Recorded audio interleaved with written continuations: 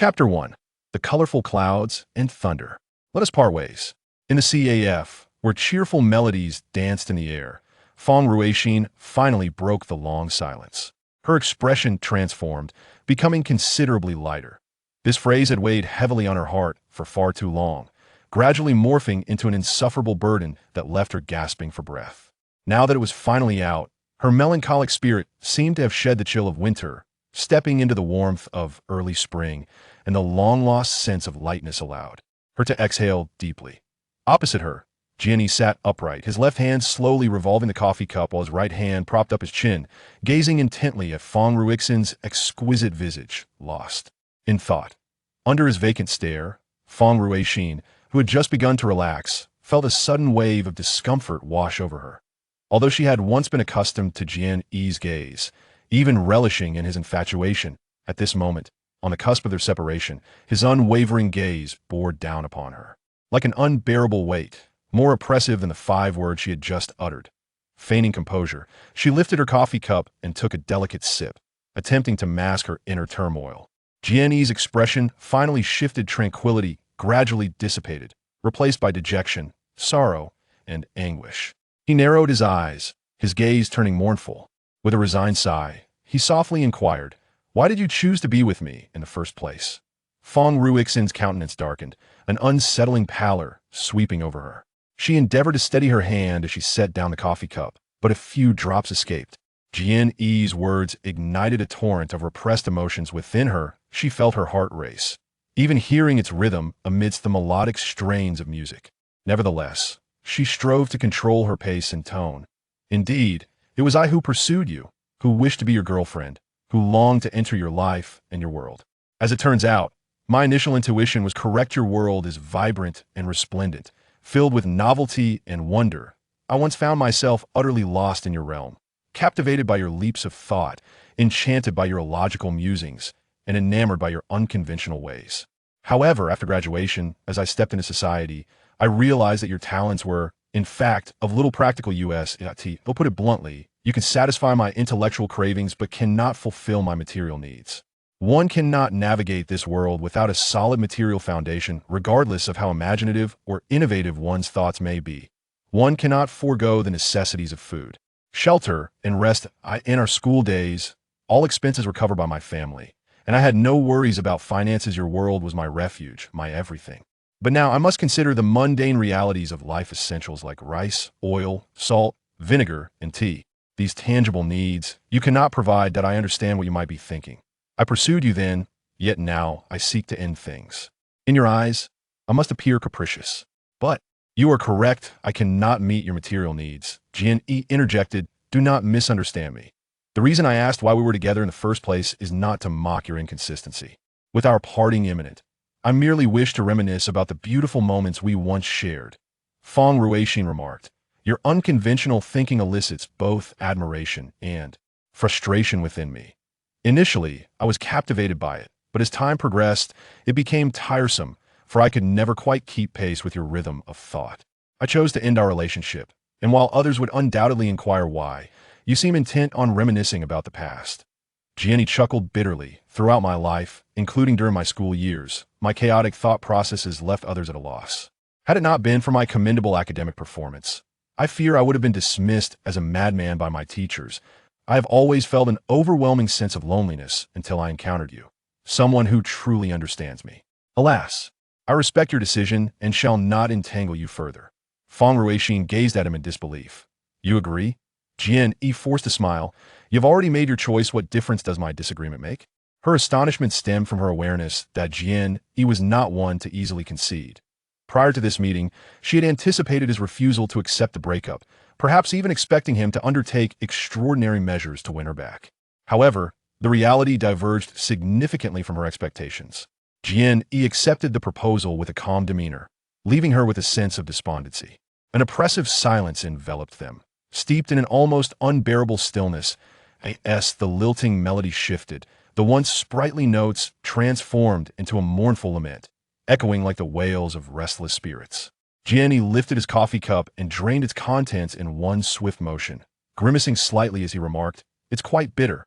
Undoubtedly, unsweetened strong coffee was bitter, yet he had always relished this flavor, never once voicing a complaint about its sharpness. Gently setting down the cup, he announced, "I have matters to attend to, I must take my leave." His resolute demeanor plunged Feng Ruixin into further despondency, despite the sorrow etched across his face. She parted her lips, yearning to articulate something, yet her throat tightened, rendering her voiceless. Jian Yi offered her a faint smile, then resolutely rose to depart. Upon exiting the CF, he felt no trace of the warmth that springtime sunlight should bestow. A moment of bewilderment washed over him. He distinctly recalled entering the CAF under a radiant sun that enveloped him in warmth. Now, the light had seemingly vanished. Was it obscured by clouds?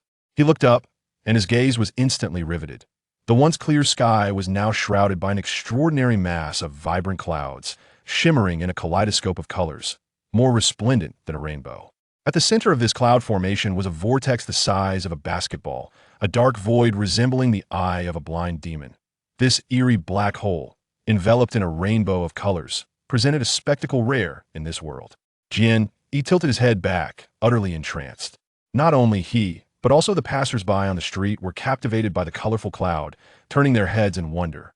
Young individuals hurriedly retrieved their smartphones, activating the camera or video functions, focusing on the splendid display to immortalize the breathtaking scene that I in the CAF. Through the glass window, Feng Ruixin observed Jian Yi gazing intently at the heavens, believing he silently confided his sorrows to the sky. Her heart ached with empathy. However, she soon realized that all pedestrians outside were similarly captivated by the sky, as if an extraordinarily alluring spectacle had unfolded above. Driven by curiosity, she strained to look upward and was astonished to behold vibrant clouds. The sight was truly breathtaking, beyond the capacity of mere words to encapsulate. She was entranced. The colorful clouds shimmered with an increasing intensity of hues, pulsating like the rapid breaths of an asthmatic. Just as the crowd was filled with wonder, a deafening clap of thunder erupted, seemingly emanating from the black hole at the center of the cloud formation. "What is happening?" Jian Yi murmured. "Is it going to rain? Perhaps the colorful clouds will bring forth a rainbow-hued downpour." If that were the case, would everything touched by the raindrops become a riot of colors? If such rain were to fall frequently, the world would undoubtedly transform into a kaleidoscope more vibrant than ever. The clouds' radiant colors flickered with increasing ferocity. With each flicker, thunder roared louder. Many people surged from buildings to witness the celestial phenomenon, pointing and discussing amongst themselves. Numerous cars halted, their occupants disembarking to admire the extraordinary sight above. Feng Ruixin longed to rush out of the CF to fully appreciate the spectacle, but Jian Yi stood just outside the entrance. Had they remained the close couple they once were, they could have held hands tightly and marveled together at the wonders of the universe.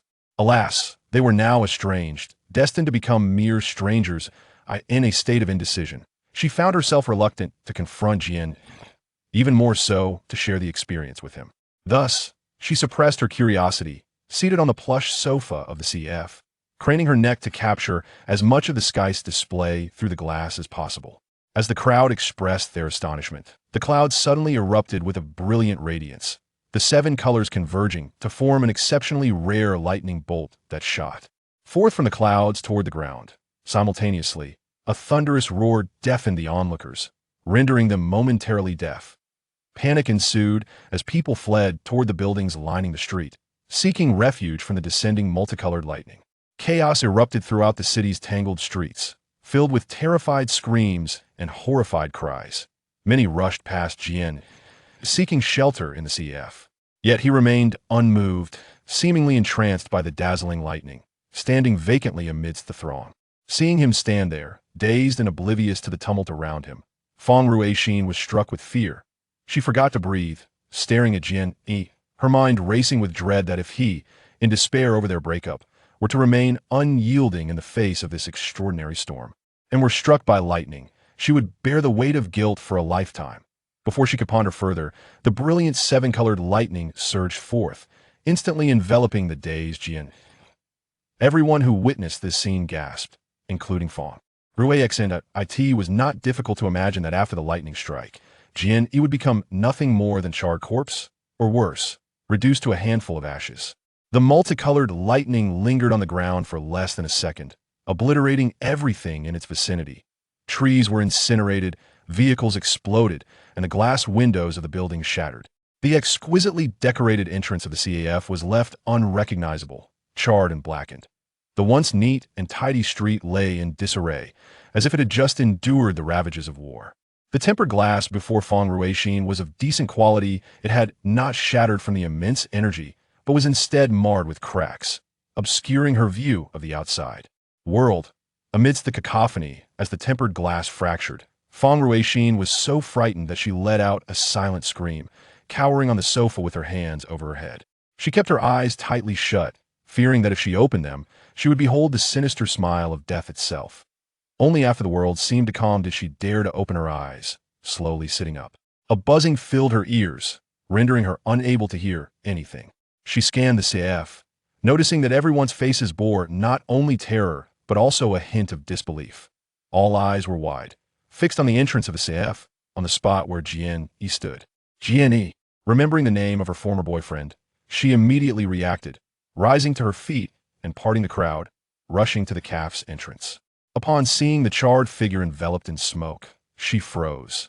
Jian Yi remained standing, but unlike before, he was now entirely blackened. His clothes were singed, his skin appeared as if smeared with soot, and his unkempt hair stood upright, smoke curling upwards between the strands. He too seemed astonished, his right arm raised before his face, gazing down at it. Feng Ruixin's eyes widened. The fact that Jian Yi had been struck by such a powerful lightning bolt and yet survived was more astonishing than the vibrant clouds that had appeared in the sky. Jian Yi stared at his arm for a long while, unable to comprehend the situation, and eventually gave up. He glanced around at the devastation, sighed softly, and, under the astonished gazes of many, began to walk slowly away. As Jian Yi vanished from sight, every individual instinctively stepped out from their places of refuge, looking up at the sky. The clear sky was devoid of clouds, bathed in bright sunlight. Where were the colorful, resplendent clouds? Chapter 2. An Unexpected Presence. Struck by the colorful lightning, Jian Yi forgot the pain of his breakup, his mind blank as he stumbled back to his rented apartment. This was a spacious flat of over 120 square meters, comprising 3 bedrooms and a living room. He had rights to only 1 bedroom, while the other 2 were occupied by other tenants. Sitting on the soft bed, he felt as though his lost spirit would eventually return. Reflecting on the moment he was struck by the lightning, a bitter smile crossed his face. The likelihood of being struck by lightning on a clear day is quite low, and the probability of surviving such a strike is virtually non-existent. Experiencing something so surreal left him at a loss for words to describe the emotions he felt at that moment. As for now, he felt a mix of disappointment and lingering dread. Before today, he had never imagined that Feng Ruixin would propose a breakup. Since the inception of their romance, their relationship had flourished harmoniously. As he reminisced about the past 3 years, every image that flickered in his mind was imbued with warmth and sweetness. Perhaps the notion of separation had been brewing within Feng Ruixin for a considerable time, only to culminate in her decisive declaration today. Jian Yi had remained oblivious to any crisis in their relationship, so when Feng Ruixin announced her intention to part ways, he was rendered utterly speechless. At that moment, his mind felt akin to having been struck by lightning, engulfed in a void of silence. His mental sanctuary was already on the brink of collapse. Prior to meeting Feng Ruixin today, he had intended, as usual, to pour out his heart to her, seeking solace in her presence. Little did he know that before he could utter a word, Feng Ruixin would drop a bombshell that left him utterly unprepared. Emerging from the CF, despair enveloped him completely. Yes, he beheld the colorful clouds releasing vibrant flashes of lightning, and listened to the thunderous roars emanating from the dark center of the storm. He yearned for a colossal bolt to strike him down, reducing him to ashes scattered by the winds. Perhaps the heavens heard his silent plea, for indeed, a thunderclap descended upon him, striking true. Maybe it was merely a cosmic jest. The thunder did not incinerate him to oblivion, but merely tousled his hair, singed much of his clothing, and darkened patches of his skin. After the thunderous encounter, he stood dazed for a moment, exhaling a long breath of relief. In that instant of electric shock, thoughts of his mother and sister flooded his mind, along with the realization that he must care for them moving forward. As the pillar of his family, he bore a tremendous burden, and should he perish in a lightning strike, his mother and sister would lose their anchor. Thus, in that moment of despair, he found an unwillingness to embrace death. The experience of surviving the lightning strike left him with a sense of disillusionment. The brush with death instilled a lingering fear within him. Staring blankly at his bedroom door for a good half-hour, Jian Yi's gaze eventually drifted to his arm, where he beheld charred skin and tattered sleeves. He shook his head with a wry smile, rising to leave the bedroom and stepping into the bathroom. Stripped of his tattered garments, he stood bare, his physique far from robust, and indulged in a refreshing shower. The cool water cascaded over every inch of his skin, effortlessly washing away the stubborn remnants of the thunder's mark. As he showered, it felt as though he was enveloped in a gentle spring rain, and with closed eyes, he inhaled the invigorating essence of renewal. In that moment, all his dejection, sorrow, and pain dissipated as if banished by the presence of an angelic spirit. After bathing, he dried off, wrapped himself in a towel, and returned to his bedroom, collapsing heavily onto the bed. His head felt heavy, and his eyelids began to droop within 5 minutes. He succumbed to a deep slumber. The past month had drained him significantly while his body fared somewhat well. His spirit had endured severe blows. Having not enjoyed a restful night in ages, it was high time for him to seek solace in rejuvenating rest. His consciousness, or perhaps his soul, had descended into a profound state of slumber. In this condition, even if struck by lightning and spared, he would remain unresponsive. This characteristic of his sleep was one that Feng Ruixin had deemed a flaw, for when he slumbered, aside from his deep, rhythmic breathing, he resembled the dead, impervious to any attempts to rouse him. Uncertain of how long he had been enveloped in this dreamless sleep, his consciousness finally stirred. Rather than immediately opening his eyes, he instinctively stretched, then sprawled his limbs outward, taking up the entirety of the bed in a grand, expansive fashion. This habit was deeply loathed by Feng Ruixin whenever they shared the same bed. His every stretch would inevitably result in one of his arms pressing down upon her, startling the light-sleeping Feng Ruixin awake. Each time she was roused from her slumber, she would chastise his bad habit, and he would pledge it would not happen again. Yet each promise proved futile. "There will be no more tender moments like those," he lamented, reflecting on the past and the events that had transpired in the CF, his heart twisting in anguish as he murmured to himself. As his musings faded, he intended to force a wry smile, but the expression froze upon his face. His right hand had inadvertently brushed against a soft, inviting swell.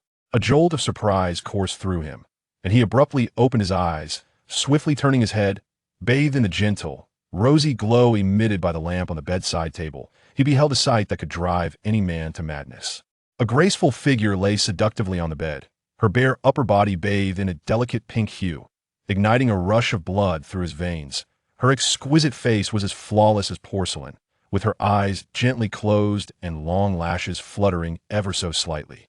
He could even discern tiny tears clinging to her lashes, more radiant than the morning dew nature. His gaze descended, sweeping over the enchanting body before him, and he was taken aback to discover that this unexpectedly vibrant form was clad only in a minuscule thong. His eyes widened, nearly popping from their sockets, especially when he realized that the back of his hand rested against the enticing swell of her chest, the warmth sending electric sensations coursing through every nerve in his body, rendering his usually agile mind utterly blank. Such a tantalizing scene was enough to quicken the heartbeat and elevate the temperature of any man. After a few moments, his thoughts began to coalesce once more. Strangely, his first query was not about how this girl had come to be in his presence or how she had appeared in his bed, but rather an inquiry into the source of the soft pink light emanating from the bedside lamp. He was not a girl and had no particular fondness for pink, thus it was inconceivable that he would have placed such a lamp in his own room. Moreover, aside from a few books, cigarettes, and a lighter, nothing else adorned his bedside table, let alone an amorous pink lamp. Thus, his immediate realization was that this was not his room. If it were not his room, then whose could it be? The answer was evident. It belonged to the sleeping beauty before him. But how had he transitioned from his own room to this unfamiliar one? And how had he arrived in the presence of this slumbering enchantress? Even with his keen intellect, he found himself at a loss to unravel the mystery. Upon realizing that this was not his own room, his agile mind began to clarify. There was an additional occupant in the bed. It was not the enchanting beauty he had expected, but rather himself. Such an absurdity was rarely encountered in the world, akin to being struck by lightning on a clear day and surviving such a bizarre occurrence. I should remove my hand from the sleeping Bowtie's chest, he thought awkwardly. The The sudden allure could indeed transform a man into a beast, yet he was an exception. The only girl who could ignite such a desire in him was one who held a significant place in his heart otherwise, no matter how stunning or alluring the girl before him might be. She could not awaken his passion. This was not pride, but rather a principle he upheld. He cautiously withdrew his hand, hoping not to disturb the sleeping Bowtie's peaceful slumber. In truth, his greater concern was that she might awaken, discover the presence of another man in her bed, and generate misunderstandings and awkwardness. He had never been skilled at resolving misunderstandings or navigating awkward situations. Unfortunately, fate had other plans. As soon as his hand left the sleeping Bowtie's chest, the sensitive girl immediately opened her eyes.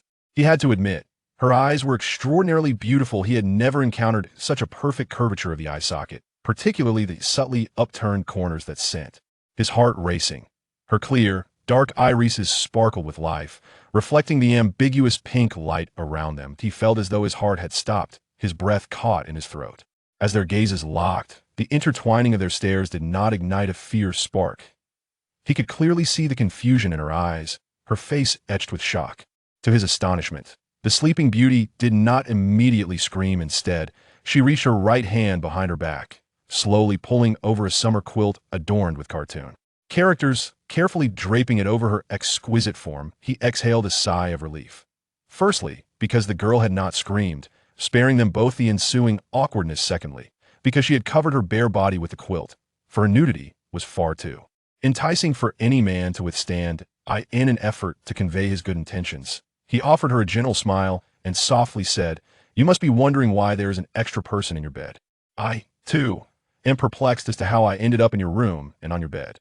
However, rest assured, nothing transpired between us, as I merely woke up less than half a minute before you did. I apologize for seeing you in such a state, but it was unavoidable. I hope you can forgive me. I'm not a bad person, and I kindly ask that you refrain from shouting, allowing me to leave quietly to avoid any misunderstanding or embarrassment. What do you think of my suggestion?" Before he could finish his sentence, the sleeping beauty abruptly sat up, clutching the edge of the quilt tightly, striving to cover her body with all her might, and let out a heart-wrenching scream. "Ah, you filthy scoundrel!" His smile froze on his face. In the next moment, the sleeping beauty delivered a swift kick, her delicate foot landing squarely on his waist.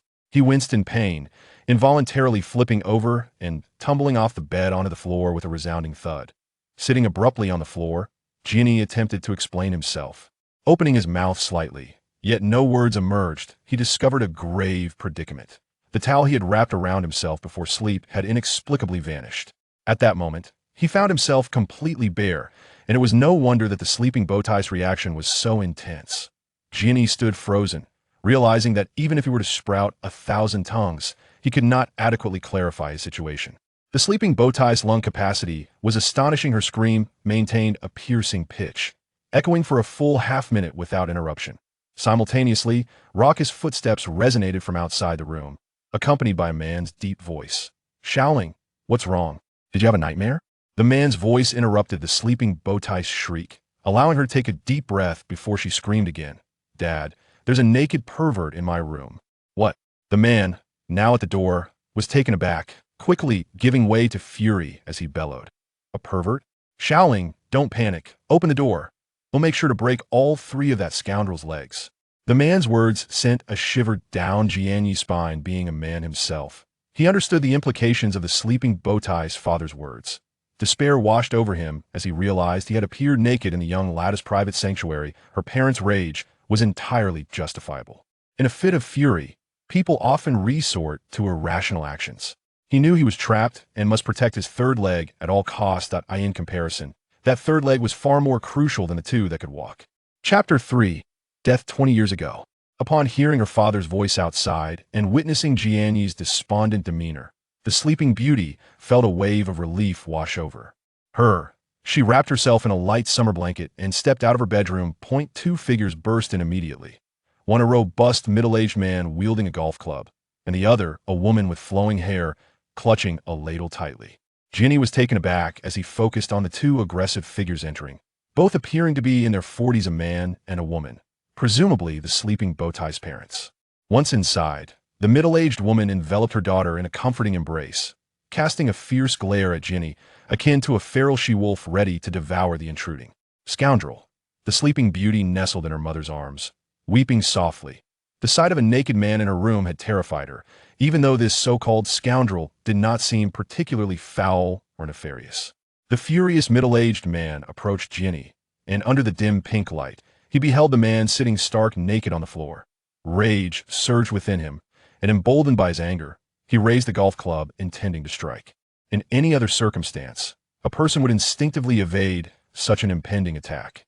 However, Jian Yi remained motionless, staring blankly at the oncoming club like a fool. As he gazed upon the middle-aged man, his thoughts began to drift away. The visage of the middle-aged man filled him with astonishment. The furious individual before him was none other than his landlord, Yu Changsheng. Yu Changsheng was a remarkably affable man.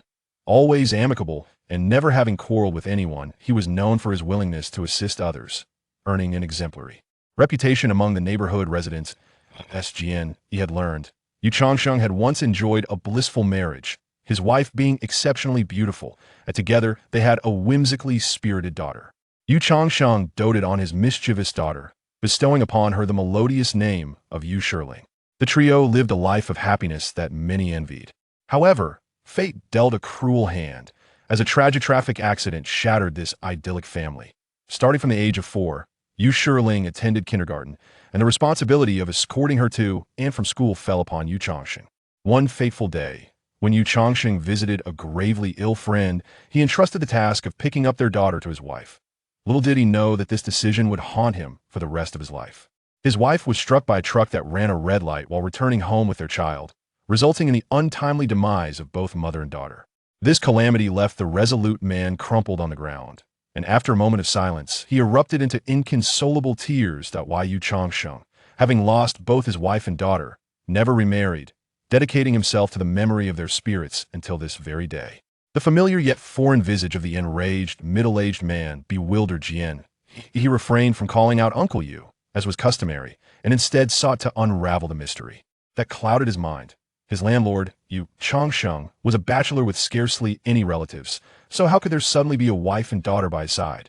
Just moments prior, he distinctly heard Yu Changsheng refer to the sleeping beauty as Little Ling. Could it be that the enchanting beauty was none other than Yu Changsheng's daughter, Yu Shirling?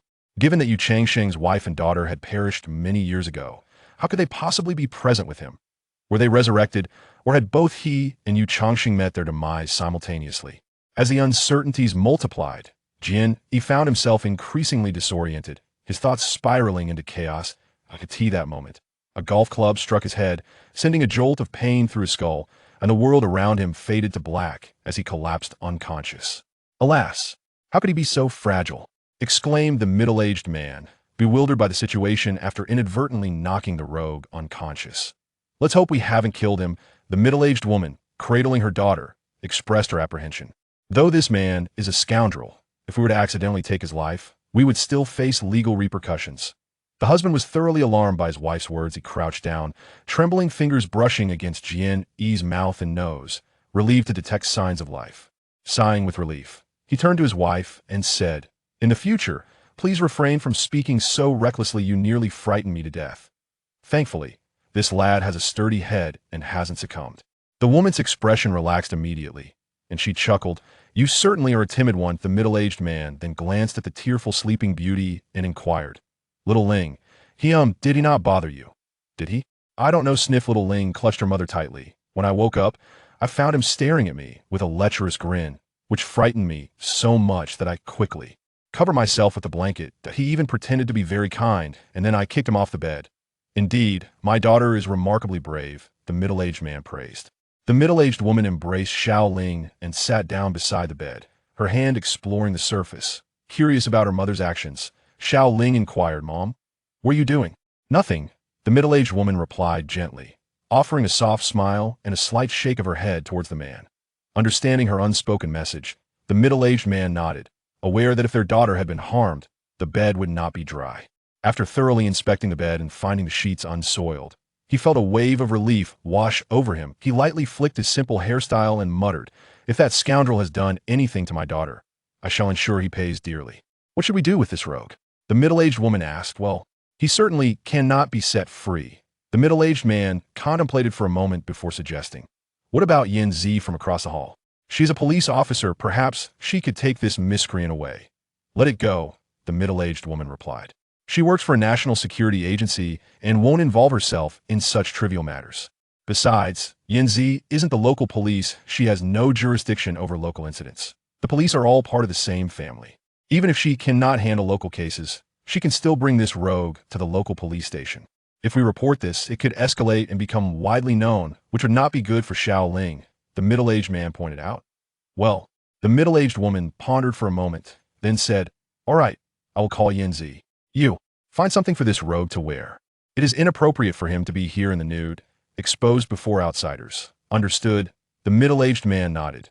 Jian Yi awakened with a pounding headache.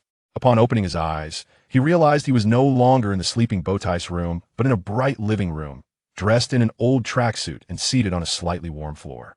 As he surveyed the room, he noticed two individuals, a man and a woman. The man was the one who had struck him, while the woman, with her short hair and striking figure, appeared to be around 24-25. A mere glance was enough for him to conclude that she was neither the sleeping beauty nor her mother. "Kid, you're finally awake," the middle-aged man snarled.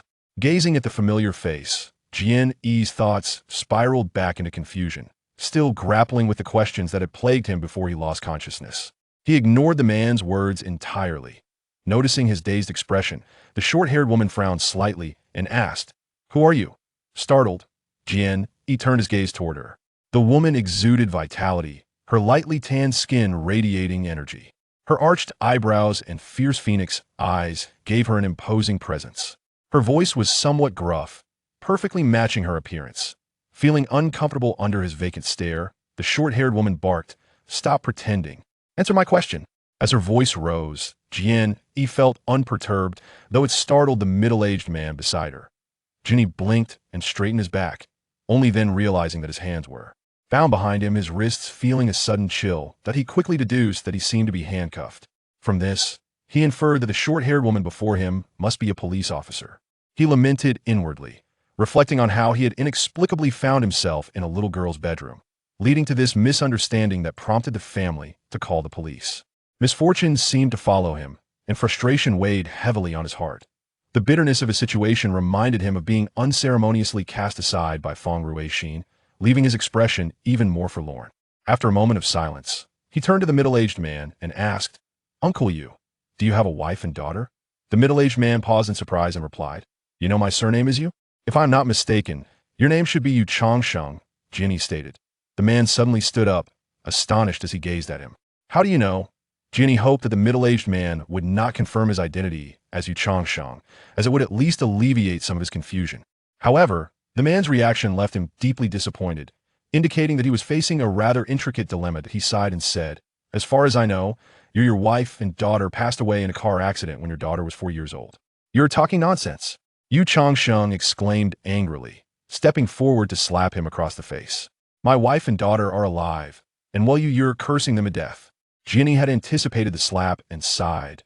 "I am utterly bewildered. How did you get into my children's bedroom?" Yu Changsheng demanded, his voice filled with fury. "My name is Jian Yi," he replied evasively. "Uncle Yu, do you not recognize me? How could I possibly recognize you, you rogue? Don't try to get chummy with me." Yu Changsheng gritted his teeth. "Let me tell you, this is Officer Zhang Xilin. In front of her, you better confess freely. Otherwise, you will face dire consequences." The short-haired woman, Zhang Xilin, interjected, "Indeed, speak the truth. Who helped you forge the DNA system, which has prevented me from uncovering your true identity? And who exactly are you?" "Forge the DNA system." Jian Yi's thoughts finally returned to a semblance of normalcy as he widened his eyes in disbelief. "The DNA system can be forged? I'm who I am, Jian Yi." Zhang Xilin sneered. "The evidence is irrefutable. You still dare to quibble." "What evidence?" Jian Yi asked, perplexed. Zhang Xilin retrieved a device the size of a smartphone from her jacket pocket, turning the screen towards him. "This is a global identity recognizer. No matter where you reside in the world, even if you are an uncivilized primitive, as long as we obtain your fingerprint or bodily fluid, we can ascertain your identity. However, after scanning your fingerprint, the identity recognizer indicates that you died 20 years ago." "What?" Jian Yi exclaimed in astonishment, fixated on the instrument screen, which displayed a photograph from his childhood. Beneath the image were several lines of text. Jian Yi, Han ethnicity, blood type AB, born in 1990, deceased in 1993, with an address listed as number 77, South Heaton, Hongsuan, Jing County, Liaozhou, Bo Prefecture. The text continued, on December 13, 1993, at 4 a.m., due to improper measures taken by his family while using a stove for heating, carbon monoxide was produced, resulting in the poisoning and death of all 4 family members, including his father, mother, and elder sister. After perusing the written account, Jian Yi scrutinized his photograph once more, faintly recalling that it was indeed a picture of himself at the tender age of 3. "What do you have to say for yourself?" Zhang Xilin inquired, retracting the identity recognition device with a stern demeanor. "Will you not confess?" Jian Yi's expression gradually morphed into one of disbelief, leaving him momentarily speechless. Zhang Xilin, unable to contain her impatience, rose slowly from the sofa and approached him. "It appears you are determined to resist to the bitter end?" With a weary smile, Jian Yi replied, "How am I to confess? I am unaware of how you procure this information, yet only half of it is accurate. Indeed, during the winter of my 3rd year, my family did suffer from carbon monoxide poisoning. However, our house was old and dilapidated, and in the dead of night, a wall collapsed, releasing all the carbon monoxide within. After our family succumbed to the poisoning, we remained unconscious until the dawn, so that fateful morning, not a single soul in our household perished." Chapter 4. The Unfettered. Upon hearing Jian Yi's words, Yu Changxing immediately displayed a look of disbelief. He intended to expose Jian Yi's deceit without delay. However, Officer Zhang Xilin was present, and interrogating suspects was her responsibility, not within his rightful authority. Thus, though he opened his mouth, no words emerged. Unlike Yu Changxing, who was resolute in his skepticism, Zhang Xilin remained ambivalent. As Jian Yi spoke, she scrutinized his countenance, failing to detect the telltale signs of deceit that often accompany falsehoods, which left her perplexed. If Jian Yi were indeed lying, he must possess the talents of a natural actor, capable of deceiving her discerning gaze. Conversely, if he spoke the truth, how could someone who perished 2 decades prior manifest in the present? And why did his account diverge so significantly from the information recorded by the identity recognition device? In that moment, she found herself at a loss. The living room fell into a profound silence, interrupted only by the relentless ticking of the second hand on the clock affixed to the wall. A series of bewildering questions cascaded through Jian Yi's mind, leaving his thoughts in disarray. Why did Yu Changxing not recognize him? Why were there suddenly a wife and daughter at his side? How was it that he had been declared dead? What was the so-called global identity recognition device in Zhang Xilin hand? Why was he, who had been peacefully lying in his rented bedroom, now ensnared in such an inexplicable ordeal? Was he perhaps dreaming? Contemplating the possibility of dreaming, he instinctively resorted to the traditional method of distinguishing reality from illusion by biting down on his lip. If all that lay before him were a dream, then pain would not manifest. He yearned for this to be a mere dream and bit down particularly hard. The sharp sensation swiftly jolted his cerebral cortex. This was no dream. Jian Yi gasped, baring his teeth and widening his eyes. His slight movement did not escape Zhang Xilin notice. Observing his grimace, she involuntarily chuckled and remarked, "No need to test, you are not dreaming." "But how could I have died in 1993? Jian Yi exclaimed incredulously. "I didn't even witness the return of Hong Kong." "The return of Hong Kong?" Zhang Xilin echoed, her surprise evident. "What do you mean? Surely you recall the historical event in 1997, when our nation resumed sovereignty over Hong Kong, with the British transferring governance to the Hong Kong Special Administrative Region." Jian Yi responded, astonished. "Are you truly a national police officer? How could you be unaware of such a significant historical event? Even a 3-year-old knows this." "What nonsense!" Zhang Xilin retorted. "From ancient times to the present, Hong Kong has always been a vital part of our territory, with sovereignty firmly in our hands. When did it ever fall into British control?" Jian Yi's confusion deepened. He had not anticipated that this little rogue was also mentally unstable. Yu Changxing, feeling a chill of apprehension, thought to himself how fortunate it was that Shaoling had discovered the situation in time and called for them. Otherwise, the consequences of her being harassed by a lunatic would have been unimaginable. Zhang Xilin nodded absently, her gaze never leaving Jian Yi's face, eager to glean some insight from his expressions, yet ultimately disappointed. Each nuance of Jian Yi's demeanor appeared entirely genuine, revealing nothing. Nevertheless, as a special officer, her instincts remained sharp. She did not perceive Jian Yi as a madman, but rather sensed that this inexplicably peculiar rogue concealed a profound secret. After making a decision that could not be easily dismissed, Jiang Nanyan said to Yu Changsheng, Uncle Yu, I need to interrogate this person thoroughly. There are certain matters that may not be suitable for you to overhear, so I wish to take him with me. Rest assured, I shall ensure he pays for the fright inflicted upon my sister Shaoling. Very well, Yu Changxing replied with enthusiasm. But there is no need for punishment. A proper education will suffice.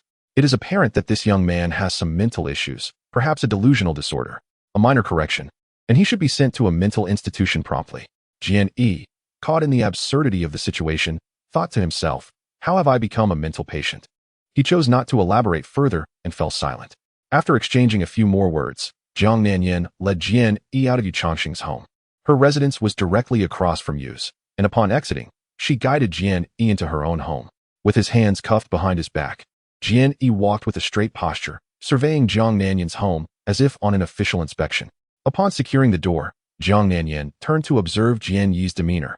Feeling a swell of anger at the sight of a suspect in an attempted assault on a young girl remaining so composed, her temperament was as fiery as her physique, and she felt a surge of irritation at Jian Yi's foolish expression. Were it not for the presence of her elder, Yu Changsheng, she would have certainly taken action against him immediately. Now incensed by Jian Yi's audacious posture, she could no longer contain her fury. She dashed to his rear and delivered a swift, elegant kick to his backside. Jian Yi, utterly unprepared for such an assault from a police officer, was caught off guard and fell onto the smooth floor, sliding forward half a meter before coming to a halt. His nose struck the ground, and he felt a warm sensation in his nasal cavity as blood streamed forth. Having vented her anger, Jiang Nanyan's mood instantly improved. Ignoring Jian Yi, she kicked off her sneakers, plopped down heavily onto the sofa, stretched languidly, and then took a generous sip from the teacup on the coffee table. Finally reclining comfortably against the sofa's back, the inexplicable attack left Jian Yi feeling utterly vexed, and the blood trickling from his nose only deepened his frustration. After struggling for some time on the polished floor, he managed to sit up and glared at Jiang Nanyan. Jian Yi was a person of highly active thought, often lost in contemplation for extended periods, appearing somewhat like an unperturbed fool. However, this did not mean he was devoid of anger. Infuriated by Jiang Nanyan's sudden kick, he breathed heavily, his chest rising and falling with intensity. Noticing Jian Yi's furious gaze, Jiang Nanyan straightened her posture, slowly lowering her teacup, and raised an eyebrow, asking, Not satisfied? On what grounds do you strike me? Jian Yi retorted angrily. Simply because you are a suspect in the attempted assault of a young girl. With an unclear identity, Jiang Nanyan replied, standing and sauntering closer to him, looking down from her elevated position. I am not a criminal suspect, Jian Yi protested. Even if I were, you cannot just strike someone arbitrarily. That is inhumane. Jiang Nanyan found his rigidity amusing, smirking slightly as she replied, I choose to be inhumane. What will you do about it? I will file a complaint against you, Jian Yi shouted. Jiang Nanyan cracked her knuckles, producing a sharp sound, and remarked, You look quite delicate, yet I never expected you to be so tough. Do you know what I enjoy the most? It is turning tough bones into soft ones. Upon witnessing the mischievous expression that danced across her face, Jian Yi felt a premonition and gasped in horror. You. Before he could finish his sentence, Jiang Nanyan's fists descended on him like a rainstorm. This woman was undeniably ferocious, disregarding where her punches landed, relentlessly striking until Jian Yi was knocked to the ground. Bound by his hands, he was powerless to resist, rolling on the floor and crying out in frustration. Jiang Nanyan, growing more exhilarated with each blow, quickened her pace and intensified her force.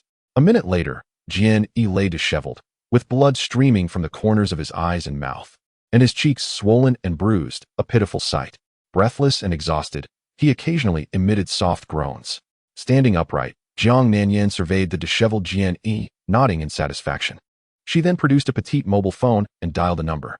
Shortly after, the call connected, and she spoke first. Captain, I've captured a peculiar individual. A slurred voice echoed from the phone. A peculiar person? One with a face on their backside, perhaps? Captain, have you been drinking again? Jiang Nanyan frowned.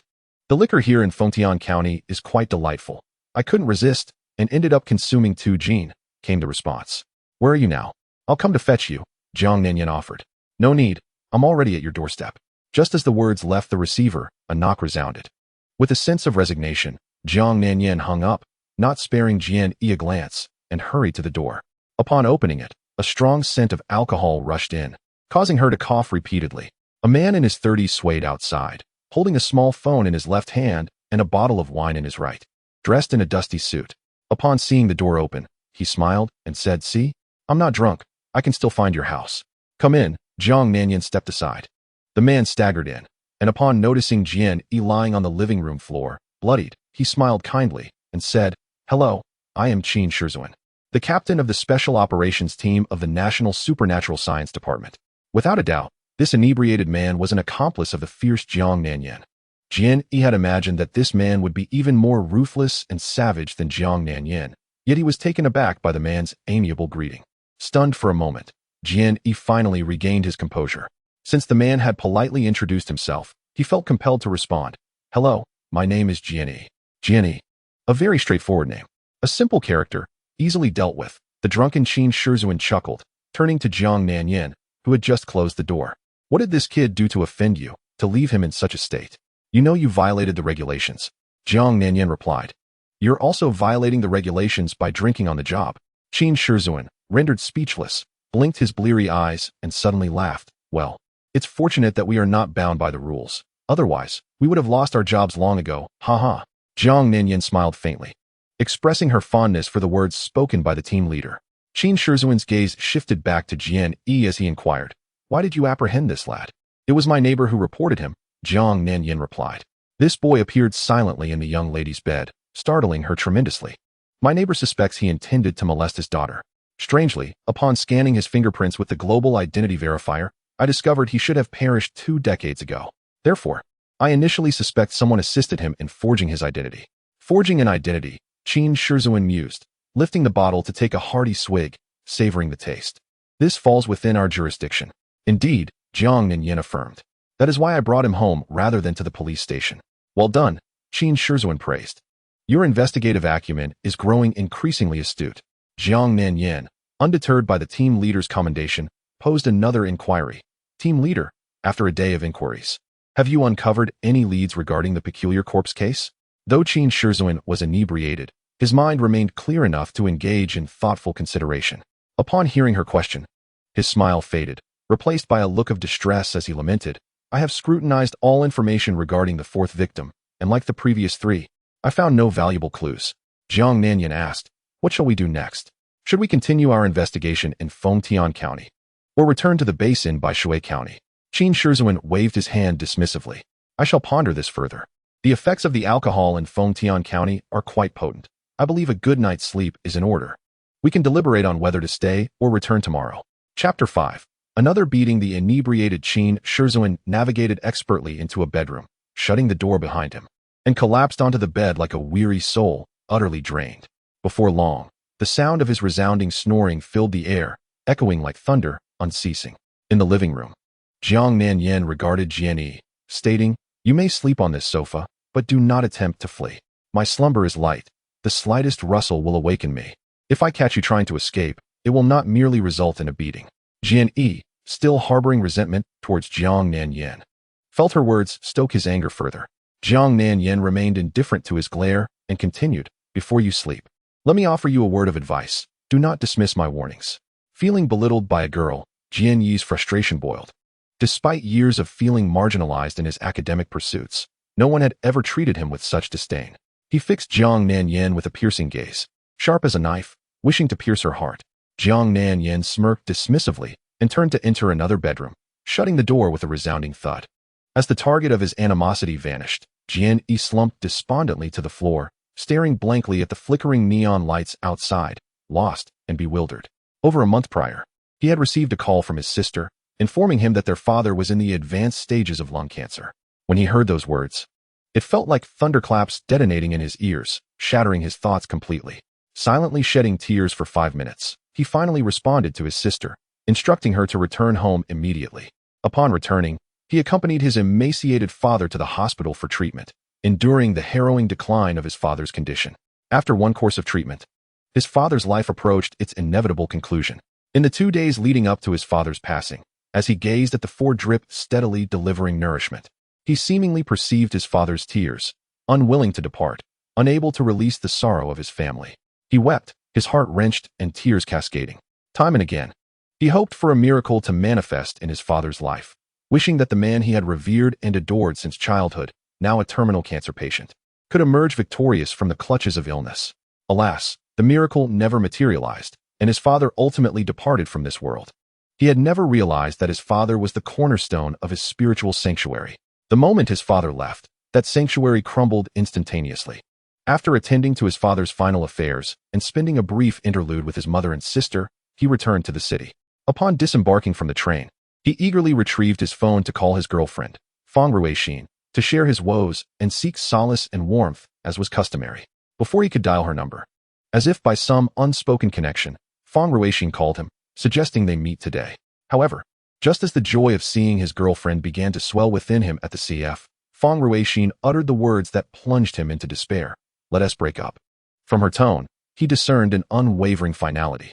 Consequently, he refrained from making any attempts to salvage their relationship. In that moment, he truly wished for death. Outside the CAF, struck by a metaphorical thunderbolt, he contemplated surrendering to death, but thoughts of his grieving mother and sister held him back.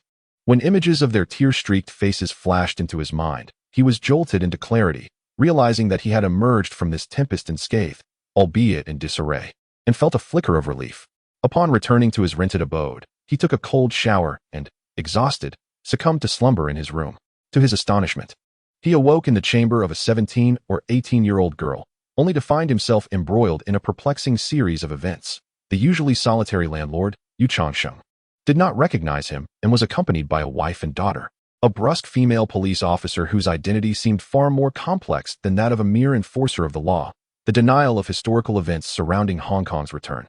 Peculiar nomenclatures of locations, and himself being classified by a diminutive device as someone who perished 2 decades prior, casting doubt upon his identity. He encountered a drunken man, Qin Shizuan, who claimed to be the head of a special operations group within the National Department of Supernatural Science. Alongside Jiang Nan's mention of a bizarre corpse case he had never heard of. What he witnessed upon awakening was so illogical it felt dreamlike, leaving him utterly bewildered. Struggling to make sense of his chaotic thoughts, Jian Yi rose from the floor, clasping his hands behind his back, and walked to the balcony of the living room. Through the pristine glass, he gazed outside. Jiang Nan's residence was situated near a bustling street, with the balcony facing a grand shopping mall, its towering entrance enveloped in a kaleidoscope of flashing neon lights. Upon witnessing such a resplendent display of lights, Jian Yi found himself momentarily entranced. Having resided in this city for 4 to 5 years and witnessed countless neon illuminations, he had never encountered such a dazzling spectacle. The illumination at the entrance of the shopping mall resembled the vivid scenes projected in a cinema, imparting an overwhelming sensation. With his vivid imagination, he felt as though he was enveloped by the lights, immersed in an extraordinarily luxurious palette of colors. The 4 prominent characters adorning the mall's entrance, composed of a multitude of small lights, delivered a more profound visual impact. These characters appeared strikingly three-dimensional. Gazing at them at eye level made them seem almost tangible. As if within reach, Jian Yi could envision that, if he were to look up, those characters would appear as if they were teetering precariously, ready to fall. With wide eyes, Jian Yi marveled at the breathtaking neon lights, internally lamenting that such beauty could never exist in reality, convincing himself that he must be dreaming. Just as he attempted to bite his tongue to confirm his wakefulness, he suddenly felt a tightening at his collar, causing him to tilt backward and tumble to the ground. In that fleeting moment, he caught sight of Jiang Nanyan's menacing expression and inwardly cursed his misfortune, hastily proclaiming, "I had no intention of fleeing." Before he could finish, a flurry of punches rained down upon him. Jiang Nanyan's blows were fierce and relentless, rendering Jian Yi's words stuck in his throat. As she struck him, she declared, "Let me remind you not to take my words lightly. I will awaken at the slightest disturbance. Do not attempt to escape." "Huh, you little rascal. Instead of using the front door, you think to leap from the balcony. While your plan is commendable, you seem to have overlooked my presence, and for that, you shall pay the price. I will not allow you to flee."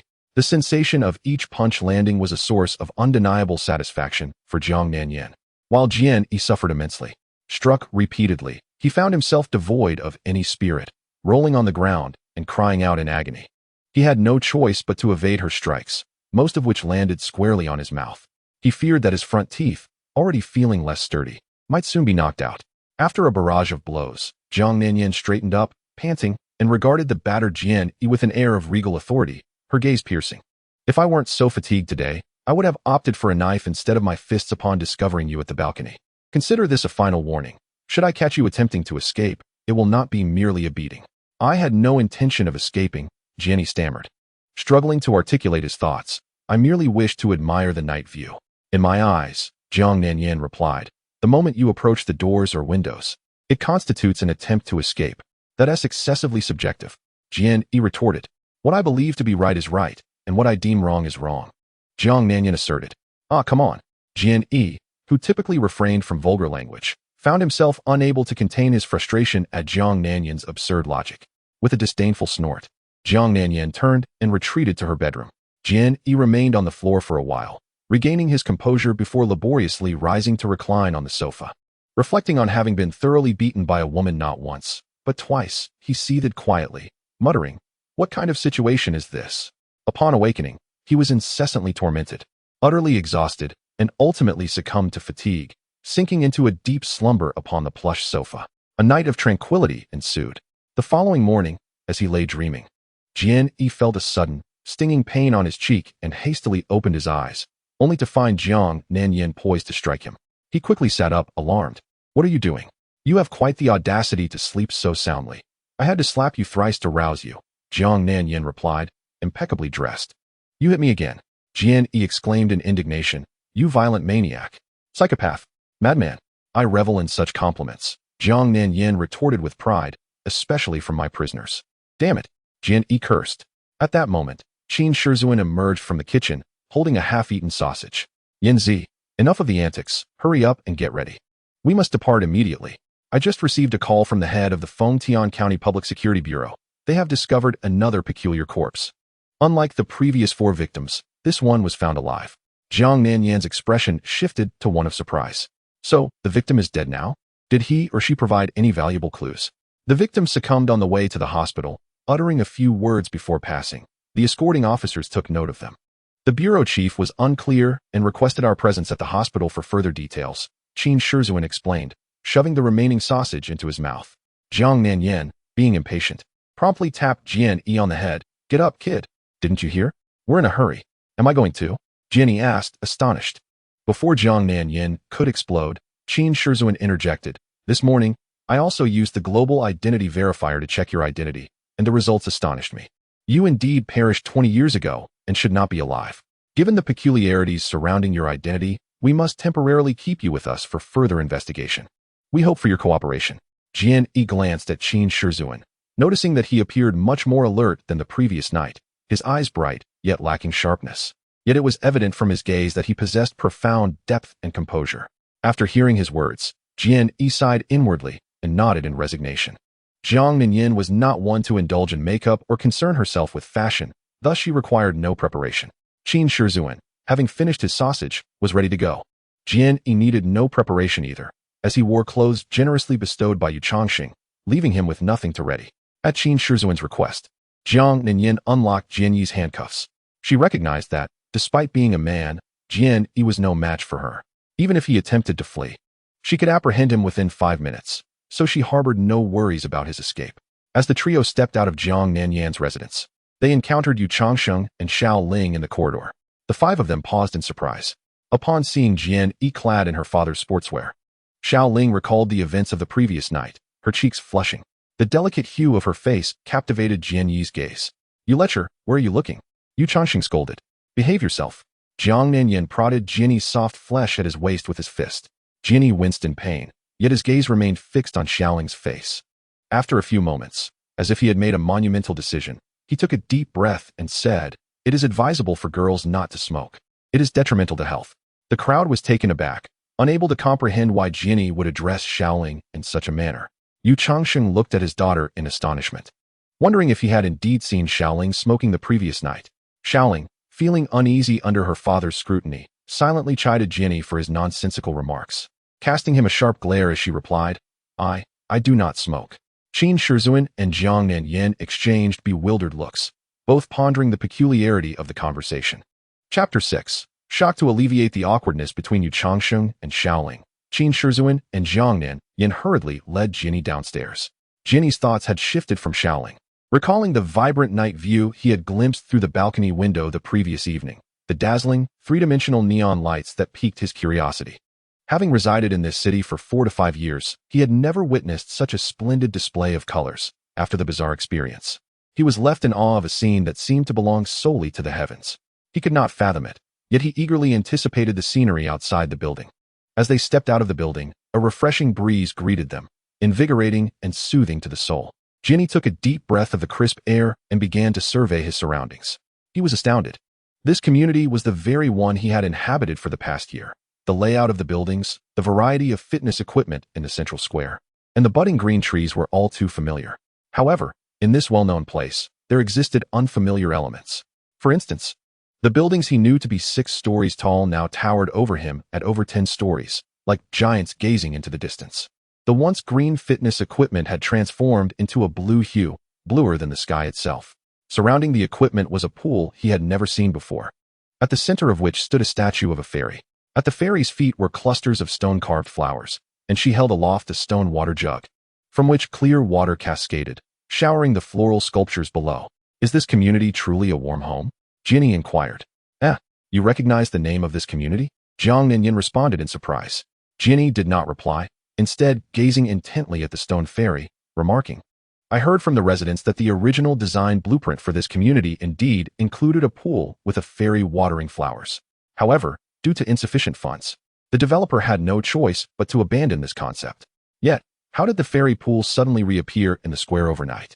You know about this too? Zhang Xilin was even more astonished. I also know that the developer initially intended to abandon it, but later, considering the company's reputation, the owner decided to fulfill the original blueprint and funded the construction of the fairy pool himself. Jian Yi looked up at the buildings and asked, Why are the buildings so tall? They have always been this tall. Zhang Xilin replied with a frown. I'll go fetch the car, Qin Shizhuan said, observing Jian Yi with a similar astonishment. However, the composed Qin Shizhuan did not wish to waste time on Jian Yi's peculiar remarks and walked toward the nearby parking area. With his mouth agape in astonishment, Jian Yi was momentarily struck dumb. At that moment, a helicopter, whose shape and size far exceeded his imagination, glided into view from the nearby sky, producing only the faintest of sounds. The helicopter hovered low, yet it was tall enough to surpass the tallest buildings in the city. Its design was peculiar, resembling a diamond, flat in structure, with a rapidly spinning rotor at each of its 4 corners and a larger rotor at its center. Beneath the helicopter, a gentle white light flickered incessantly, blinking approximately every half a second. Pointing at the helicopter, Jian Yi exclaimed, What is that? Are you an extraterrestrial? Zhang Xilin replied, Even the 3rd-generation city patrollers are unaware of it. 3rd-generation city patrollers? Jian Yi inquired, What is their purpose? Do you see the blinking lights below? They are capturing images of the scenery it passes over. With its presence, many criminals find themselves unable to evade capture. For this reason, it is often referred to as the nemesis of wrongdoers. The police frequently utilize its capabilities to solve various significant cases. Zhang Xilin remarkably displayed patience as he elaborated to Jian Yi. How come I have never seen this before? Are you truly from another world? Jian Yi retorted. Zhang Xilin shot back with a hint of sarcasm. Just then, Qin Shizhuan drove an exceptionally stylish off-road vehicle up to the two, rolled down the window, and commanded, Get in. Once inside, Jian Yi was astonished by the softness of the seats, pressing down with force only to be propelled back up immediately. He had never experienced such luxury in a vehicle before and began to explore the surroundings with curious hands. Qin Shizhuan started the engine and drove out of the community. Zhang Xilin, sitting in the passenger seat, voiced his discontent. Captain, why don't you let me drive? I've had my license for a year now, yet you hardly ever let me touch the steering wheel. Qin Shizhuan remarked, You're too impatient, and your driving would be even more reckless. In the wilderness, I might consider letting you drive, but in the city? Unless I have a death wish. Zhang Xilin retorted, Do you really think I am that unsteady behind the wheel? With a car that can reach speeds of 300 kilometers per hour in your hands, it could easily soar to 600 kilometers. Qin Shizhuan sighed. I truly don't know whether to call you a driving genius or a madman. Jian Yi, initially indifferent to automobiles, soon found himself captivated by the scenes outside the window. The conversation between Qin Shizhuan and Zhang Xilin barely registered in his ears. As they navigated through the community, Jian Yi recognized that this was the city he had resided in for 4 or 5 years. However, the familiar sights, though still echoing familiarity, bore too many differences from his memories. For instance, the shopping mall he frequently visited was still named the same, yet it appeared far grander, bustling with even greater foot traffic. The entrance to the mall stood twice as tall as before, and the promotional banners that once adorned the entrance had vanished, replaced instead by a large screen displaying 3-dimensional text that scrolled slowly, strikingly similar to the three-dimensional images he had seen the previous night, creating a formidable impact on the viewer's senses. After a passage of text, the screen showcased the interior of the mall, its three-dimensional feel coming alive, making Jian Yi feel as though he were standing right within the mall, the promotional items on the stalls almost within reach. At the entrance of the shopping mall, a myriad of shoppers, some carrying paper bags and others pushing their carts, engage in lively conversations with their companions. Even the men, who typically harbor disdain for shopping, appear cheerful as they follow behind the women, willingly assuming the role of porters.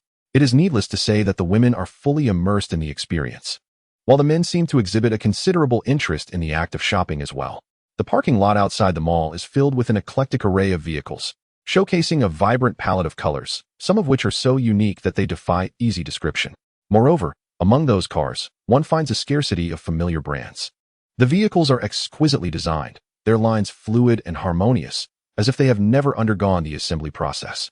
Occasionally, a taxi glides by, appearing more aesthetically pleasing than those he is accustomed to. Upon seeing the taxi's emblem, his eyes widen in astonishment as he recognizes the insignia. "Goodness, how absurd!" he exclaims, leaning against the car window to observe yet another passing taxi. "An Audi taxi? What is so surprising about that?" Zhang Xilin glances back at him, saying, "It's an Audi A6. Relatively speaking, it has low fuel consumption and is a favorite among taxi companies." As the taxi disappears from view, he reluctantly averts his gaze towards her and remarks, "But that's an Audi A6, a car worth hundreds of thousands. Is it truly a taxi now? Is there a problem with that?" Zhang Xilin inquires. He opens his mouth, but no words escape. He finds himself at a loss for what to say. In the blink of an eye, the world has transformed dramatically. The familiar has dwindled, while the unfamiliar proliferates. Take the Audi taxi, for instance. How wealthy must a taxi company be to so extravagantly assign an Audi A6 to their drivers? For a fleeting moment, he genuinely feels as though, as Zhang Xilin suggested, he has arrived from another planet. "By the way, there is something I am quite curious about," Zhang Xilin says. "When you encountered little Ling in the hallway, why did you say that girls shouldn't smoke? Did you see her smoking in your bedroom yesterday?" "No," he replies. "Then why did you make such a statement?" Zhang Xilin asks, puzzled. "I am equally intrigued," Qin Shizhuan, who drives with meticulous care, interjects. After a moment of reflection, he responds, "Upon seeing Uncle U's daughter, I naturally recalled waking up on her bed last night and noticing her sleeping in the nude. This led me to contemplate her bosom, which was so ample that it left me breathless. Subsequently, I recalled a joke I had heard about a girl who felt perpetually short of breath and went to the hospital for an examination. The doctor merely glanced at her chest and advised her to remove her bra. After she did, the doctor inspected the bra and then looked at her chest again, concluding that the reason for her breathlessness was the bra being too small. From this, I deduced that human breathing is not entirely voluntary. It is influenced by air pressure. Without air pressure, air cannot flow into the lungs. This train of thought led me to consider my own smoking habits. And I remembered the countless images online of the lungs of long-term smokers displayed post-mortem, serving as a grim reminder to encourage smokers to quit. Hence, I resolved that I must abandon smoking to prevent my lungs from becoming dark and unhealthy. Yu's daughter is a remarkably beautiful girl, and such beauty should not be tarnished by the habit of smoking. It is disconcerting to think that a girl with a fair complexion might harbor dark, unhealthy organs within.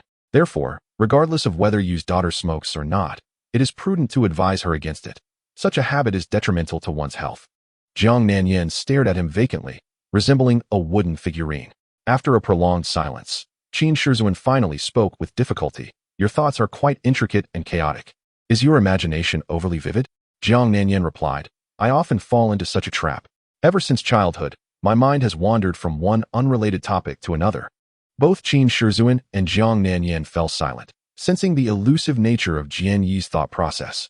20 minutes later, they arrived at their destination, the County Central Hospital. After parking the car, the three had scarcely stepped out when two uniformed police officers hurried toward them. The first, a balding middle-aged man in his 40s, greeted Qin Shizhuan, saying, "Hello, Team Leader Qin." Qin Shizhuan politely shook his hand and responded, "Hello, Director Yin. Where is the victim now?" "In the hospital's morgue," Director Yin replied. "The victim succumbed to her injuries en route to the hospital. Considering your need to examine the body, we opted to place her in the morgue rather than the cold storage. Thank you for your thoughtful support in our work," Qin Shizhuan smiled. "Of course. It's the least we can do," Director Yin said. "I can hardly fathom how such a heinous crime has occurred in our county. 5 lives lost, none surviving. And in such a horrific manner. We have reviewed all footage from the city patrols over the past year and found no clues. Director Yin, Qin Shizuan reassured him. This case is our responsibility. You need only cooperate and not burden yourself with guilt. You are aware that while our functions are similar, they differ significantly. The perpetrator we are dealing with is quite elusive. Indeed, Director Yin conceded, but I cannot help but feel disheartened. Qin Shizuan smiled and inquired, have you identified the victim? Director Yin nodded. We have confirmed that the victim is a 22-year-old woman residing locally. Her parents reported her missing to the police, and tragically, when we discovered her, she was already unrecognizable. Qin Shizuan prompted, what is the victim's name? Feng Ruixin, Director Yin replied. Upon hearing this, Jian Yi, who stood behind Qin Shizuan, felt as if struck by a thunderbolt. His active mind abruptly short-circuited, leaving him in a state of blankness. After a moment of stunned silence, he lunged forward to confront Director Yin, exclaiming, Who? Chapter 7. Dislocation of body and head. Jian Yi found it hard to believe.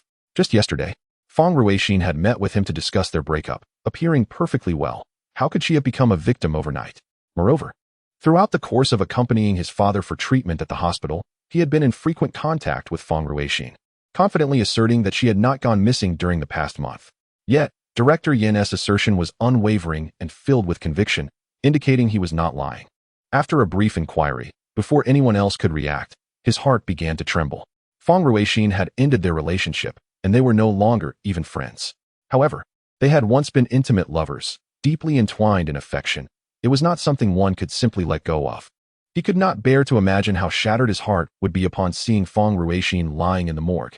Zhang Yi's intense reaction left Director Yin astounded, casting a puzzled glance at Qin Shizuan. Qin Shizuan was taken aback by the unexpected fervor of this unidentified individual upon hearing the victim's name. Fortunately, his years of frontline experience endowed him with composure and wit beyond the ordinary.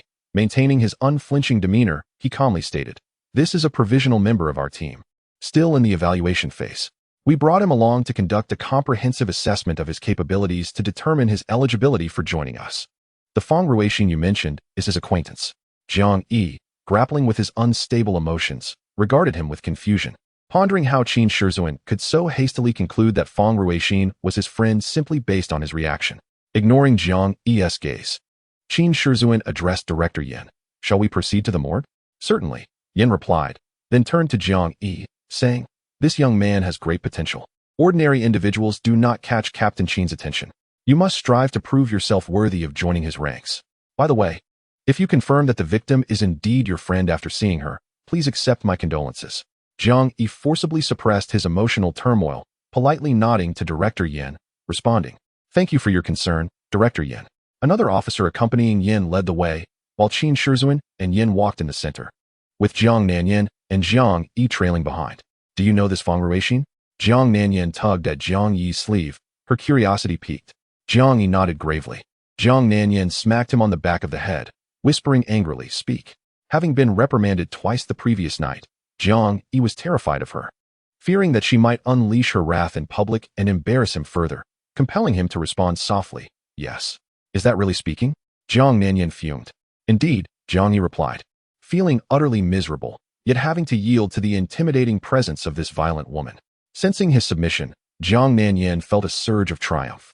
Leaning closer to whisper in his ear, Your identity remains ambiguous.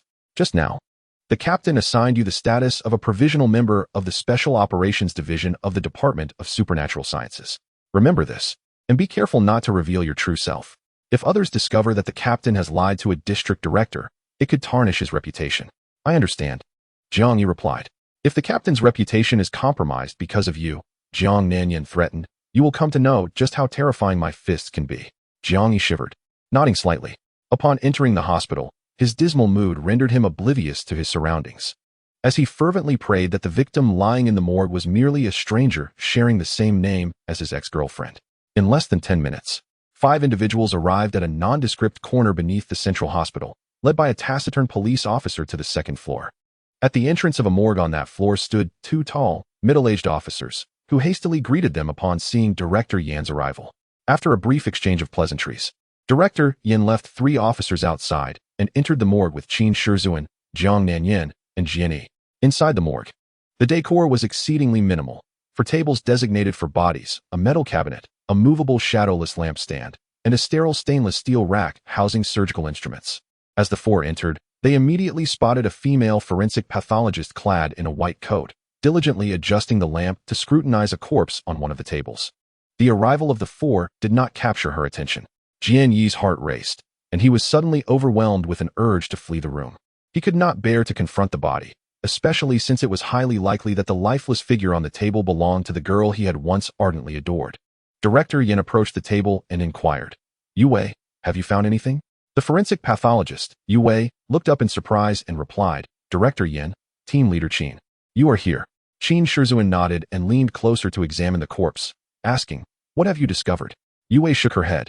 The fifth body exhibits a much better condition than the previous four. At least the face, torso, and limbs are distinctly recognizable. Without your presence, I dared not disturb the body, only observing it carefully without initiating the autopsy. Qin Shizhuan squinted at the body for a prolonged moment before stating, "The victim was found alive, indicating that her internal structure should not have suffered significant damage, essentially resembling that of a normal person. However, we cannot rely solely on conjecture. We require your autopsy findings. Thank you for your efforts. It is my duty, and I shall not shy away from it," Yu Wei replied with a smile. Jian Yi stood hesitantly in the back, uncertain whether to approach the body. In the midst of his internal struggle, Qin Shizhuan turned to him and said, "Jian Yi, come take a look at the body. It will be a learning experience." Jian Yi felt a chill run down his spine, his anxiety intensifying. He understood Qin Shizhuan's intention. Since he had shown familiarity with Feng Ruixin, he ought to identify the corpse to further ascertain the victim's identity. Moreover, if he were indeed a friend of the victim, he would need to provide Qin Shizhuan with pertinent information. Noticing Jian Yi's indecision, Qin Shizhuan exchanged a knowing glance with Zhang Nanyan. Understanding the cue, Zhang Nanyan took Jian Yi by the arm and guided him closer to the table. Jian Yi was taken aback, wishing to resist, but upon encountering Zhang Nanyan's piercing gaze, he instantly relinquished any notion of struggle. As they neared the table, Jian Yi involuntarily lowered his gaze to the body lying atop it. When his eyes transmitted the image of the corpse to his brain, it felt as if he had been struck by lightning. He trembled, his eyes widened, and his mouth fell agape in utter disbelief. The sight of death before him was beyond comprehension. The victim lay completely naked, her pallid skin illuminated under the shadowless lamp. The headless corpse lay upon the bed, its long, dark hair cascading around it. As one gazed down from the neck, the chest of the body was startlingly adorned with a bulging face, as if half a skull had been embedded there. The features were intact and discernible, with the breasts pushed aside by the additional head, straining under immense pressure, adorned with a network of bluish veins. Aside from this, the body bore no other peculiarities. Jian Yi felt an overwhelming sense of oppression, his throat tightening and breath becoming labored. Anyone confronted with such an uncanny sight would feel deeply unsettled, unable to immediately ascertain the identity of the victim. He stared intently at the dislocated face of the corpse for a prolonged moment, eventually noticing something. Beneath the left eyebrow, there were 3 black moles the size of grains of rice, unmistakably characteristic of Feng Ruixin. Upon recognizing the victim as Feng Ruixin, a wave of dizziness washed over him, causing him to sway unsteadily. He hastily grasped the edge of the bed to steady himself. Observing Jian Yi's increasingly rapid breathing and deteriorating complexion, Qin Shizhuan had already formed a conclusion. He gently patted Jian Yi's back, offering his condolences. Jian Yi was engulfed in agony, filled with doubt about everything he had witnessed. While the stark reality lay before him, indifferent to his feelings, he was reluctant to believe, yet compelled to accept. Over the course of a month, he had endured an overwhelming amount of suffering, the loss of his father, the loss of love, leaving him utterly drained. Now, the tragic death of someone he once cherished deeply pierced his already fragile heart anew. Tears had become the most basic and common avenue for his sorrow. Grief manifested as countless shards, mercilessly shredding his heart. The collapse of his mental fortitude upon losing his father left him engulfed in confusion about life. Now, with the sudden death of another dear individual, his disillusionment with life deepened, leaving him lost as to the path ahead. In the depths of his sorrow, forgetting his fears, he slowly extended his hand to gently caress Feng Ruixin's face. Her pallid countenance remained smooth, yet devoid of the warmth of life. Averse to tears, he found himself weeping profusely.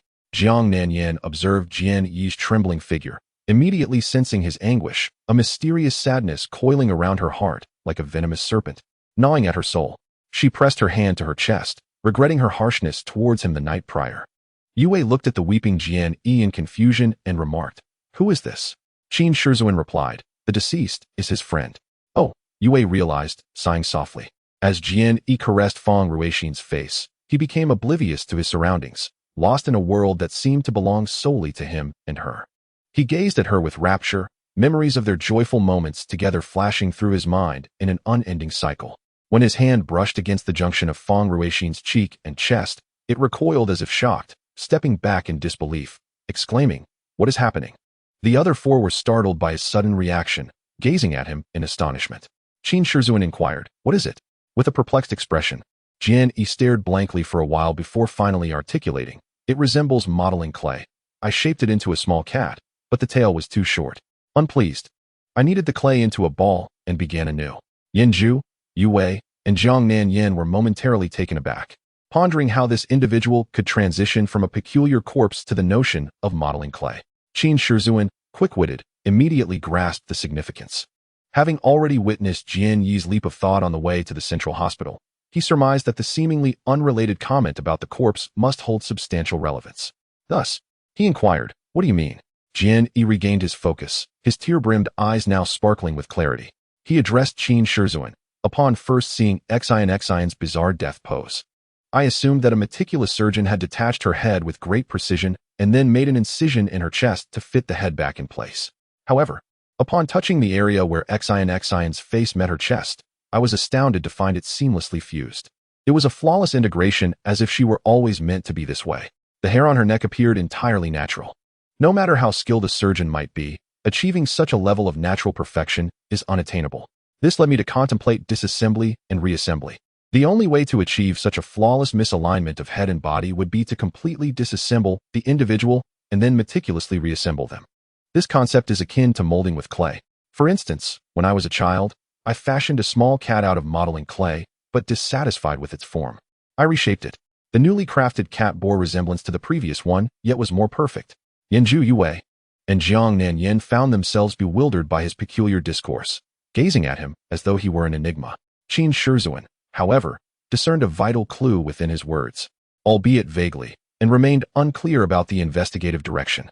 He felt a premonition that Jian Yi's unconventional thought process would aid them in uncovering the mastermind behind 5 bizarre homicides. Excited yet striving to temper his tumultuous emotions, he refrained from hastily seeking clearer clues from Jian Yi and instead voiced his own inquiry. "As you mentioned, Feng Ruixin's decapitation suggests dismemberment. This should imply decomposition. Given the advancements in medical technology, it is possible to perform major surgeries without leaving any trace of wounds. Why then do you contradict your own hypothesis?" Jian Yi shook his head, replying, "Because it was too perfect. Even with advanced medical technology, achieving such naturalness is impossible." "What do you surmise?" Qin Shizuan asked. "Still disassembly and reassembly," Jian Yi responded, "but on a more microscopic level." Qin Shizuan suddenly understood, exclaiming, "To completely disassemble the person." "Precisely," Jian Yi affirmed, "to break the individual down to molecules, even atoms, and then to merge them again. Only in this manner can one achieve a flawless reconstruction." Yinju, Yue, and Zhang Nanyan were astonished. Such a notion was indeed madness. Chapter 8. Madness. Qin Shizuan glanced at the 3 who were still in a daze, stating, "I recall that academician Zhua Mingqi of the National Academy of Sciences is from Fengtian and serves as a professor at Northeast Yinzi University. As the head of the Fengtian Prefecture Public Security Bureau, Yinju, with his agile mind, quickly grasped his implication, saying, "Do you suspect academician Zhua is conducting experiments on the 5 victims? It can only be said that there is a possibility." Qin Shizuan glanced at the distracted Jian Yi and remarked that they were merely in the conjecture phase. However, given such speculation, it would be prudent to make contact with academician Zhua. From what I understand, academician Zhua possesses a reclusive disposition and is reluctant to engage with strangers. Directly seeking information from him may prove challenging, Yinju stated. "What we relish most are the word's difficulties. It is only through challenges that we find our true calling." Qin Shizuan replied with a smile. "Moreover, our immediate task is not to establish direct contact with academician Zhua, but rather to discreetly monitor him. If he is indeed the perpetrator behind the 5 victims' deaths, this approach may prevent further harm." "That makes sense," Yinju nodded, then cautiously inquired, "Will this monitoring require our assistance?" Qin Shizuan replied apologetically, "We have designated personnel for this task." Yinju chuckled, stating, The confidentiality of your operations is so stringent that it is exceedingly difficult for us ordinary officers to intervene. Alas, I must admit that the overall caliber of your team is indeed superior to that of regular officers. Do not read too much into it, Yanju. Qin Shizhuan reassured him. How could I? Yanju laughed nonchalantly. The distracted Jian Yi suddenly regained his composure, gazing mournfully at the disheveled Feng Ruixin, and said, May I stay here to accompany Xin? Qin Shizhuan frowned and replied, Jian Yi, do not forget that you are a preparatory member of the Special Operations Department's 7th Group. Since you have become involved in this case, you must set aside personal feelings. Such irrationality will hinder your formal integration into our team. Overwhelmed by grief, Jian Yi erupted in anger, his face flushed. He thought to himself, I was inexplicably apprehended by you. In your eyes, I am an unidentified suspect. And the title of preparatory member is merely a faade you imposed upon me to obscure the truth. What does it have to do with me? Xin is already gone. All I wish is to remain by her side. Your utter disregard for my feelings and rejecting my request is profoundly inhumane and excessive. In his anguish, Jian Yi lost his rationality, growing increasingly agitated. He suddenly turned to Qin Shizhuan and exclaimed loudly. Just then, a petite, tawny hand appeared before him, swiftly covering his mouth. As everyone turned to look, they discovered it was the furious Zhang Xilin. One hand clamped over Jian Yi's mouth while the other encircled his neck, her voice sharp. Jian Yi, do not presume that your slight abilities have caught the leader's attention, allowing you to challenge him recklessly. Come with me, and I shall teach you a lesson. Jian Yi, filled with rage, struggled vehemently, emitting muffled sounds from his nostrils. Yet, Zhang Xilin possessed remarkable strength, no matter how hard he fought. He could not break free from the restraints of her arms. Qin Shizhuan remained unfazed, addressing Yanju and Yu Wei, forgive the spectacle. The greater the abilities, the harder they are to control, as they possess the capital of pride. I have similar newcomers among my ranks. Yanju understood fully, assuring, there is no need for concern, team leader Qin. Without such spirit, they would not be considered newcomers. With time and experience, they will mature, and their temperament will temper with age. Qin Shizhuan smiled silently, exchanging a knowing glance with Zhang Xilin. Zhang Xilin dragged the struggling Jian Yi out of the mortuary like a lifeless dog, and before stepping out, he said to Qin Shizhuan, team leader, we will wait for you in the car. Qin Shizhuan nodded. The departure of Zhang Xilin and Jian Yi rendered the mortuary significantly quieter. Yanju cleared his throat and asked, team leader Qin, how well do you know academician Zhua? His personality is reclusive, and he is reluctant to engage with strangers. Qin Shizhuan replied. Yanju chuckled softly, realizing that this was exactly what he had just said.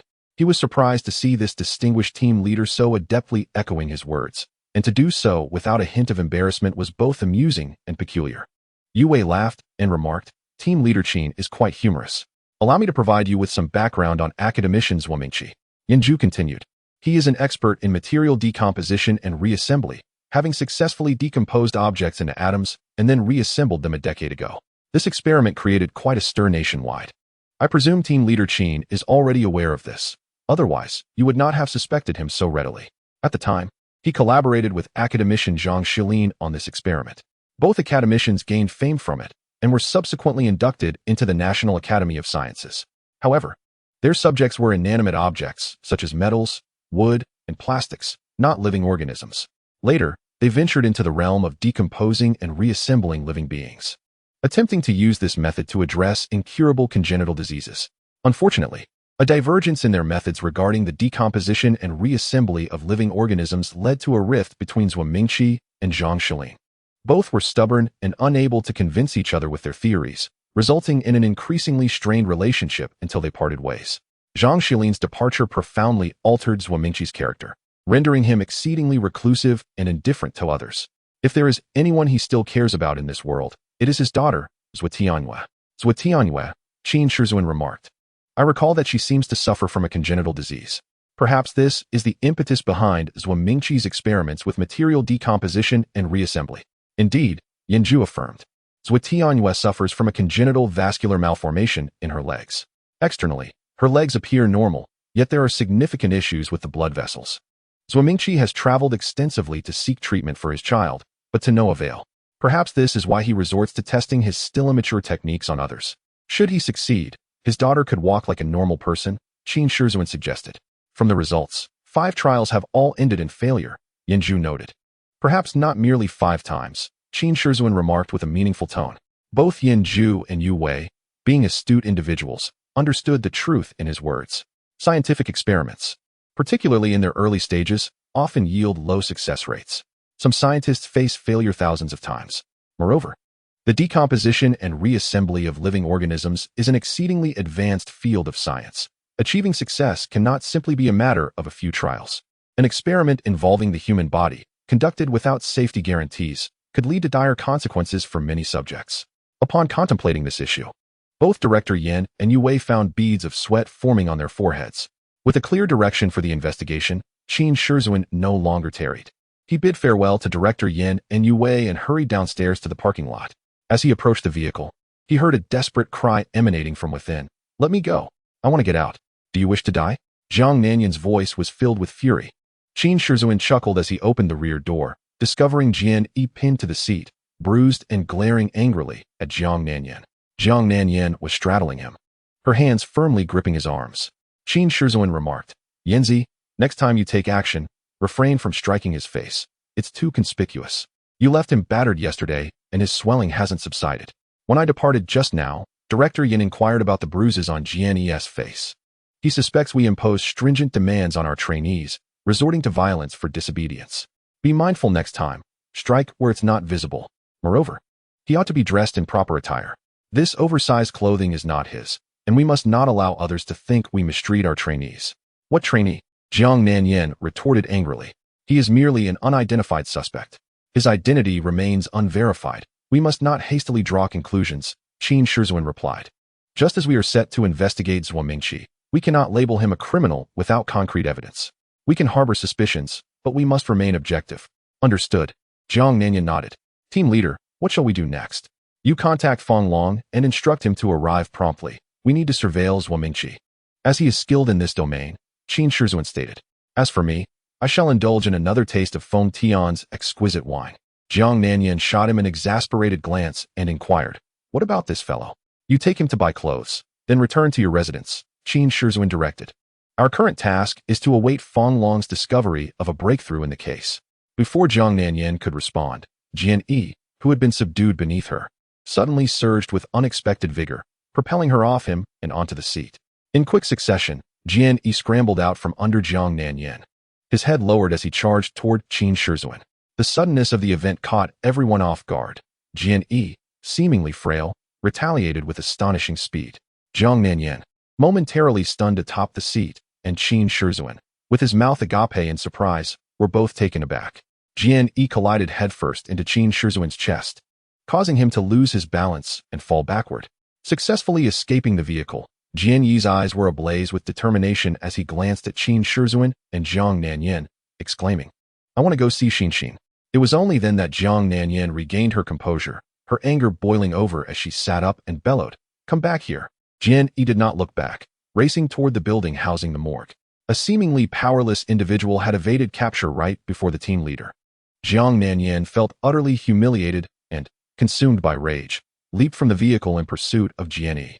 Qin Shizhuan swiftly got to his feet, dusting himself off with calmness, and called out to Zhang Nanyan, "Catch him and give him a good thrashing. How dare he leave me in such a disheveled state?" In a frenzied rush, Jian Yi sprinted towards the building, fervently wishing to be by Fang Ruixin's side. He had truly lost his mind. The relentless agony had shattered his fragile nerves, and his already limited emotional intelligence crumbled, transforming him into a ferocious, crazed wolf with bloodshot eyes. In that moment, everything that obstructed his path seemed to dissolve into air. Nothing could hinder his desperate run. He was a madman bereft of a father, love, and his cherished girl, with nothing but sorrow occupying his heart. His eyes, fixated solely on the disarrayed figure of his beloved, could perceive nothing else. Zhang Nanyan, trailing closely behind, was astonished by his rapid pace. Musings swirling in her mind about how someone with such a frail physique could sprint so swiftly. A car, just reversing out of a parking spot, began to accelerate, preparing to exit the lot. At that moment, the driver caught sight of a battered young man, clad in oversized, windswept athletic wear, hurtling towards his vehicle. The driver had never witnessed such a frenzied runner and thought, "Is this person insane? Can't he see the car in front of him? Is he seeking death?" Regardless of the man's intentions, he wished to avoid any trouble, and thus, he hurriedly pressed the brakes. However, The sight of the man barreling towards him in such a fierce manner startled him, causing him, in a moment of panic, to mistakenly press the accelerator instead. The car surged forward, as if invigorated by a sudden surge of adrenaline. Jiang Nanyan, observing the scene unfold, exclaimed in alarm, "Be careful." Jian Yi, oblivious, made no attempt to evade, charging towards the car like a fearless rhinoceros confronting a locomotive. With a deafening crash, Jian Yi was hurled into the air, resembling a great bird, its wings cruelly severed by fate, tracing a parabolic arc that mocked his reckless actions. Chapter 9. Chameleon. In the intensive care unit of the Central Hospital of Fengtian County, Zhang Nanyan looked apologetically at the unconscious Jian Yi lying on the hospital bed. Letting out a soft sigh, Qin Shizhuan, reeking of alcohol, stood by the window, gazing at the distant third-generation city patrollers soaring slowly through the sky. Hearing Zhang Nanyan's sigh, he offered comfort, saying, "This young man was struck by a car. It was entirely of his own making and has nothing to do with you. Do not let it weigh on your heart. He was already deranged at that moment. Even if you were more skilled, you could not have stopped him." Zhang Nanyan replied, "Captain, I can feel his pain of losing a friend. I sensed it even in the morgue." "I felt it too," Qin Shizhuan responded. "Moreover, I suspect he may believe that the victim, Fang Ruixin, is his girlfriend." Zhang Nanyan discerned a deeper meaning in the captain's words and inquired, "Why do you say that?" Qin Shizhuan explained, "We have confirmed through the global identity recognition system that the identity he is using belongs to a person who died 20 years ago. Your initial hypothesis may very well be correct. His system is fabricated. Our intention in keeping him close is to further ascertain his true identity. If he is indeed a high-level spy dispatched from another country, allowing him to escape would pose a grave threat to national security, regardless of our immunity to repercussions. While facing consequences ourselves is minor, jeopardizing national security is a serious matter. From our brief interactions, he has consistently displayed a low profile, appearing to be a timid and fearful individual. Positioning oneself in a vulnerable stance often elicits sympathy from others, thereby clouding our judgment. Do you suspect he is a spy sent by another country?" Zhang Nanyan inquired incredulously. "Do you not share this sentiment?" Qin Shizhuan retorted. Zhang Nanyan shook her head, suddenly recollecting that the team leader had his back turned to her, and remarked, "I don't believe that to be the case." "It would be fortunate if he were not a spy," Qin Shizhuan replied. "However, should he be one, I must concede that he would be an exceptionally skilled agent. He gives off an air of authenticity, as if he were indeed Jian Yi himself. Yet, this Jian Yi, who supposedly perished 2 decades ago, appears remarkably alien to our world, exhibiting a profound curiosity about everything around him. It is precisely this bewilderment that renders me incapable of discerning the purpose of his abrupt appearance at your neighbor's residence. Perhaps he is simply a lecher, infiltrating Uncle Yu's home to pursue the youngling?" Zhang Nanyan speculated. "Surely, the matter cannot be that simplistic," Qin Shizhuan interjected. "Earlier today, Fang Ruixin's parents arrived at the hospital to identify the victim. I inquired whether Fang Ruixin had a friend named Jian Yi, and they immediately denied it, emphasizing that Fang Ruixin is a well-behaved girl with few acquaintances. They are familiar with each of her friends, including the male ones. Yet, the sorrow Jian Yi exhibited upon recognizing the victim as Fang Ruixin was undeniably genuine." Zhang Nanyan asserted, "Moreover, if he were a highly skilled spy, he would certainly understand that suddenly claiming Fang Ruixin as a girlfriend would lead to denial from her family, thus raising suspicion and risking exposure of his identity. Therefore, if he is indeed a spy, therein lies his terrifying aspect. My judgment has been thoroughly compromised, leaving me hesitant to speculate on his identity." As Qin Shizhuan spoke, he turned to glance through the window of the hospital room, ensuring no one was nearby. He discreetly retrieved an exquisite small liquor bottle from his pocket, cautiously unscrewed the cap, and took a hearty swig. Zhang Nanyan immediately noticed his indiscreet behavior and admonished, "Team leader, this is a hospital. Alcohol is prohibited." "It's nothing, just a sip, merely a sip," Qin Shizhuan replied, though after swallowing a mouthful, he indulged in another. Zhang Nanyan fumed, "I'll report this to your sister-in-law. You are perpetually drinking outside, often inebriated." Qin Shizhuan's expression shifted dramatically as he implored, "Nanyan, be a good girl and refrain from gossiping in front of your sister-in-law. Otherwise, I shall be in dire straits." Just as Zhang Nanyan was about to retort, a melodious tune emanated from the watch on Qin Shizhuan's left wrist. He raised his hand to scrutinize the watch, pressed a button along its edge, and announced, "Feng Long is calling." Zhang Nanyan nodded in silence. "Where are you now?" Without waiting for a response, Qin Shizhuan initiated the conversation. "At the physics department of Northeast Inja University, A neutral voice emerged from the watch. The speaker's gender was indiscernible, yet their magnetic tone held a captivating allure. What are your plans? Qin Shizun inquired. The usual approach, Fong Long responded, a hint of excitement in his tone. Luo Mingqi is a difficult individual to approach. I relish the challenge of dealing with such people. Are you planning to approach him as a student? Qin Shizun asked. Certainly. This is the simplest and most straightforward approach. Fong Long remarked that on his way to Fengtian, he had adorned himself with the image of an exceptionally charismatic, handsome, and erudite university student, complemented by his prior studies on the academic aspects of material decomposition and reassembly, making his engagement with Zhou Mingqi quite manageable. However, he relished the cold indifference and sharp retorts from Zhou, as it presented a true challenge. Qin Shizun felt nauseated, lamenting internally about the caliber of individuals under his command. This narcissist is utterly repugnant. Jiang Nanyan could clearly hear Fong Long's voice emanating from the team leader's watch and couldn't help but complain. Team leader, is Yanzi beside you? Fong Long evidently caught wind of Jiang Nanyan's words. Yes, we are at the hospital, Qin Shizun replied. You have not only disgusted her, but me as well. Haha, this is the unique, extraordinary, and unmatched charisma that sets me apart, Fong Long exclaimed with delight. Qin Shizun clicked his tongue, forcibly swallowing the profanity that threatened to escape his lips, constantly reminding himself to maintain a commendable image before his team members. Fong Long shifted the conversation, inquiring, what are you doing at the hospital? We encountered an unidentified individual and have detained him at the hospital, Qin Shizun explained. Focus on dealing with Zhou Mingqi and do not concern yourself with matters here. Understood, Fong Long replied. Does the team leader have any further instructions? Qin Shizun continued. The fifth victim of the peculiar corpse case was found alive and uttered a few words before being sent to the hospital.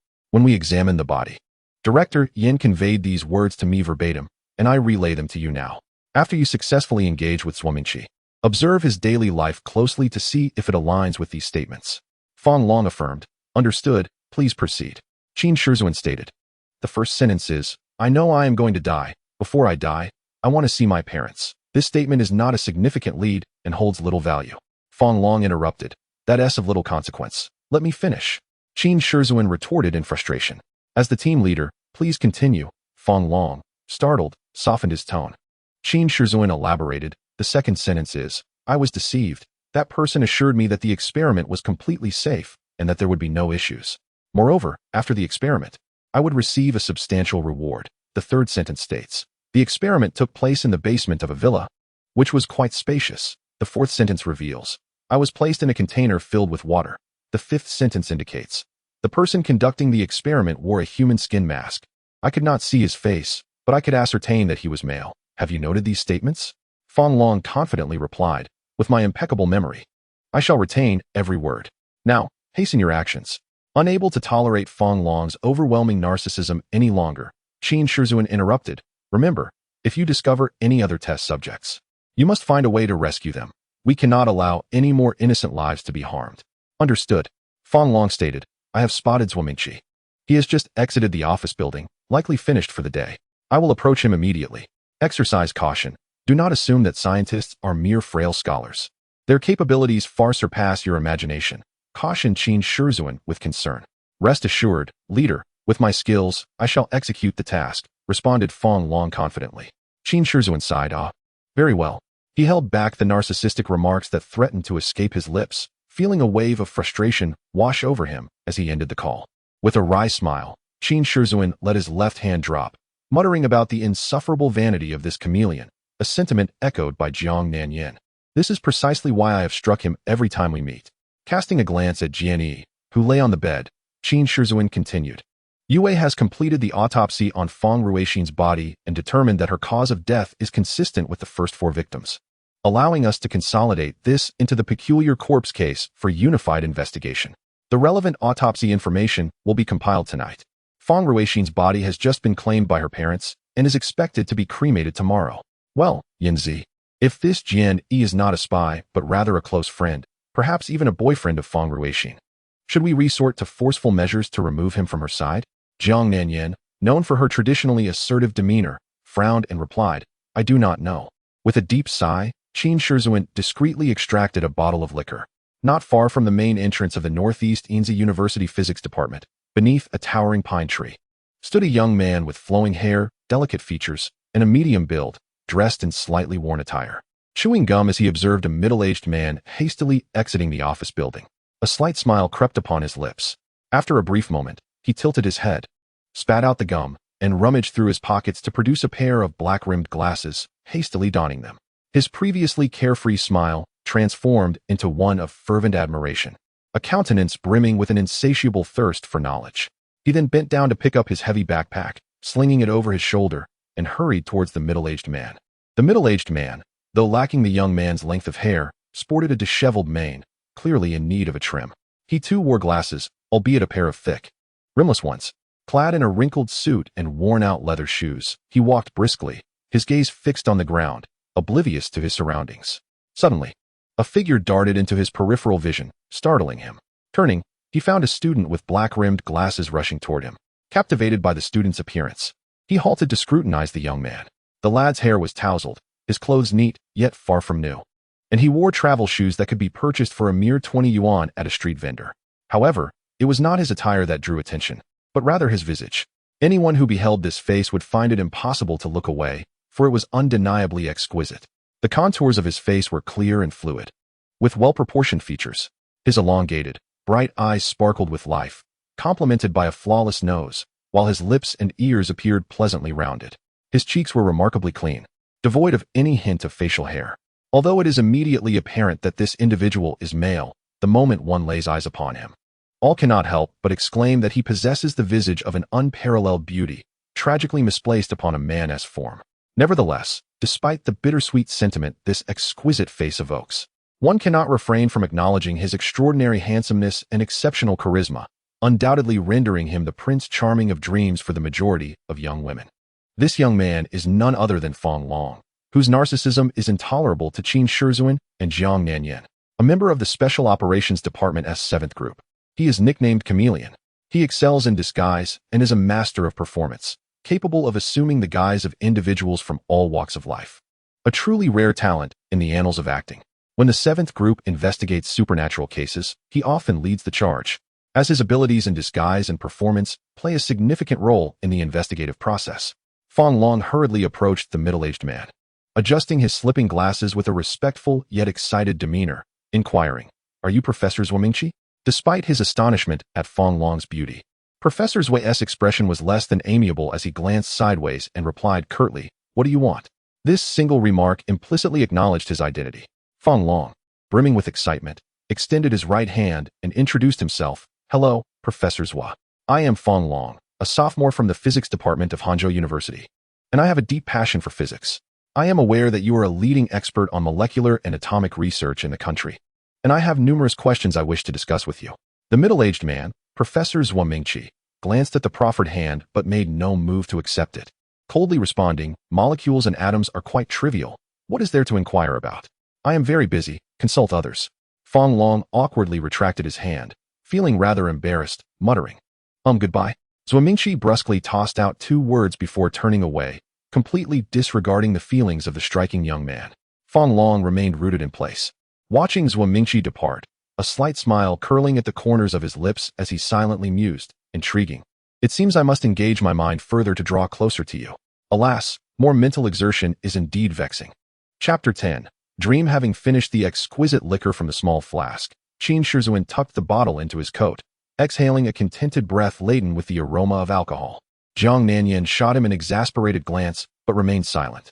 She was acutely aware that the only person capable of curtailing his drinking was his wife. No one else could quell his insatiable thirst for alcohol, not even the head of the Special Operations Department. Qin Shizhuan caught her gaze and chuckled. "Do you have an issue with my drinking?" Zhang Xilin replied, "Even if I do, I must keep it to myself." "Glad to hear it." Qin Shizhuan beamed with delight. "However, I will never hold back from your sister-in-law," Zhang Xilin added. Qin Shizhuan's expression shifted to one of shock, followed by indignation, yet again. "You threaten me with your sister-in-law? How unoriginal." "That is the most effective method to deal with you," Zhang Xilin retorted.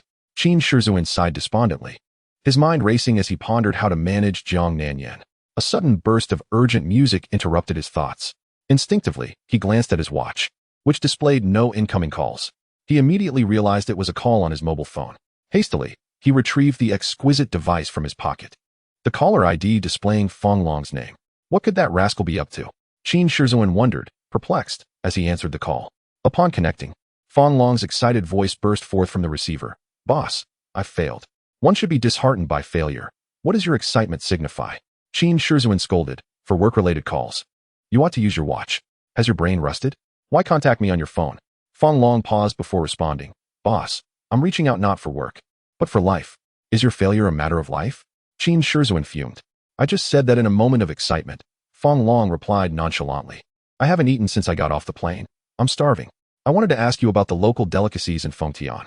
All you care about is food. Qin Shizhuan's anger flared once more, but he quickly composed himself, adopting a stern tone. How did you fail? Boss, we are on a mobile call. We shouldn't discuss work matters, Fong Long weakly reminded him. I am the team leader, Qin Shizhuan asserted with confidence. Fine, team leader, Fong Long conceded. Zhuo Mingqi is truly unapproachable. He hardly acknowledged me, spoke only a couple of sentences, and hurried away. I didn't follow immediately for fear of being detected, which might jeopardize my future interactions with him.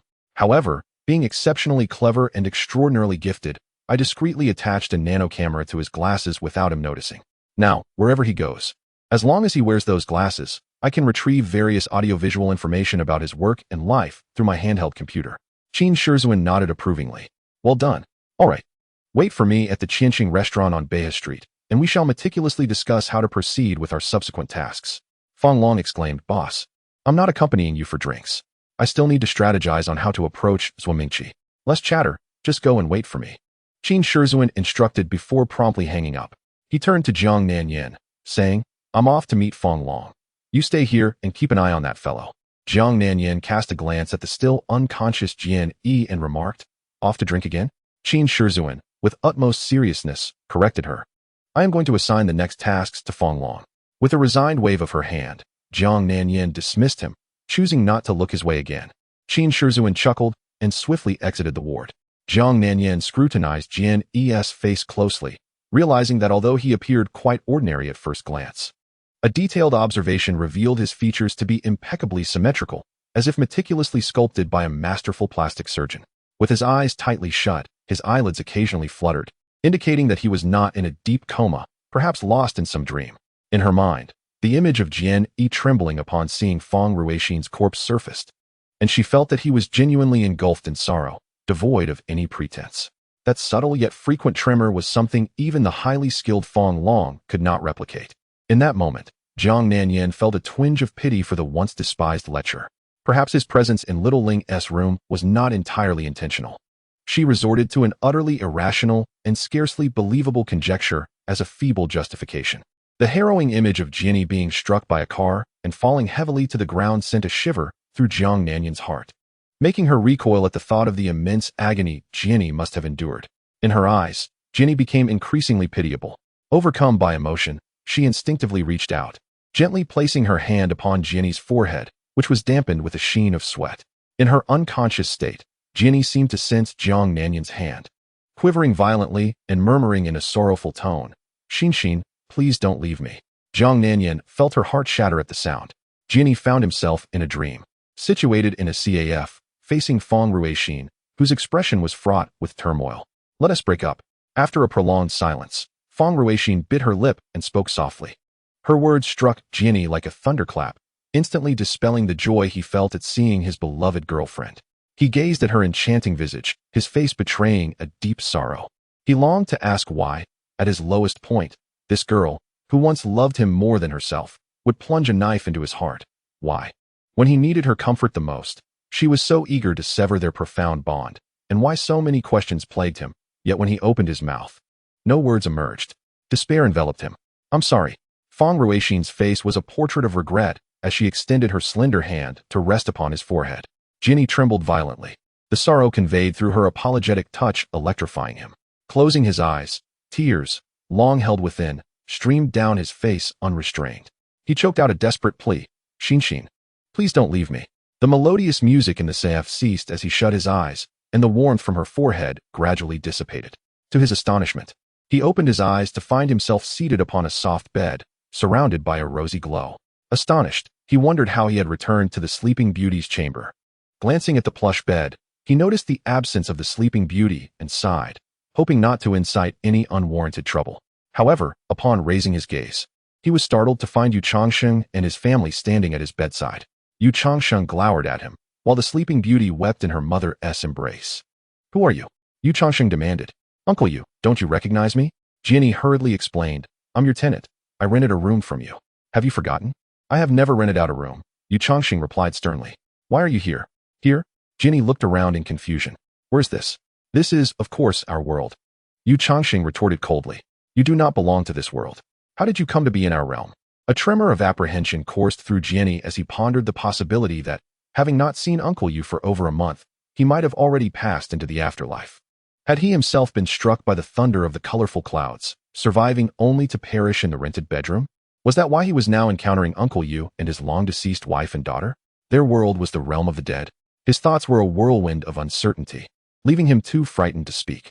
Yu Changsheng turned to his wife and daughter, saying, "Let us step outside, secure the door, and ensure he does not escape. I shall call the police."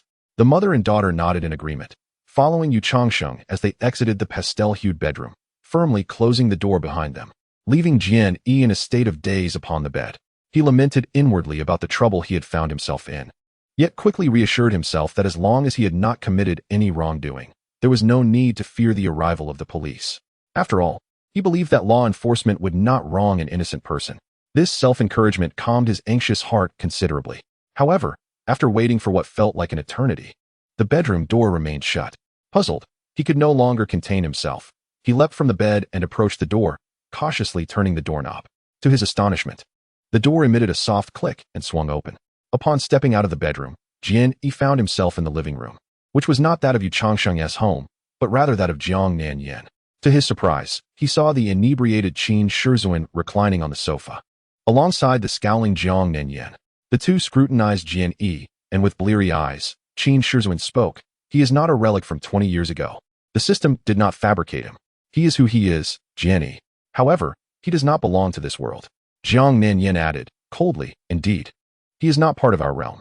Jian Yi felt trepidation, yet he was not so intimidated as to refrain from engaging in conversation. Upon hearing their peculiar words, he exclaimed in astonishment, "What are you talking about? I am certainly a person of this world. If you doubt me, test my knowledge." "You are not," Zhang Xilin interjected, asserting, "Otherwise, how could you utter such nonsensical remarks about the return of Hong Kong?" Jian Yi was taken aback. "What do you mean?" Zhang Xilin furrowed her brow, perplexed. "How did you come to our world? We have far too many matters to attend to and cannot afford to ponder your inquiries.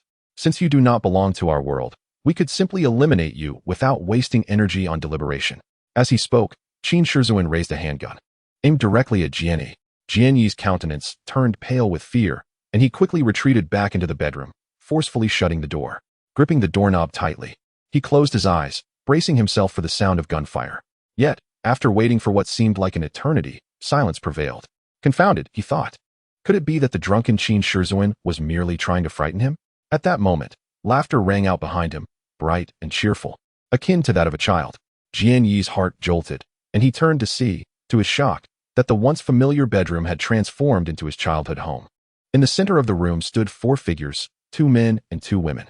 As he focused, he recognized 3 of them distinctly: his family, his father, mother, and sister. They appeared remarkably youthful, his sister resembling an 11 or 12-year-old girl. Upon recognizing his family, his astonishment deepened, for their complexions were ghastly, their eyes sunken, and their clothing tattered, resembling apparitions from beyond. Jian Yi gasped in horror, and his gaze fell upon his father, who lifted his eyelids and regarded him coolly for a moment before dropping his gaze once more. Jian Yi was deeply affected by his father's frosty gaze, a wave of sorrow washing over him, leaving his expression dimmed. Nevertheless, he yearned to confide in his father about the turmoil within his heart. "Who is your father?" Before Jian Yi could utter a word, a strange little boy sneered. The sudden inquiry caught Jian Yi off guard, igniting a spark of discontent within him as he glared down at the boy. Unfazed, the little boy met his gaze with unwavering resolve. After a moment of scrutiny, Jian Yi was struck by an uncanny familiarity. The boy bore an uncanny resemblance to himself at the tender age of 3. Though he had no memory of his appearance at that age, his mother had often shown him photographs from his childhood, thus imbuing him with a vivid impression of his younger self. Realizing the boy was indeed his 3-year-old self, Jian Yi felt a mix of astonishment and delight. Left speechless by the revelation, The little boy seemed to perceive his thoughts and spoke in a heavy yet youthful tone. I am not you, nor are you me. I have perished, while you still live. I am the me of this world, and you are the you of another. To his astonishment, he had traversed into their world and was mistaken for the boy. Jian Yi found himself bewildered by the boy's cryptic words, staring at him in confusion. Ignoring Jian Yi's perplexity, the little boy pointed to the 3 individuals beside him, declaring, They are my kin, not yours. Your family resides in another realm. We have long since departed. Jian Yi's thoughts raced as he recalled the information he had glimpsed from the global identity recognition device at Yu Changxing's home. In an instant, clarity dawned upon him, and he felt as though all strength had been drained from his body, sliding down to sit on the floor against the door. I do not belong to this world, Jian Yi murmured despairingly to the boy. I understand now. I comprehend everything. His vision blurred with tears, and as he squeezed his eyes shut, the tears spilled forth. Upon reopening them, he found his childhood home transformed into the morgue of the central hospital. The 4 spectral figures vanished, replaced by Feng Ruixin, her head grotesquely situated upon her chest, her entire form exposed. Her face, positioned upon her chest, opened 2 large eyes that fixed intently upon Jian Yi. Gazing at this peculiar corpse, Jian Yi, with a blend of laughter and tears, uttered, You are not Xin. Not the Xin I knew. Feng Ruixin's face, located on her chest, contorted into a ghastly grin, revealing rows of ghastly white teeth, exuding an eerie horror. Chapter 11. Transmigration. The disjointed form of Feng Ruixin appeared undeniably terrifying, yet Jian Yi's heart was filled with shock, desolation, uncertainty, and helplessness, leaving no room for fear. Expressions of weeping and laughter flickered across his face, ultimately merging into a singularly bizarre countenance. He wiped away the tears from his cheeks, exhaling a long sigh, and remarked, I know you wish to convey that I do not belong to this world, and you are not the Xin I once knew. We are strangers. Do not mourn for me. Feng Ruixin struggled to speak, producing a strange, raspy sound, despite knowing that the person before him was not the familiar Feng Ruixin. Jian Yi could not help but feel compelled to confide in her. The truth was too bizarre, too terrifying. Even though some of his uncertainties had been resolved, he remained at a loss regarding his next course of action. He never anticipated that the long-awaited event would occur in his own life. The eerily enigmatic Feng Ruixin exhibited a bemused expression, her wide eyes scrutinizing Jian Yi, and in a raspy voice remarked, You are a good person. Since you are here, you might as well settle in. Follow your heart, and you shall not go astray. Are you suggesting I do as I please? Jian Yi replied with a wry smile. Feng Ruixin did not respond, laboriously approaching him and pressing her palm against his forehead. Being a corpse, she possessed no warmth. A chilling sensation permeated Jian Yi's forehead, clarifying his muddled thoughts. Faced with a corpse, he felt no fear, instead savoring the frigid touch as he gradually closed his eyes. The palm on his forehead began to warm, becoming soft and comforting, soothing his tumultuous emotions. Upon reopening his eyes, Jian Yi beheld a face suffused with compassion. Feeling the delicate hand resting on his forehead, Zhang Xilin had not anticipated his awakening at that moment, and she was taken aback, hastily withdrawing her hand, her healthy, sun-kissed complexion flushed with a hint of red. She averted her gaze, unable to meet his eyes, inwardly cursing herself for awakening at such an inopportune time, fearing that he would mock her disheveled appearance. However, Jian Yi felt no inclination to ridicule. Instead, he was astonished. He had not expected the fierce and violent Zhang Xilin to possess such a tender side, to feel compassion for him, a stranger defined as a suspect in her eyes. It struck him that while her wrath was more terrifying than that of a demon, her gentleness surpassed that of an angel. If one were to define her, she would be the embodiment of the contradictory union of devil and angel. You are awake, Zhang Xilin said stiffly, her gaze fixed on the twilight outside the window. I understand why I found myself mysteriously in Uncle Yu's daughter's bedroom, and I also comprehend why you claimed I died 20 years ago, Jian Yi declared eagerly. Zhang Xilin's expression transformed into one of surprise as she questioned him. Have you come to a realization? Are you ready to confess? Her astonishment was accompanied by a wave of anxiety. Emotionally, she believed Jian Yi was not a villain, yet rationally, she could not dismiss Team Leader Qin Shizuan's suspicion that he was a spy. For reasons unknown, she felt a pang of fear at the thought of Jian Yi admitting to being a spy. Why am I afraid? She pondered, yet no answer came. I am a time traveler, having crossed over from another world, Jian Yi explained. This elucidates why I awoke to find myself in Uncle Yu's daughter's bed. Why Uncle Yu, my landlord, does not recognize me, why he perished years ago alongside his wife and daughter, and why you believe I am a person who died 2 decades ago. suspecting my authenticity. Furthermore, there is a disparity in our knowledge. For instance, I mentioned the return of Hong Kong on July 1st, 1997. While you are unaware of this historical event, our worlds differ, and thus our perceptions of many events, matters, and individuals are vastly distinct. Time travel? Zhang Xilin looked at him with a bemused expression, acknowledging her awareness of time travel novels. She noted that such internet literature had its peak popularity a decade ago, captivating many young boys and girls with dreams of traversing time. However, that trend had long since faded, and contemporary youths had little interest in the notion of time travel. Even renowned scientists across the globe had deemed such phenomena impossible, let alone a mere youth like him. This concept has been scientifically proven to be unfeasible. Thus, he should refrain from attempting to deceive her with such absurd fabrications. It appeared that he still failed to grasp her formidable nature. Lying to her was a perilous endeavor. Were he not lying on a hospital bed, she would have surely broken a few of his ribs. Jian Yi blinked in astonishment, surveying his surroundings. "Am I in a hospital?" he exclaimed. "Where did you think you were?" Zhang Xilin replied. "How could I possibly be in a hospital?" Jian Yi protested. Zhang Xilin, her expression darkening, retorted, "Have you forgotten the events that transpired in the parking lot of the Central Hospital?" "I remember," Jian Yi responded. "I wanted to accompany Xinxin, but you wouldn't allow it and even struck me. Then, taking advantage of your and Qin Shizuan's distraction, I fought back vigorously and escaped from the vehicle." "And then?" Zhang Xilin inquired. "And then?" Jian Yi pondered. "Wait, how did I end up in a hospital ward?" "It seems you've forgotten," Zhang Xilin said. Jian Yi shook himself back to focus and insisted, "Now is not the time for that. Let us return to our previous discussion. Trust me, I truly did traverse through time. Moreover, I suspect that our two worlds share many similarities, yet also exhibit significant differences. For instance, both worlds feature Uncle Yu and his family of 3. However, in my world, Uncle Yu's wife and daughter perished in a tragic car accident, while in this world, his family thrives. Furthermore, regarding myself, both worlds have Jian Yi, along with his father, mother, and sister. The distinction lies in the fact that in this world, Jian Yi's family succumbed to carbon monoxide poisoning in 1993, whereas my family miraculously survived that very incident. This could elucidate why your global identification device mistakenly identified me as someone who died 2 decades ago. I surmise that perhaps the systems for Jian Yi in both worlds are remarkably similar, if not identical, thereby misleading your apparatus." "It sounds as if you believe your own fantastical tales," Zhang Xilin scoffed, clearly skeptical of such an outlandish explanation. "You weren't in a coma. Rather, you were concocting a narrative to justify your inexplicable identity. I must admit, your intellect is not to be underestimated. You have crafted a story that could easily deceive a child of 3, and you present it with such conviction." "I wasn't concocting a story, I was dreaming. In that dream, I gleaned the truth," Jian Yi insisted urgently. "I understand that this explanation may seem bizarre, and while I arrived at these conclusions through dreams mixed with subjective conjecture, they could very well approach the truth. Why won't you believe me? And then there's Xinxin. Both worlds possess a Xinxin. In my world, she is my girlfriend. Although we have parted ways, our bond remains profound. Therefore, upon learning of her peril in this world, I became exceedingly anxious.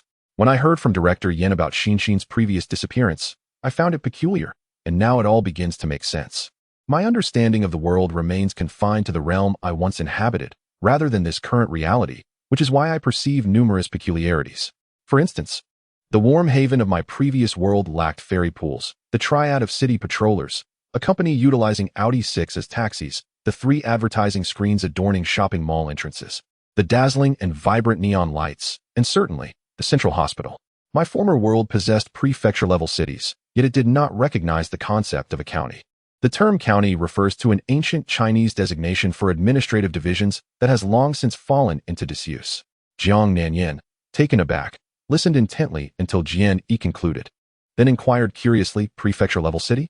Indeed, I ask you, how is the hierarchy of national administrative divisions delineated?" Jian Yi pressed on. Zhang Xilin replied, "Of course, it states counties, districts, and towns.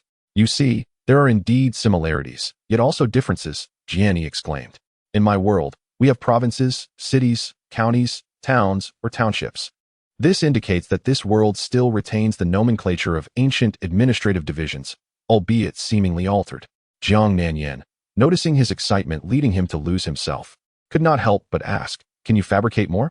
Jian Yi blinked at her for a moment, then suddenly wore a mournful expression and said, "Why do you not believe me? Who would believe you?" Zhang Xilin retorted, I must admit, your tale is quite convincing. Had I not been employed in the Special Operations Department of the Super Science Bureau, I might have been deceived. Alas, you chose the wrong target for your deception. Damn it, Jian Yi could not suppress a curse. What must I do for you to believe me? Zhang Nanyan regarded him coldly and replied, confession brings leniency. Resistance incurs severity. You should honestly disclose the truth and refrain from perplexing me with unfounded fabrications. Furthermore, how dare you utter profanity in my presence? Do you wish to forfeit your life? As her words faded, she swiftly approached Jian Yi, seizing his uninjured nose and twisting it forcefully. A pang shot through his nose, and tears streamed down his face. In that moment, he felt an overwhelming desire to end it all, wishing for a knife to cleave open his head. Allowing Zhang Nanyan to ascertain whether he was indeed lying, the hospital room fell into silence. Jian Yi yearned to convince Zhang Nanyan, yet he found himself at a loss, unable to conjure a more credible theory to sway her. Zhang Nanyan was seething with frustration. She hoped Jian Yi would provide a reasonable explanation proving he was not a spy, yet he resorted to the nebulous notion of time travel as a means of deception. In an instant, her pity for Jian Yi evaporated, replaced by disdain. Her greatest aversion was deceit, especially when she found that the object of her compassion was feigning vulnerability to elicit her goodwill. Jian Yi lay despondently on the bed, letting out a soft sigh. What is there to sigh about? Zhang Nanyan's expression remained stern. I do not belong to this world. Jian Yi relinquished his attempt to persuade her, adopting a calm demeanor. In my previous world, there are still individuals I care for. However, I am at a loss as to how to return, uncertain of the path that lies ahead. This world feels overwhelmingly alien to me. Zhang Nanyan, exasperated, could only laugh in disbelief, saying, how have you become so ensnared in your own fabrications? Oh, I understand. Do you believe that earnestly explaining to me serves no purpose? Are you attempting a new tactic, playing the depths of emotion to elicit my sympathy? Do you wish for me, whom you perceive as lacking in intellect, to be overwhelmed with compassion and naively accept your fabrications? Jian Yi, devoid of explanations, despairingly closes his eyes. Recently, he has been consumed by despair, to the point of numbness, his heart perpetually burdened and unable to find solace. He is preoccupied, concerned for his mother and sister from a world-long past, and for Feng Ruixin, who, after a brief foray into society, cast him aside, yet remains inescapably lodged in his thoughts. He ponders, in bewilderment. Is this journey through time a beacon of hope, or merely the inception of despair? Chapter 12. The night visitor during dinner. Due to Jian Yi's fractured arm, he finds himself incapacitated, prompting Zhang Nanyan to procure meals from the hospital cafeteria and feed him bite by bite. Jian Yi feels an acute embarrassment throughout his life. Only his mother and sister have tended to him in such a manner, and even during his time with Feng Ruixin, he never experienced such treatment. His face reddens more than a ripe watermelon at the thought, after fabricating a series of baseless lies to justify his ambiguous identity. Any semblance of Zhang Nanyan's newfound pity dissipates, replaced by a frosty demeanor. Were it not for the circumstances, she would never stoop to feeding a grown man. After the meal, Jian Yi turns his gaze vacantly towards the window, where the city skyline is adorned with a tapestry of vibrant neon lights, weaving a spectacle more exquisite than the aurora borealis. With nothing to occupy her, Zhang Nanyan skillfully dials her team leader, Qin Shizuan. Hello? Qin Shizuan's voice emerges, slurred and intoxicated. Indeed, he has been drinking. Zhang Nanyan feels a surge of indignation. Here she is, languishing in boredom, while he indulges in revelry, utterly unacceptable. Drinking is a means to foster camaraderie between the leader and the team members, thus enhancing productivity, Qin Shizuan defends, distorting the truth. Zhang Nanyan, uninterested in furthering this line of discussion, inquires, how is Feng Long? One shot of liquor, and he collapsed on the table. Qin Shizuan chuckles heartily. Zhang Nanyan falls silent. Feng Long is teetotal. Even the scent of alcohol would incapacitate him, and a mere drop would render his mind utterly incapacitated.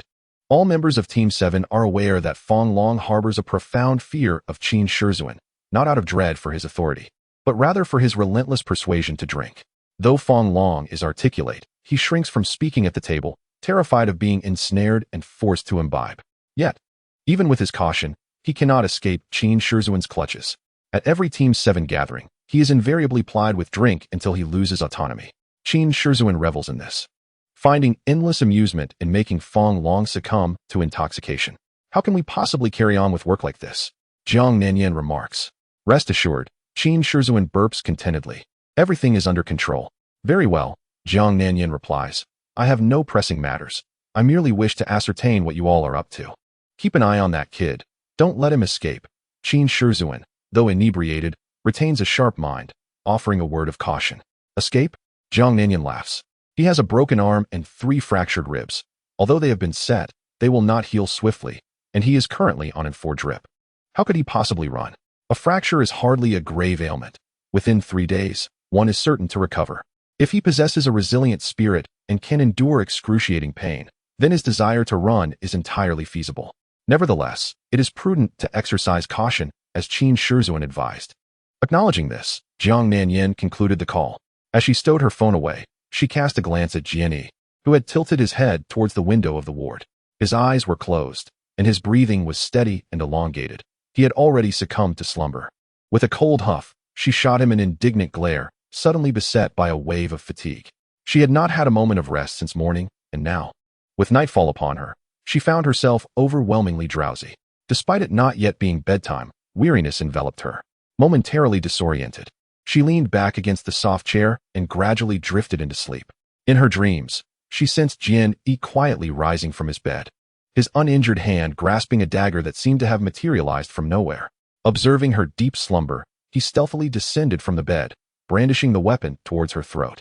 Startled, she awoke instantly, and upon focusing her gaze, she found Jian Yi still lying motionless in bed. It was merely a dream. She exhaled deeply, wiping the cold sweat from her forehead. Suddenly seized by an urge to relieve herself, she shivered and rose to head towards the bathroom within the ward. The hospital's special care unit boasted private bathrooms, along with one-on-one nursing care. The cost of such accommodations was exorbitant, available only to the affluent. Jian Yi's placement in this facility was a result of Qin Shizhuan's discussions with the hospital director, leveraging his unique status. His intention was to ensure that Jian Yi received the finest medical treatment and recovered promptly. Presently, their primary focus was on the peculiar case of the deceased, necessitating that they devote minimal resources to Jian Yi's care. As Zhang Xilin opened the bathroom door, she recalled the leader's admonitions. Unease gnawed at her, prompting her to glance back at Jian Yi. Not sensing anything amiss, she finally entered the bathroom and secured the door.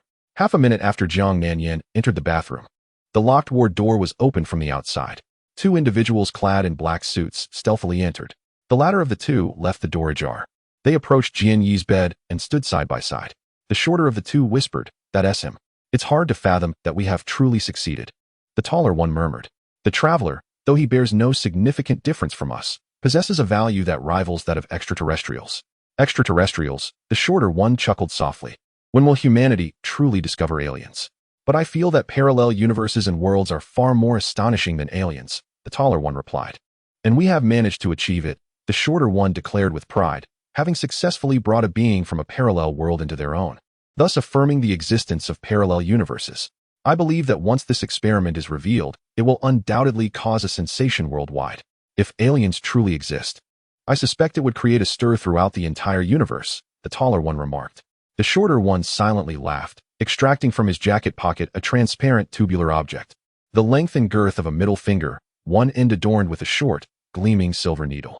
He bent down, piercing the needle into the exposed arm of Jian Yi, who lay beneath the covers, his thumb pressing down on the other end of the tube.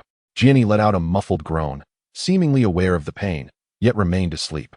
Vivid red blood surged through the needle and filled the tube until it was 2/3 full, at which point the shorter man released his thumb from the tube's end and gently withdrew the needle. Task accomplished. The taller man, witnessing this, exclaimed with delight, "I never imagined we could successfully obtain a sample from the experiment subject right under the noses of the members of Task Force 7. The shorter man removed the needle and tucked the transparent tube into his jacket pocket, sneering, "The elite of the elite in the super science division? Hardly impressive. Let us hurry. One of Task Force 7's members is about to emerge," the taller man urged, glancing at his watch. "Yes. Today we will collect the blood sample of the traveler and study it closely. We'll devise a plan to reclaim him from the task force later," the shorter man remarked, his gaze lingering on Jian Yi's face, revealing a hint of reluctance. "What's the matter?" the taller man inquired. "I just hope this experiment subject does not suffer any more harm," the shorter man replied. "His research value surpasses everything else in this world." "All right. We'll think of a way to secure him later. Now is not the time for concern," the taller man said. "Once that member of the task force appears, our escape will become difficult." The shorter man nodded and turned, declaring, "Let us go." Just then, the bathroom door swung open, and Zhang Nanyan dashed out like lightning, swiftly reaching the ward's entrance, where she kicked the door shut and coldly declared, "Leave? Where do you think you're going?" The two men in black were taken aback, exclaiming in unison, "We've been discovered." Zhang Nanyan scoffed, "I noticed you the moment you entered the ward. Is that all the task force members are capable of? It seems you hold us in contempt."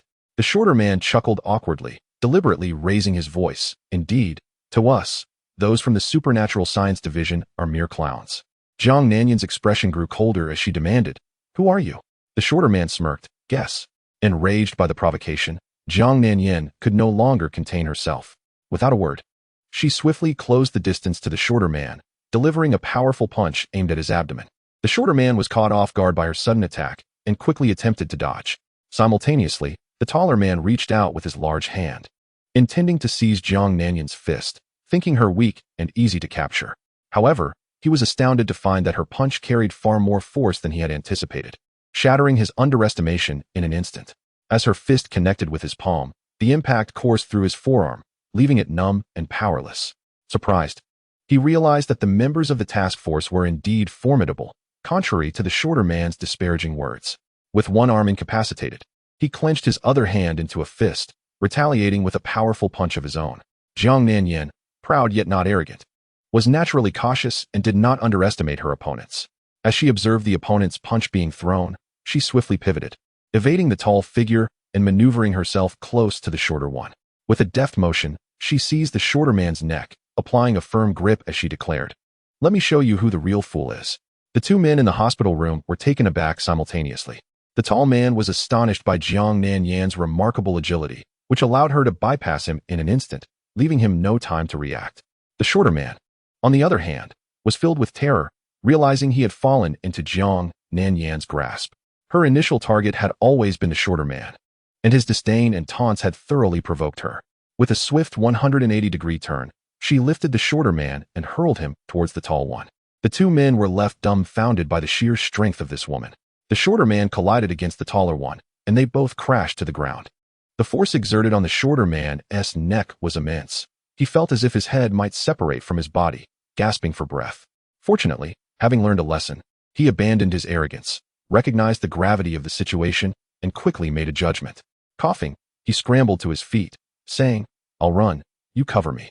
As he spoke, he darted to the door of the hospital room, grasping the doorknob and pulling back, only to find it unyielding.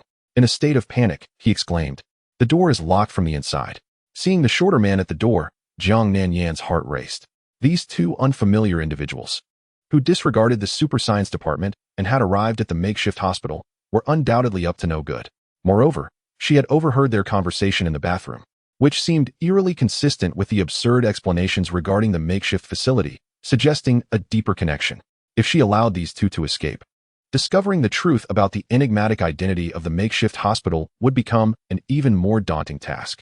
Therefore, she could not let them flee. She dashed toward the door, intent on restraining the shorter man. However, the tall man, still lying on the ground and not yet risen, reacted swiftly. As Zhang Nanyan passed by him, he reached out and grasped her ankle. Unable to halt her momentum, she fell to the floor. The tall man, seeing the shorter one panicking, urged, "What are you afraid of? Even if the door is locked, it can be opened from the inside." She didn't actually lock it. She merely closed it. "A twist of the doorknob will suffice. Hurry, run. I'll hold her off." Upon hearing this, the shorter man twisted the doorknob, and indeed, the door swung open. Elated, he shouted, "Great. Be careful not to get caught." As they conversed, Zhang Nanyan struggled fiercely, prompting the tall man to grasp her other ankle with his free hand. Shouting, "Get out of here!" The shorter man, without looking back, dashed out of the hospital room, fleeing in haste. "Damn it!" Zhang Nanyan cursed, twisting her body to sit up and delivering a punch to the tall man's left eye. He cried out in pain, releasing one of her ankles, and retaliated with a strike aimed at her eye. Zhang Nanyan deftly deflected his punch, unleashing a flurry of blows upon the tall man's face. The tall man struggled to fend off her rapid punches with one hand, occasionally taking hits to the face, crying out in pain. The ward became exceedingly noisy. On the hospital bed, the peacefully sleeping Jian Yi seemed to register the tall man's cries, furrowing her brow, smacking her lips, and gently scratching her face with her uninjured hand before returning to her slumber. Chapter 13. The Academy of Sciences. The tall man could hardly fathom the remarkable endurance of Zhang Xilin, and he was even more impressed by her strength, which far exceeded his expectations. The two grappled on the floor of the ward, and his usual confidence in his jiu-jitsu was thoroughly shattered, as Zhang Xilin techniques were more exquisite and her moves sharper. From the moment their skirmish began, he found himself at a disadvantage, forced into a defensive posture with no means to retaliate. He needed to extricate himself quickly, otherwise, the commotion would attract the night security guards, complicating matters further. Anxiously, he sought an opportunity to escape Zhang Xilin while still maintaining his defense. Her grappling skills were a source of great frustration for him. She seemed to transform into a relentless piece of toffee that he could not shake off. Driven to desperation, he resorted to using even the most unscrupulous tactics, which he typically disdained, resorting to inappropriate gestures. Under the bright lights, he could see Zhang Nanyan's flushed face and her slightly stiff movements, but her fury only intensified. And after a brief pause, her actions became even more vigorous. The tall man felt tears welling up in his eyes. He lamented that despite employing every strategy at his disposal, he was unable to subdue a single woman. If word of this got out, his friends would surely mock him mercilessly. A man and a woman sat on the floor, exchanging blows back and forth, for a full half hour. Despite Zhang Nanyan's clear dominance, she could not completely restrain the tall man. Throughout this time, Zhang Nanyan's gaze frequently darted to the bed where Jian Yi lay, hoping he would awaken at the sound of their struggle, disregard his own pain, and rise to assist her in subduing the tall man. Ultimately, her hopes were dashed. Jian Yi remained in a deep, undisturbed slumber. The occasional murmurs he made drove Zhang Nanyan to distraction as she wondered how one could sleep so soundly. Even if a thunderbolt were to shatter the room, he would remain oblivious. She began to feel her stamina waning, a tinge of irritation creeping into her heart. Having trained rigorously from a young age and mastered various combat techniques, she had also pushed her physical limits to the extreme. Unfortunately, as a woman, her innate constitution was weaker than that of a man. No amount of training could allow her to match a man's endurance in a prolonged contest. She knew that her perseverance could astonish those who faced her for the first time, but what good would that do? Over time, the physical limitations of a woman would inevitably lead to her defeat. Her competitive spirit loathed failure, yet when confronted with it, she felt a mix of indignation and helplessness, overshadowed by a profound sadness. The tall man keenly sensed her diminishing strength, his heart soaring with delight. While defending himself, he began to search for openings in Zhang Nanyan's attacks and countered. Caught off guard by his retaliation, Zhang Nanyan's forehead began to glisten with sweat. Another 15 minutes passed, and the tall man finally broke free from her entanglement, leaping swiftly towards the exit of the ward. Zhang Nanyan sprang up immediately, her hand reaching out in a desperate attempt to grasp the collar of his shirt. However, the tall man, eager to escape, retreated with remarkable speed. The diminutive figure left the hospital room ajar, inadvertently providing an excellent opportunity for the taller individual to escape. A chill coursed through him as he felt Zhang Nanyan's fingers graze the back of his collar, sending beads of cold sweat cascading down his body. Terrified of her grappling prowess and eager to avoid further entanglement, he quickened his pace and dashed out of the room, swaying as he made his way towards the staircase. Zhang Nanyan distinctly felt her fingertips brush against the collar of the tall figure, yearning to exert more force to drag him back. However, he burst forth with an explosive speed, successfully evading her grasp. Frustration simmered within her. She was unwilling to accept defeat, unwilling to watch him slip away. With gritted teeth, she charged towards the doorway, intent on pursuing him. Yet, inexplicably, as the tall figure made his escape, all her strength seemed to dissipate, leaving her with a sudden sense of exhaustion. Her legs buckled, and she fell to the ground. After a moment of stunned silence, she pounded the floor in frustration and sighed heavily. Sitting for a while, she gradually rose, only to be captivated by a glimmering object on the floor beside the bed. She approached, bent down to pick it up, and brought it closer for inspection. It was a small needle, approximately 1 centimeter in length, which would have been difficult to notice had it not reflected the light. She observed the needle stained with blood, her brows furrowing in concern. The fragmented words of 2 uninvited guests echoed in her ears, bringing a person from a parallel world to our realm. Experimental samples. The blood of a traveler. Staring at the blood on the needle for an extended period, she felt a shiver run through her. Carefully placing the needle in an evidence bag, she examined the exposed arm of the sleeping Jian Yi, immediately discovering a drop of dried blood on his arm. She settled onto the sofa, gazing at the slumbering Jian Yi, murmuring, "Could it be true what you said? That you hail from another world?" Jian Yi smacked his lips a few times before continuing his deep slumber. The following noon, Qin Shizuan arrived at the special care unit of the county central hospital and was taken aback to see Jiang Nanyan looking somewhat dispirited. Yinzi, did you not sleep well last night? I slept quite soundly, she replied, perhaps due to the restful night. Jia's previously suppressed mood seemed to have improved. And he spoke before Jiang Nanyan could respond. Oh, Qin Shizuan regarded him with surprise. How is your injury? Much better, Jia declared, revitalized. At least it doesn't hurt as much as it did yesterday. What is the matter? Qin Shizuan inquired, turning his gaze towards Jiang Nanyan. Captain, let us step outside. Jiang Nanyan said with difficulty, rising wearily. The astute Qin Shizuan sensed something amiss, nodded slightly, and exited the room. Once outside, Jiang Nanyan closed the door securely, glanced around to ensure no one was in sight, and retrieved the evidence bag from her pocket, handing it to Qin Shizuan. Please take a look at this. Qin Shizuan accepted the evidence bag with curiosity, scrutinizing it closely. His brows gradually furrowed. Where did you acquire this? In Jia's room, Jiang Nanyan replied. What? Qin Shizuan exclaimed. Startled. How could an item unique to the National Academy of Sciences be found in Jia's room? This needle originated from the academy? Jiang Nanyan was taken aback. Qin Shizuan confidently remarked, there is no doubt. Having worked in the department for many years, I have frequently interacted with the Academy of Sciences and am quite familiar with their work. If you observe closely, you will notice 3 inconspicuous dots on this needle. Under a microscope, these 3 dots actually form 3 characters. The Academy of Sciences? Jiang Nanyan inquired. Indeed, those are the very characters, Qin Shizuan affirmed. The personnel from the Academy are particularly fond of engaging in such trivial pursuits. Last night, 2 individuals seized the opportunity while I was in the restroom to stealthily enter the makeshift infirmary. I had already sensed their presence but refrained from making a sudden appearance, choosing instead to eavesdrop on their conversation from the restroom. Their objective here appears to be the acquisition of a blood sample from the makeshift patient. Acquiring a blood sample? Jiang Nanyan echoed. It seems there exists some undisclosed connection between the makeshift patient and the Academy of Sciences. If that is the case, we can eliminate the possibility of him being a spy, Qin Shizuan concluded. Matters are not so simplistic, Jiang Nanyan interjected. Yesterday, the makeshift patient explained the ambiguity surrounding his identity, yet I found it too bizarre to accept readily. It was only after overhearing the dialogue of the 2 intruders that I began to regard his explanation with a degree of skepticism. What explanation? Qin Shizuan inquired. The makeshift patient claims he is not of this world, Jiang Nanyan revealed. Upon hearing this, Qin Shizuan's expression changed dramatically. Are you suggesting that he is a time traveler? Jiang Nanyan nodded. Leader, do you truly believe in such absurdities? Qin Shizuan remained silent for a moment, contemplating the evidence bag before him.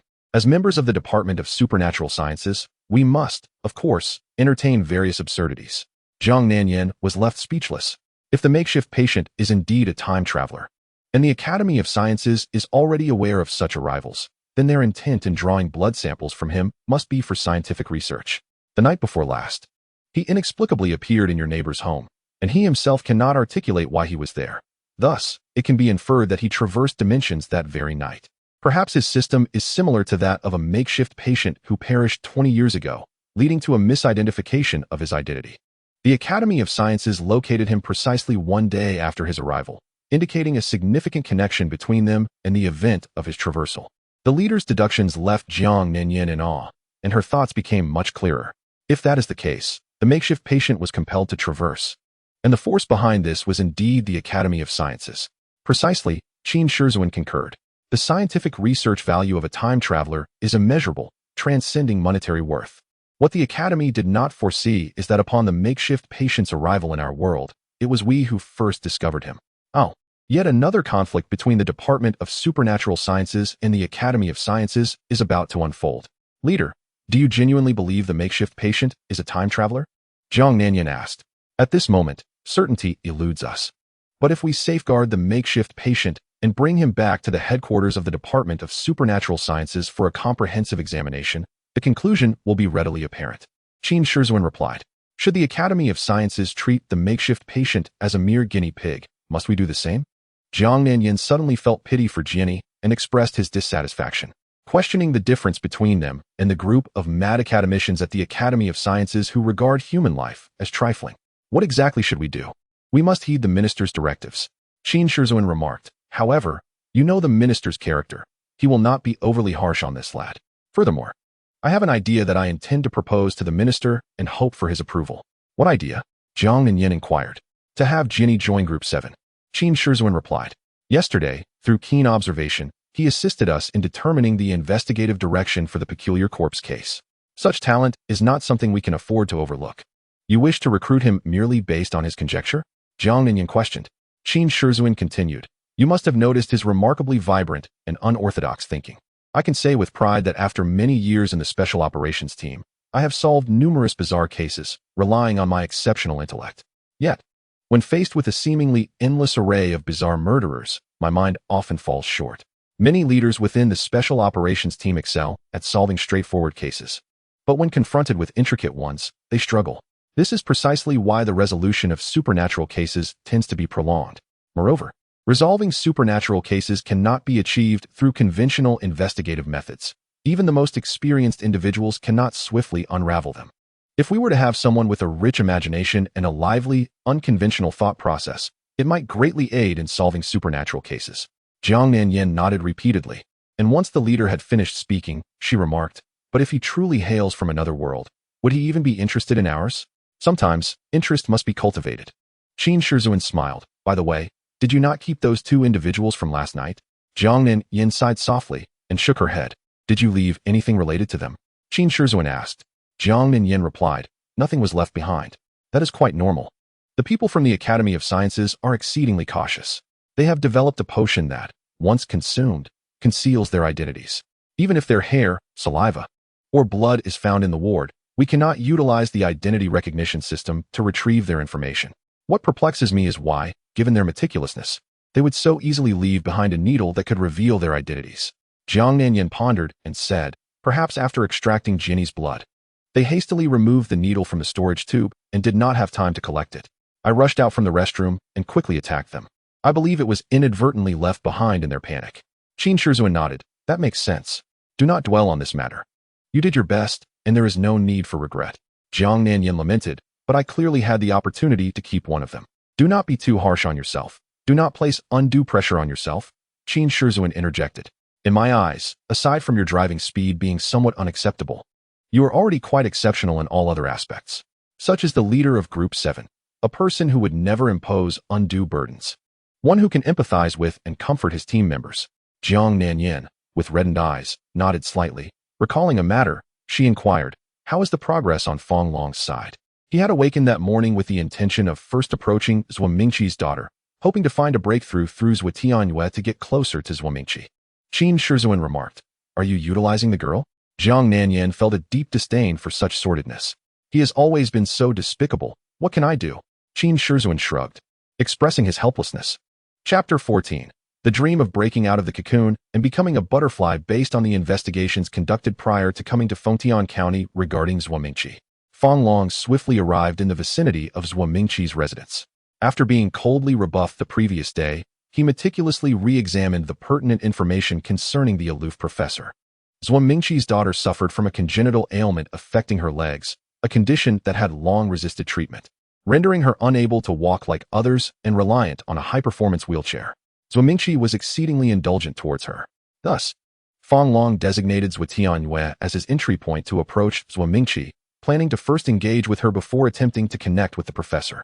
Although he held a distaste for exploiting a girl, especially one with a disability, he found himself with no other choice for the sake of his work. He could think of no alternative means to achieve his goal.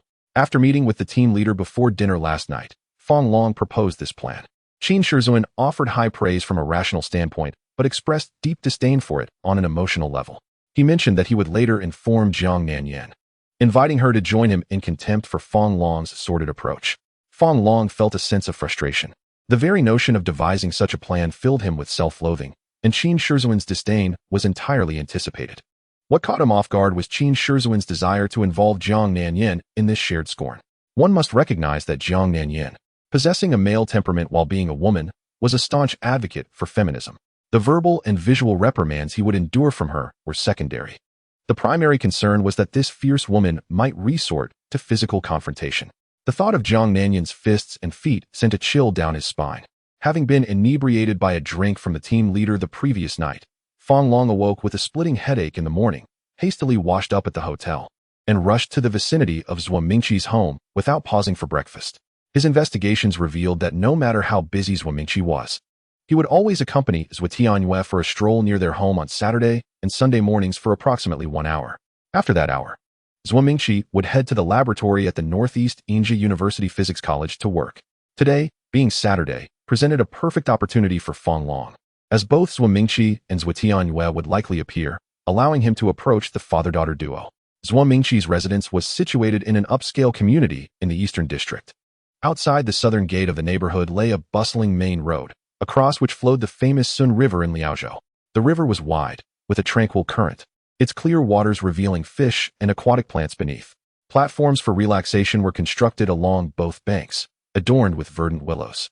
The scenery, though ordinary, was refreshing to the spirit.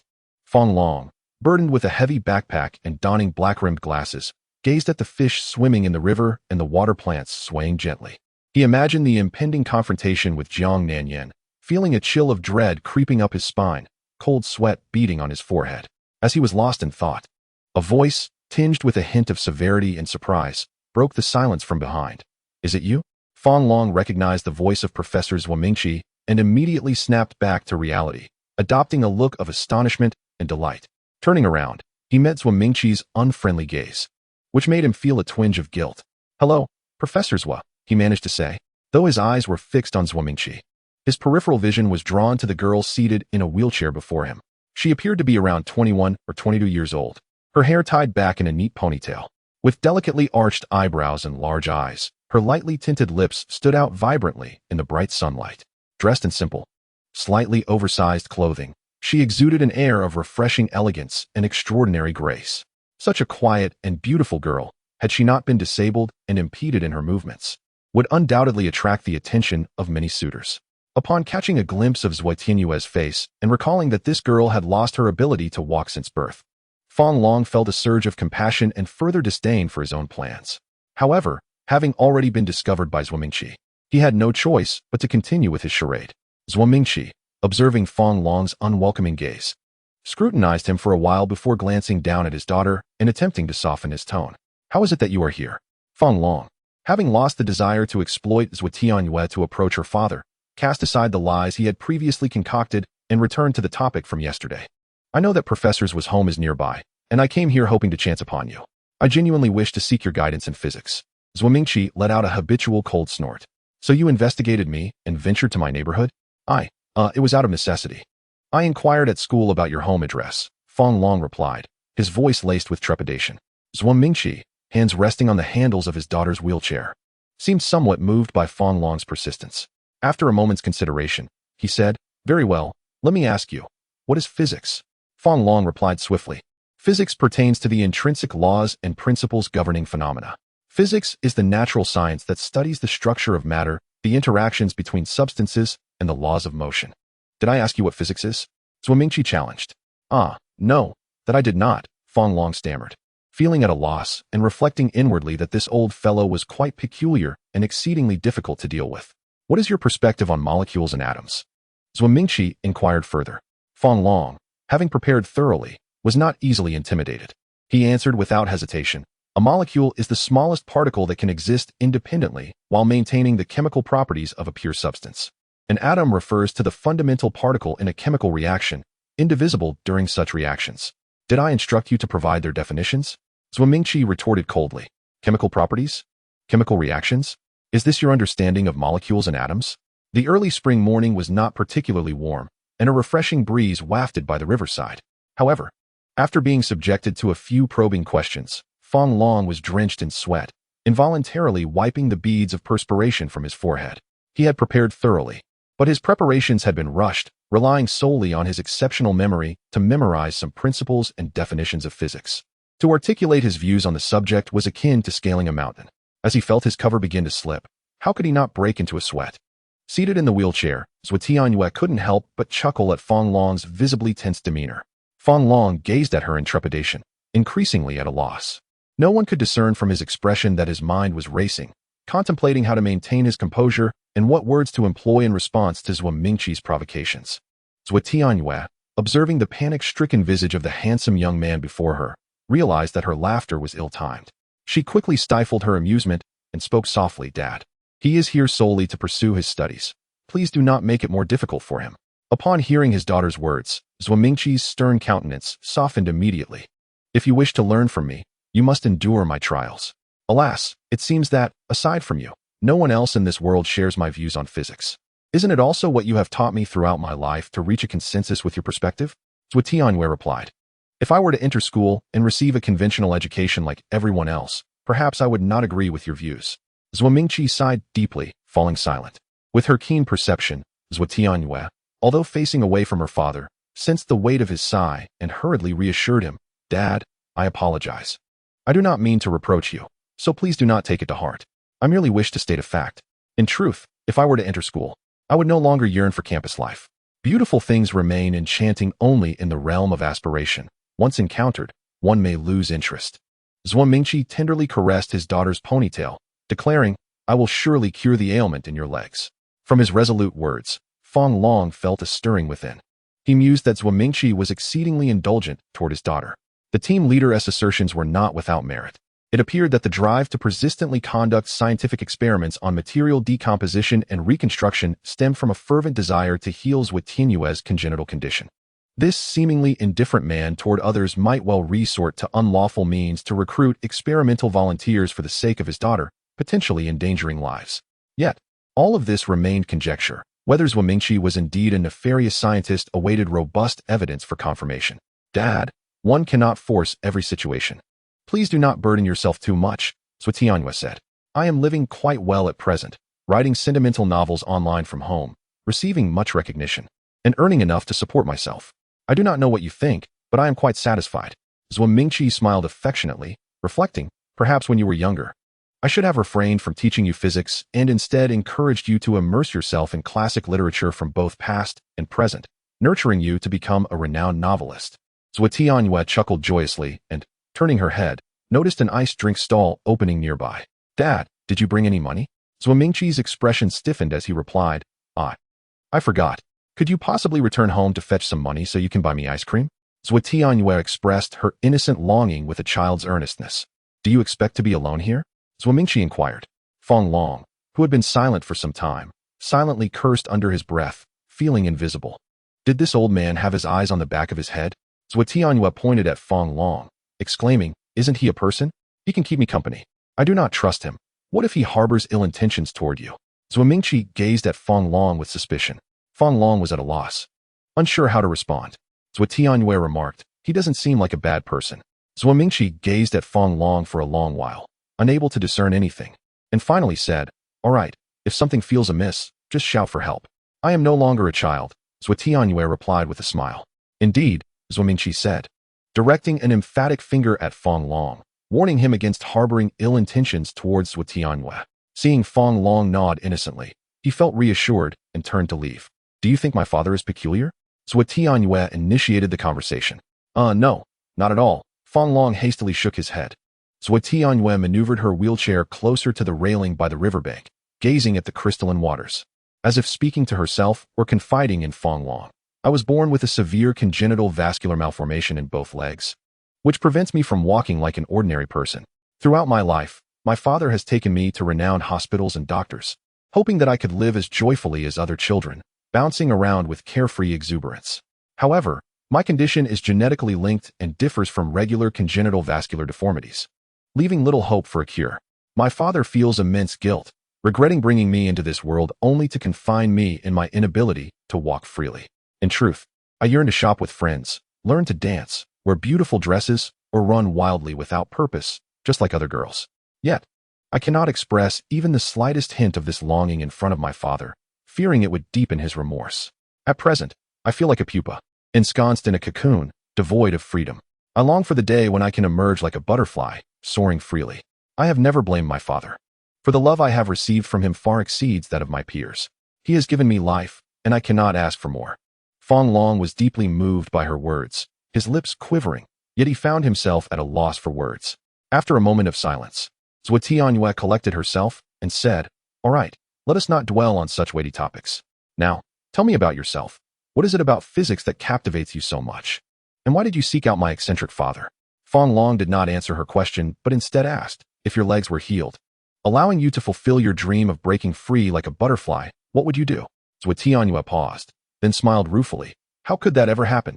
I meant, if it were to happen, Fang Long replied earnestly. In that case, there would be so much to do, Zhuo Tianyue said with a laugh. Fang Long, reflecting on the bizarre corpse case, remarked meaningfully, perhaps it won't be long before your dream comes true. Zhuo Tianyue stared at the striking Fang Long. Her lips slightly parted, her eyes filled with astonishment, along with a flicker of desire and joy. Chapter 15. The paranoid Zhuo Tianyue felt an inexplicable familiarity with Fang Long, as if recalling a memory from a previous life or a delightful date from a dream. In any case, it felt as though they were not strangers in this lifetime. Within the confines of her limited world, she remembered each person she had shared time with and could confidently assert that among her few acquaintances, there was no one quite like Fang Long. Why did she feel this way? Zhuo Tianyue pondered. Suddenly, an answer flashed in her mind, causing her cheeks to flush. It was love at first sight.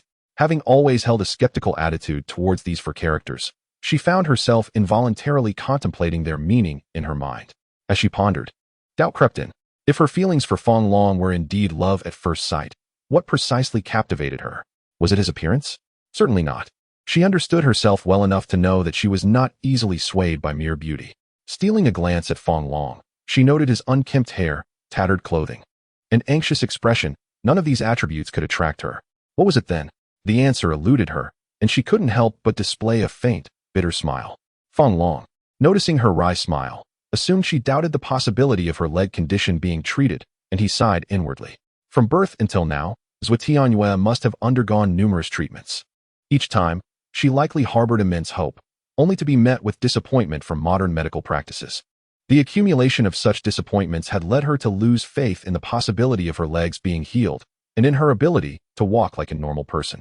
Naturally, his baseless assertions would evoke her skepticism, which was a common human reaction. He lowered his head, contemplating words of comfort to offer her. Before he could gather his thoughts, Zhuo Tianyue spoke first. Let nature take its course. If my legs can be healed, I will be elated. If not, I shall harbor no regrets. Fang Long was deeply impressed by her open-mindedness, discarding the comforting words he had prepared, and praised her. Such generosity of spirit is unmatched by many men.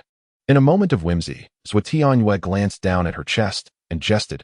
A woman's generosity of spirit is something men cannot rival. Fang Long, following her gaze, discreetly admired her proud and upright figure, realizing she had intentionally twisted her meaning. He sighed in agreement. Most girls cannot compare to you. Zhuo Tianyue's face flushed crimson as she playfully chided. You are not a good person. Realizing he had misspoken, Fang Long felt a heaviness in his heart and awkwardly stammered. I. Zhuo Tianyue waved her hand, signaling him not to be anxious, and casually shifted the topic. Do you know why my father asked you those two questions? Fang Long exhaled in relief and replied, I do not. Zhuo Tianyue explained. He was testing whether your views on physics align with his. However, few people agree with his perspective. What perspective? Fang Long inquired, genuinely curious. Zhuo Tianyue looked up at him, a playful smile on her lips. Do you wish for me to divulge my father's views on physics, so you can feign agreement to earn his approval? Fang Long's acting skills had reached a remarkable level. Her challenge was indeed simple and easily manageable. He smiled sincerely and replied, I would greatly appreciate your assistance in that regard. Do you think I would? Zhuo Tianyue asked with a twinkle in her eye. Fang Long gazed intently at her face for a long moment, responding earnestly, I do not know. Feeling uneasy under his gaze, Zhuo Tianyue looked away and whispered, If I help you, how will you repay me? Without hesitation, Fang Long answered, What I can offer is to be at your beck and call. Is this an indirect confession? Zhuo Tianyue thought shyly. Fang Long, aware that she was contemplating her response, did not rush to inquire if she would assist him, but instead looked at her with eager anticipation. Zhuo Tianyue felt a surge of anxiety under his intense gaze, and in an effort to escape his burning scrutiny, she remarked, My father believes that physics encompasses all disciplines. Since matter belongs to physics, and everything in the world is composed of matter, the birth and development of all fields are fundamentally rooted in physics. Matter is constituted by molecules and atoms. Thus, if matter falls under the domain of physics, then molecules and atoms should similarly be classified within this realm, rather than being confined to the definitions of chemistry. This is why he scoffs at your references to chemical reactions and properties in the definitions of molecules and atoms. Fang Long was left dumbfounded, blinking in disbelief, unsure how to assess Zhuo Mingqi's perspective on physics. Zhuo Tianyue continued, Molecules and atoms are the minute particles that make up matter. Therefore, Their definitions ought to reside within the realm of physics, not chemistry. Your earlier response struck a nerve with my father, surely leaving a poor first impression. Sweat beaded on Fong Long's forehead as he stammered. This viewpoint is indeed astonishingly unconventional. Zhuo Tianyue sighed. Those who acquire scientific knowledge through official channels would find such a perspective utterly unbelievable. My father has an intense passion for physics, bordering on obsession. He believes that all scientific systems should be classified under the umbrella of physics. Consequently, he harbors a strong aversion to other disciplines, especially chemistry and biology. In his eyes, physics is the supreme field, the fundamental essence for exploring all matters of existence, the very womb from which all disciplines emerge. Many academicians are aware of my father's views. While they may not voice their opinions publicly, behind closed doors, they refer to him as a fanatic, deeming him unreasonable. Fong Long remarked. The contradictions in academic viewpoints seem rather difficult to reconcile. Zhuo Tianyue nodded in agreement, indeed. Moreover, I must concede that my father is indeed obsessive. His views on physics extend to his treatment of me as well. I once expressed a desire to cease my treatment. Despite my inability to walk, I was content with my current life. Yet he would not hear of it, fixated on researching the technology of matter decomposition and reassembly, hoping to completely restore the function of my legs. Fong Long felt a chill run through him, realizing they had finally broached the main topic. He feigned indecision, appearing hesitant to speak. The perceptive Zhuo Tianyue noticed his turmoil and inquired, "What is it that you wish to say?" Fong Long hesitated, stuttering. "I am actually very interested in the experiments regarding matter decomposition and reassembly. I sought out Professor Zhuo to understand the current stage of his research." "Of course, it is at a failed stage," Zhuo Tianyue replied. "This experiment cannot be accomplished solely by my father without Uncle Zhang's assistance." "Uncle Zhang?" Fong Long asked, astonished. "Zhang Xilin, also an academician," Zhuo Tianyue explained. "A decade ago, they collaborated on the experiment of matter decomposition and reassembly, which created a nationwide, even global, sensation, leading to their joint induction into the National Academy of Sciences. However, during subsequent experiments on the decomposition and reassembly of living organisms, my father's obsessive views on physics prevented Uncle Zhang from continuing their collaboration, ultimately resulting in his departure from Dongbei Inji University to the National Academy of Sciences headquarters. Despite being aware of these intricacies, Fong Long still feigned surprise. The character he portrayed was that of a student, revealing too much insider knowledge, which made it easy for him to slip up. From the moment he first laid eyes on Zhuo Tianyue, he found himself reluctant to deceive her. Yet, for the sake of his work, he felt compelled to resort to some minor subterfuge. At that moment, he felt a twinge of contempt for the very talent he had always prided himself on.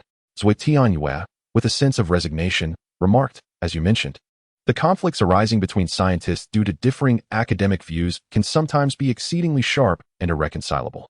Fong Long nodded, observing the gleam of wisdom in her eyes. Pondering, Zhuo Mingqi was aloof, eccentric, and difficult to approach, seemingly disinterested in anything beyond his daughter and physics. Could a man who nurtured a girl embodying such intelligence, kindness, and extraordinary grace truly be a callous villain who regarded others' lives as inconsequential? Perhaps matters were not as straightforward as the team leader had presumed. Hidden beneath the bizarre corpse case might lie secrets yet to be unveiled. Feeling the intensity of his gaze, Zhuo Tianyue lowered her head, staring at the rippling water's surface, her heart brimming with shyness. Oblivious to the girl in the wheelchair's thoughts, Fong Long remained fixated on her. Just then, Zhuo Mingqi approached, holding two brightly wrapped ice creams. Seeing Fong Long gazing intently at his daughter, he felt a surge of anger. What an audacious young man. First, he seeks to learn about physics from me, and now he has designs on my beautiful daughter. Thinking thus, he strode towards them and cleared his throat loudly. Fong Long, well-versed in social nuances, understood the implication and awkwardly shifted his gaze from Zhuo Tianyue's face, saying, "Professor Zhuo, you've returned." Zhuo Mingqi replied with a sardonic tone. "Do you wish for me to never come back?" Fong Long was at a loss for words. Zhuo Tianyue's thoughts became a jumbled mess, her cheeks flushed. Turning her wheelchair to face her father, fearing he might see through her feelings, she hastily retorted, "Dad, what nonsense are you talking about? This young man is not a good person. He harbors ulterior motives," Zhuo Mingqi stated, handing an ice cream to his daughter while shooting a fierce glare at Fong Long. "He is quite kind," Zhuo Tianyue instinctively defended him. Zhuo Mingqi raised an eyebrow in surprise before saying, "How long have you known him? How can you be so certain he is a good person? You spend too much time cooped up at home, too naive, too easily trusting of others. In this day and age, even con men can appear charming and benign." Fang Long couldn't help but admire Zhuo Mingqi's perceptiveness, despite being a lifelong academic. He possessed considerable social acumen. Whether he had discerned the truth or merely speculated, Fang Long acknowledged that he indeed was a deceiver, at least in the eyes of this father-daughter duo. Zhuo Tianyue, unfazed by her father's words, tore open the packaging, took a gentle bite of the ice cream, and laughed. "Dad, aren't you being overly cautious? Better to be prudent," Zhuo Mingqi replied, tearing open his own ice cream wrapper, glaring at Fang Long as he took a hefty bite. Fang Long chuckled ruefully. "It seems Professor Zhuo has formed a rather unfavorable first impression of me, and I find myself at a loss on how to amend it. Ever since I learned of your successful decomposition and reassembly of matter a decade ago, I have longed to seek your wisdom or perhaps your expertise in this domain.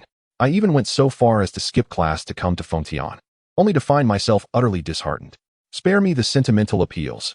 I am not swayed by such tactics," declared Zhuo Mingqi, embodying a stubborn mule. Fang Long, undeterred and unperturbed, replied, "In that case, I shall not intrude further upon your discourse. However, I shall not relinquish my pursuit. I will strive to return to seek your guidance once more. The outcome will be the same upon your return," Zhuo Mingqi interjected. Unable to bear the scene, Zhuo Tianyue called out, "Goodbye." Fang Long nodded in acknowledgement towards Zhuo Tianyue, expressing his gratitude, adjusted his glasses, and turned to depart. "You've become obstinate again," Zhuo Tianyue lamented, observing Fang Long's silhouette burdened by a heavy backpack. A rare smile flickered across Zhuo Mingqi's icy visage as he remarked, "I am quite curious to see just how far his thirst for knowledge will drive him. After experiencing setbacks yesterday and today, will he indeed return to seek me again as he claimed?" Zhuo Tianyue felt a surge of delight, suppressing her excitement to maintain an air of composure. "Father, do you hold him in high regard?" "That will depend on his performance," Zhuo Mingqi replied, shifting the conversation.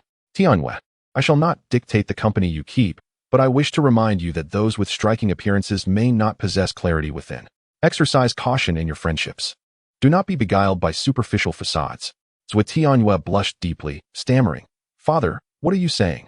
Zhuo Mingqi gently stroked his daughter's hair, advising, "In any case, being prudent in your friendships will serve you well." As Fang Long faded from view, Zhuo Tianyue's eyes sparkled with a hint of enchantment, and she nodded slightly. Fang Long departed from the banks of the Sun River, traversed the bustling thoroughfare, and arrived at a secluded corner adjacent to a residential complex, where he activated his watch's communication function to report on the progress of his recent tasks to Qin Shizun. Just as he was about to dial the team leader's code, he suddenly felt a sharp pain in his carotid artery, akin to a mosquito bite, sending waves of discomfort coursing through him. He reached to touch the source of the pain and felt a small lump at the site. Pulling it closer to examine, he was instantly overwhelmed with dread. In his palm lay a black sphere the size of a grain of rice, reflecting an eerie luminescence in the sunlight. What instilled fear within him was not merely the sphere, but rather a slender metallic needle, half a centimeter long, protruding from it, with a clear liquid oozing from the needle's tip. The tingling sensation rapidly spread, enveloping his head and upper body in an unrelenting wave that cascaded towards his limbs. His body swayed slightly as he sensed the internal shift, fixating on the sphere's needle, and 6 words flashed through his mind: high-performance anesthetic. Chapter 16. Qin Shizun and Zhang Nanyan stood before the hospital window, watching as Jian Yi cooperated with the nurse in changing his dressings. "This young man's mental state is far improved compared to before," Zhang Nanyan observed. Qin Shizun reflected, if the notion of traversing worlds is indeed true, then his prior feelings of confusion and helplessness must certainly be connected to this phenomenon. As he articulated, our world shares similarities with his, yet also diverges in notable ways. In this world, he recognizes familiar faces, yet these individuals remain oblivious to his existence, for he departed from this realm 2 decades prior. As he grapples with the reality of his transmigration, the stark contrasts between the 2 worlds leave him in a state of bewilderment, a perfectly natural reaction. The otherworldly Fang Ruixin is presumed to be his girlfriend. Upon learning of her tragic demise in our world, he mistakenly believes it to be the same girl he once knew, thus plunging him into profound sorrow, even drawing strength from that grief to escape right beneath our noses. However, upon realizing that the Fang Ruixin who met her fate is not his beloved, his mental state improves considerably. Yet, one must observe that a trace of melancholy still lingers in his brow, suggesting an underlying struggle to come to terms with the notion of transmigration. This phenomenon signifies his departure from the familiar world, from cherished individuals, and from all that he once knew. Zhang Nanyan inquired, "Team leader, Do you think he could traverse back to our world? I cannot say for certain, Qin Shizhuan replied, shaking his head. The answer to that question can only be found within the Department of Paranormal Studies. This department, dedicated to the exploration of supernatural sciences, operates alongside the Special Operations Division, both under the aegis of the Department of Supernatural Sciences.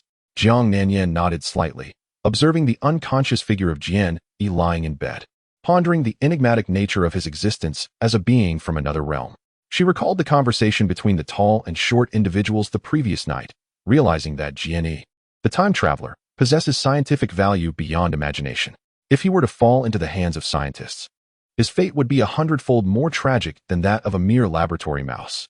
Unbeknownst to him, Jian Yi is already being scrutinized by those fearsome individuals at the Academy of Sciences. The most lamentable aspect of existence is the proximity of danger, while the threatened remain entirely unaware. Despite her team leader's assurances of safeguarding Jian Yi, she remains deeply concerned for his safety. Having witnessed Jian Yi's genuine emotions towards the dismembered Feng Ruixin, and having personally experienced his explosive grief, Jiang Nanyan, though aware that it is all a misunderstanding, perceives the true essence of Jian Yi and even glimpses his unblemished heart. Thus, in her eyes, Jian Yi transforms from a lecherous figure into a devoted man. In this contemporary era, traditional science advances at a rapid pace, with the momentum of societal and economic progress accelerating even more swiftly. Human desires burgeon, gradually leading to a loss of spiritual clarity, particularly among the younger generation, after attaining substantial security in life. Their insatiable material desires overshadow the pursuit of spiritual enjoyment and elevation, casting aside traditional values. The relationships between men and women have devolved into chaos and depravity. The notion of fidelity has become an archaic concept, ridiculed by the youth, reduced to a derogatory term in their discourse.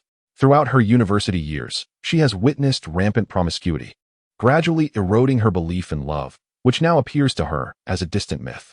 She embodies a girl with a masculine spirit, a staunch advocate for feminism. She cannot abide the sight of girls being mistreated, nor can she tolerate men who belittle women, and she detests the promiscuity of girls who lack self-respect. Of course, she equally abhors men's infidelity. Upon witnessing the moment when Jian Yi descended into madness due to Feng Ruixin's demise, she realized that this man, despite his disordered thoughts, mediocre physique, and unremarkable appearance, possessed a loyalty that shone brilliantly. Consequently, she began to worry for Jian Yi, hoping that he would not deceive her, as she always wished for those she admired to be devoid of falsehoods. Yesterday, Jian Yi claimed to have traversed from another world, a notion she found utterly incredulous and hard to believe. Choosing skepticism, she perceived his words as fabrications, leading to profound disappointment. The dialogue between the tall and the short ignited a flicker of belief within her regarding Jian Yi. This individual she had known for less than a day. For reasons she could not articulate, her lingering discontent over Jian Yi's supposed deceit began to lift upon overhearing the conversation of two unexpected guests. As if a heavy stone had been released from her heart, granting her immense relief. Gathering her scattered thoughts, she quietly inquired, "Team leader, can we ensure his safety?" Qin Shizhuan regarded her with an odd expression and remarked, "From what I understand of you, it seems you are concerned for him." Jiang Nanyan shook her head vigorously, asserting, "Why would I care about his life or death?" Qin Shizhuan smiled faintly and said, "There are things I wish to convey to you, but I hope you will refrain from interrupting me with your fists." Jiang Nanyan met his gaze for a few seconds and replied, "In that case, perhaps it's best not to say anything. I fear I may lose my composure." Qin Shizhuan turned to face the window, resting his arms on the sill, gazing outward while speaking to himself. Time compels individuals to move forward relentlessly. Even if one wishes to halt, it is impossible to do so. Thus, one cannot dwell in the past, linger in memories, or wallow in sorrow. Some individuals, having faced emotional setbacks, cease to believe in love, losing faith in all members of the opposite sex, and feel compelled to resort to violence against those they perceive as threats. This is misguided. At times, I believe Feng Long is correct. It is a malady that needs addressing. When a person's heart is wounded, they seal their soul away from others, forbidding any touch. Such behavior is both foolish and naive. Isolating oneself does not punish others, but rather inflicts harm upon oneself. Pretending to be strong is, in the eyes of many, more pitiable than a homeless orphan on the streets. Jiang Nanyan understood that the team leader was subtly admonishing her, and although she felt a mix of shame and anger, she refrained from retorting, astonishingly managing to control her emotions and suppress her immediate outburst. Silently reflecting on each word spoken by the team leader, she recollected her past, and her previously organized thoughts became a chaotic tangle. No matter how hard she tried, she could not untangle them in a short span of time. Qin Shizhuan gently patted her shoulder, saying, "Your silence indicates that my words have resonated with you. Reflect on them carefully, and do not continue to torment yourself." Jiang Nanyan cherished the camaraderie expressed in the exchanges among men, the emotions conveyed through coarse language and the bonds forged through physicality. It was something she yearned for. Alas, being a girl, the men around her seemed to harbor biases against women, never uttering profanities in her presence nor engaging in friendly combat. She despised heartfelt discussions as they made her feel vulnerable, unable to stand on equal footing with others. The team leader's words indeed had an impact, parting the clouds of her despair, yet she felt no joy, for she was left feeling pitted. Thus, she shrugged off Qin Shizhuan's hand. Qin Shizhuan, unfazed, merely smiled and remarked that a simple matter had become convoluted, involving the Academy of Sciences, necessitating a report to his superiors. "You keep an eye on the straightforward matters here. I shall step out for a moment." When it came to work, Jiang Nanyan was always resolute, nodding in agreement. Upon exiting the hospital room, Qin Shizhuan sought out a secluded corner. Just as he was about to dial a number on his wristwatch, he felt it vibrate. An incoming call rang out, and upon closer inspection, the screen displayed the name Sima. Within the Supernatural Science Department, there was but one individual with the surname Sima, the head of the Special Operations Division and Deputy Minister of the department, Sima Yuan, who oversaw the 9 special action teams. Just as Qin Shizhuan intended to report to this deputy minister, he was surprised to find Sima Yuan had reached out to him first. Having worked in the Supernatural Science Department for many years, he was well acquainted with his superior's demeanor. Under ordinary circumstances, Sima Yuan would never initiate contact with subordinates. This indicated that something significant had transpired, and it was occurring in Fengtian County. After staring at the watch's screen for several seconds, he sighed and answered the call. "Boss, what instructions do you have? How is the investigation into the bizarre corpse case progressing?" Sima Yuan's serious and composed voice emanated from the watch. "We have a general direction. Feng Long is currently conducting the investigation," Qin Shizhuan replied. "Is the pressure considerable?" Sima Yuan inquired. "With you overseeing things, how could the pressure not be substantial?" Qin Shizhuan jested, then added, "Boss, let us get straight to the point. What do you wish to convey?" It seems that not only have I gauged you all, but you have also discerned my nature," Sima Yuan responded, his tone reflecting his serious yet approachable disposition. Qin Shizhuan chuckled. "There is another task, isn't there?" "Indeed," Sima Yuan confirmed. "I need you to uncover the members who have infiltrated Fengtian County." Qin Shizhuan was taken aback, exclaiming, "What?" Sima Yuan reiterated yes, with his superior's confirmation. Qin Shizhuan swallowed hard, momentarily at a loss for words, his mind racing to process the information. The term Divine Secrets, signifying a clandestine international organization within the realm of supernatural science, surfaced in his thoughts. This organization had made a grand debut in 2003, employing supernatural scientific methods to reduce a large office building in New York City to dust. The solid structure disintegrated within 10 minutes, enveloping the surrounding area in a cloud of debris, resulting in thousands of injuries and over 3,000 fatalities. The impact of this terrorist attack far surpassed that of the 9/11 incident, leading the American Supernatural Science Incident Management Center to categorize it as a Grade A terrorist attack. Dubbed dusting. Through the dusting incident, this organization entered the purview of various nations' supernatural science security departments. It was deemed a mysterious organization because, over the past decade, it had orchestrated numerous supernatural scientific terror attacks globally, with security agencies around the world striving to apprehend even its lower-tier members on rare occasions.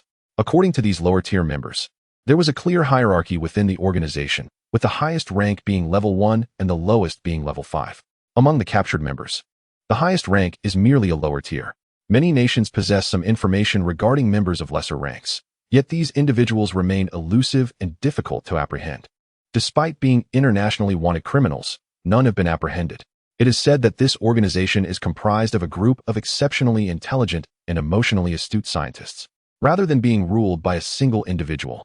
The identities of the higher echelons within the organization are shrouded in mystery, inaccessible to those of lower ranks. Consequently, external observers can only make subjective conjectures about the internal structure of this terrifying organization based on their interactions with lower-ranking members. The audacity of such a clandestine and fearsome terror group to send operatives to China surely harbors undisclosed conspiracies. Qin Shizhuan felt the weight of this reality pressing heavily upon his shoulders. You and your team have solved numerous cases. However, in comparison to this colossal entity, those cases seem trivial. It is time for you to stand on the front lines and confront the true adversary, Sima Yuan remarked meaningfully. I understand, Qin Shizhuan replied. Chief, how do we discover their movements? Sima Yuan explained that the members of this organization issue a challenge to the security agencies in their operational areas before each action. And this time was no exception. Their challenge had already reached my desk. According to their challenge, it appears that 2 members of higher rank and 4 of lower rank are involved in this operation. What an audacious terrorist organization, Qin Shizhuan lamented. Haha, work diligently. And if you manage to capture a higher-ranking member, I shall reward you with a case of fine wine, Sima Yuan declared. Qin Shizhuan's appetite was piqued, and he smacked his lips, stating, It's a promise. A promise indeed, Sima Yuan chuckled. Qin Shizhuan felt a surge of excitement. This long-lost sensation invigorated him. As the deputy minister said, it is a mysterious, terrifying, and grotesque behemoth. Engaging in a battle of wits and courage with such an enemy would leave anyone restless with anticipation. He found it somewhat difficult to restrain his emotions, his eagerness to seek out the members stirring within him. Chapter 17. Grim news. Having worked for many years, Qin Shizhuan was composed and adept at controlling his emotions. Although he was eager to engage with the organization as higher-ranking members, he refrained from abruptly ending the call and aimlessly searching the city. Once Sima Yuan finished assigning tasks, Qin Shizhuan meticulously reported the progress of the peculiar corpse case, unexpectedly revealing the nighttime raid on the hospital by the individual known as Jian Yi and others from the Academy of Sciences, along with some of his own thoughts. As Qin Shizhuan anticipated, Sima Yuan remained silent for a considerable time after hearing the report. The emergence of the traveler was too extraordinary. Anyone learning of this matter would require time to digest such bizarre information. Qin Shizhuan remained patient, quietly awaiting his superior's instructions. After a silence lasting a full minute, Sima Yuan finally spoke. The personnel from the Academy of Sciences intend to bring Jian Yi from another world 2 hours for thorough research. Coincidentally, due to an unforeseen event, you discovered him before the Academy's personnel did. Because of his unclear identity, he was retained in your vicinity. Moreover, the direction of the investigation into the peculiar corpse case was clarified through Jian Yi's conjecture. It appears that the scientific research conducted by the Academy of Sciences extends far beyond traditional realms, even venturing into the domain of parallel worlds, and has brought an extraordinary young individual into our midst. Indeed, Qin Shizhuan possesses a remarkable capacity for leapfrogging thought and a rich ability for association, which is truly admirable. From a mere point, he was able to draw connections, establishing the direction for our investigation. Although based solely on conjecture, his insights have shattered the stalemate of the case, which is commendable. It was precisely for this reason, after dismissing his identity as a spy, that I conceived the idea of integrating him into the Special Operations Department. Sima Yuandao remarked, Your ideas are sound. We cannot overlook any talent. Individuals with unique abilities should certainly be welcomed into the Special Operations Department. You must ensure his protection and prevent him from falling into the hands of the Academy. My only concern lies with the Research Department of Psychological Studies. Those individuals are equally mad scientists. If they were to discover that Jian Yi is a traveler from another dimension, they would likely spare no effort in transforming him into a research subject. I share your concerns regarding this matter. Qin Shizhuan inquired, Chief, could you perhaps consult the minister to gauge his thoughts on this situation? Very well, Sima Yuandao replied. Your task is formidable. Exercise utmost caution. Understood, Qin Shizhuan affirmed. Subsequently, the two exchanged trivial remarks before hastily concluding their conversation. Instead of departing immediately from the secluded corner, Qin Shizhuan adjusted his watch to the group voice communication mode, enabling him to issue commands remotely to all team members. Attention all members, I have a new directive. The watch promptly echoed with Jiang Nanyan's surprised voice. Captain, why not simply convey the order beside me instead of hiding? Be serious, Qin Shizhuan responded. With a leader like you, it's hard for us to maintain seriousness. A lewd male voice chimed in. Captain, what is the command? Asked another voice, cold yet resolute. Clearing his throat, Qin Shizhuan declared, I have just received word that 2 Level A members and 4 Level B members have infiltrated Fengtian County. The higher-ups require us to take immediate action to unearth these infiltrators. Regardless of your locations, proceed to Fengtian. We will convene at Yinzi's residence at 9 o'clock tomorrow morning to devise an action plan.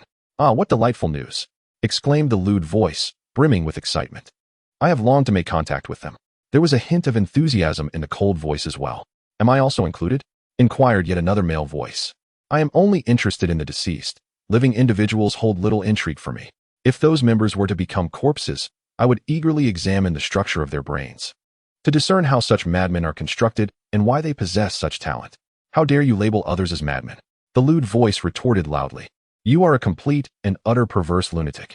Enough of this nonsense, Qin Shizuan commanded sternly. Fanlong, did you hear me? If feasible, please set aside your current tasks and join us at Yanzi's residence for the meeting. After a moment of silence, Fanlong did not respond. Fanlong, what are you up to? Qin Shizuan called out loudly. Still, there was no reply. Qin Shizuan was filled with fury at such a critical juncture. Fanlong had inexplicably vanished. Even with his typically placid demeanor, he could no longer contain his anger. Just as he was about to erupt, a heavy voice emanated from the watch. Captain, both Fanlong's watch and phone have been destroyed. We have lost contact with him. What? The disconcerting voices of Zhang and Yin, Qin Shizuan, and others echoed simultaneously, each voice laced with apprehension. Everyone understood the grave implications of losing communication devices, and the air was thick with shock. Silence enveloped the communication. Moments later, Qin Shizuan, his voice trembling, inquired, when was this discovered? Just now, at the moment you issued the command, the girl replied. It seemed Fanlong had encountered trouble. The cold voice interjected, considering everyone's sentiments, I used the word seemed. In truth, we all recognize that communication devices are paramount for the members of the Special Operations Department and must be safeguarded at all costs. In the event of danger, as long as one retains the ability to act, it is imperative to relay messages to the captain or comrades via watch or phone, succinctly reporting one's circumstances. The destruction of both Fanlong's devices prior to any message being sent indicates he was caught off guard, unable to communicate. On a more optimistic note, he may have been captured. On a more pessimistic note, he could very well be deceased. Qin Shizuan's countenance darkened, his left hand, adorned with the watch, trembled slightly. The 7th team was relatively new, with few members, each personally recruited and nurtured by him. He had guided them into the realm of the Supernatural Science Division and the Special Operations Department, introducing them to cases of the paranormal. As the captain and the eldest member, he regarded each individual as his own sibling, feeling responsible for their journey down this extraordinary path. He had always believed this and acted accordingly. Since the establishment of the 7th team, they had successfully solved numerous cases. Although there had been injuries and near-death experiences, he had never felt excessively anxious. He understood that, with contemporary medical advancements, as long as injuries were not overly complex, they could be effectively treated, returning the wounded from the brink of death. However, Fanlong's situation was exceptionally dire. His communication devices were destroyed, severing all ties with the team, leaving him utterly unreachable. This scenario was the most terrifying, as Fanlong's life was likely in grave danger. Fear began to grip him, cold sweat cascading down his body. The team members were equally concerned for Fanlong's safety, yet they were acutely aware that their captain was even more troubled. Through their shared experiences, they understood the essence of their leader. He was a man who cherished his wine, but never allowed it to interfere with his responsibilities. Nor did it affect the bonds among his siblings. Whenever faced with an insurmountable challenge, they would choose silence, engaging in thoughtful contemplation to alleviate the burdens of their captain. After a prolonged silence on the communication line, someone finally spoke up. The cold voice resonated once more. The captain's orders remain unchanged. We shall convene at Yanzi's house tomorrow at 9 o'clock sharp. No one is to be absent. The peculiar case of the deceased body and the invasion, coupled with Fanlong's mysterious disappearance, has intensified the burden upon us. The team leader requires some time to devise the subsequent plan. The urgency of the situation is palpable. We must remain composed and steadfast, avoiding any impulsive actions. Furthermore, everyone should contemplate our forthcoming tasks, striving to resolve the formidable challenges we face with utmost efficacy. Upon hearing these words, the heavy weight pressing upon Qin Shizuan's heart lightened somewhat. He exhaled a sigh of relief and stated, as cold you suggested. Let us promptly head to Fengtian County. Understood. The other team members echoed in unison. Qin Shizuan concluded the call, inhaled deeply, and gradually released his breath to steady his emotions before turning to leave the secluded corner. In the special monitoring ward, Zhang Nanyan raised her right hand across her chest. Lost in thought, Fanlong, known for his chameleon-like acuity, rarely faltered in solving supernatural cases and boasted the lowest injury rate in the team. It was unexpected that he would stumble this time, vanishing without a trace, leaving his fate uncertain. The nurse, having prepared the necessary medication, noticed Jiang Nanyan's dazed expression and cautiously inquired, "Is something the matter?" Jiang Nanyan seemed oblivious to the question. Shortly thereafter, Qin Shizuan entered the room, casting a brief glance at the nurse on the bed, offering a slight nod as a greeting, before addressing the distracted Jiang Nanyan. "You remain here to watch over the nurse. I need to find a quiet place to think."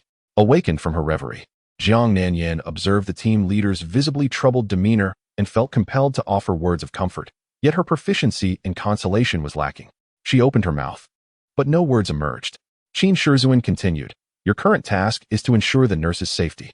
Tomorrow morning, you will take him back to your home." Jiang Nanyan comprehended that for the upcoming team meeting, all members were required to attend, except for the missing Fong Long, and since the nurse needed protection, she had no choice but to bring him along. She nodded in understanding, affirming, "I understand. I shall take my leave." Qin Shizuan waved his hand and exited the ward. Jiang Nanyan was acutely aware that the team leader needed solitude to collect his thoughts and manage his emotions. Having someone accompany him would only serve to exacerbate his turmoil. Thus, she refrained from seeing him off, merely watching him depart. With only the two of them remaining in the ward, Jiang Nanyan let out a long sigh. Her brow furrowed in distress as she settled into the chair.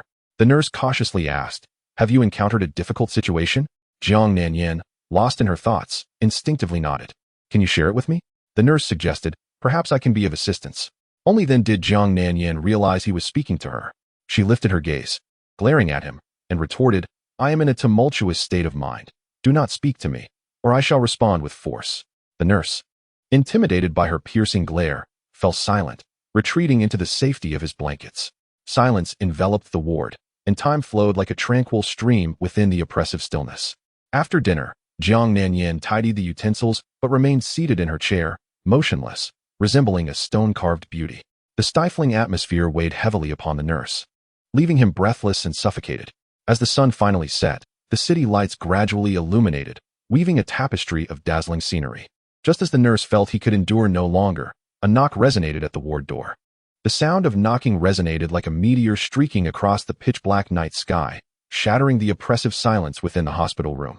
Jian Yi, momentarily roused, refocused his scattered gaze upon the door, silently expressing gratitude towards the knocker. Jiang Nanyan furrowed her brow, evidently displeased with the intruder disrupting the tranquil atmosphere. With a frown, she stood up and approached the door, pulling it open to reveal the dedicated nurse from the special monitoring ward. However, the nurse, gripping the handle of the medication cart, was not the one who had attended to Jian Yi's bandaging during the day. Despite the mask obscuring her features, Jiang Nanyan discerned the subtle difference in their heights.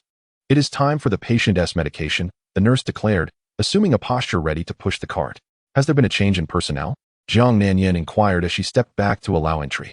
"Yes, we are on a shift rotation," the nurse replied, wheeling the cart into the room while failing to close the door behind her. Once the nurse was inside, Jiang Nanyan shut the door and locked it from within, turning to fix her gaze on the nurse's back as she coldly asked, "Who are you?" Chapter 18. The Enchantress. Upon hearing Jiang Nanyan's icy inquiry, Jian Yi felt a jolt of surprise, and his gratitude towards the nurse evaporated in an instant. Though his interactions with Qin Shizuan and Jiang Nanyan had been brief, his keen sensitivity to detail allowed him to perceive an aura of inscrutability that surrounded them.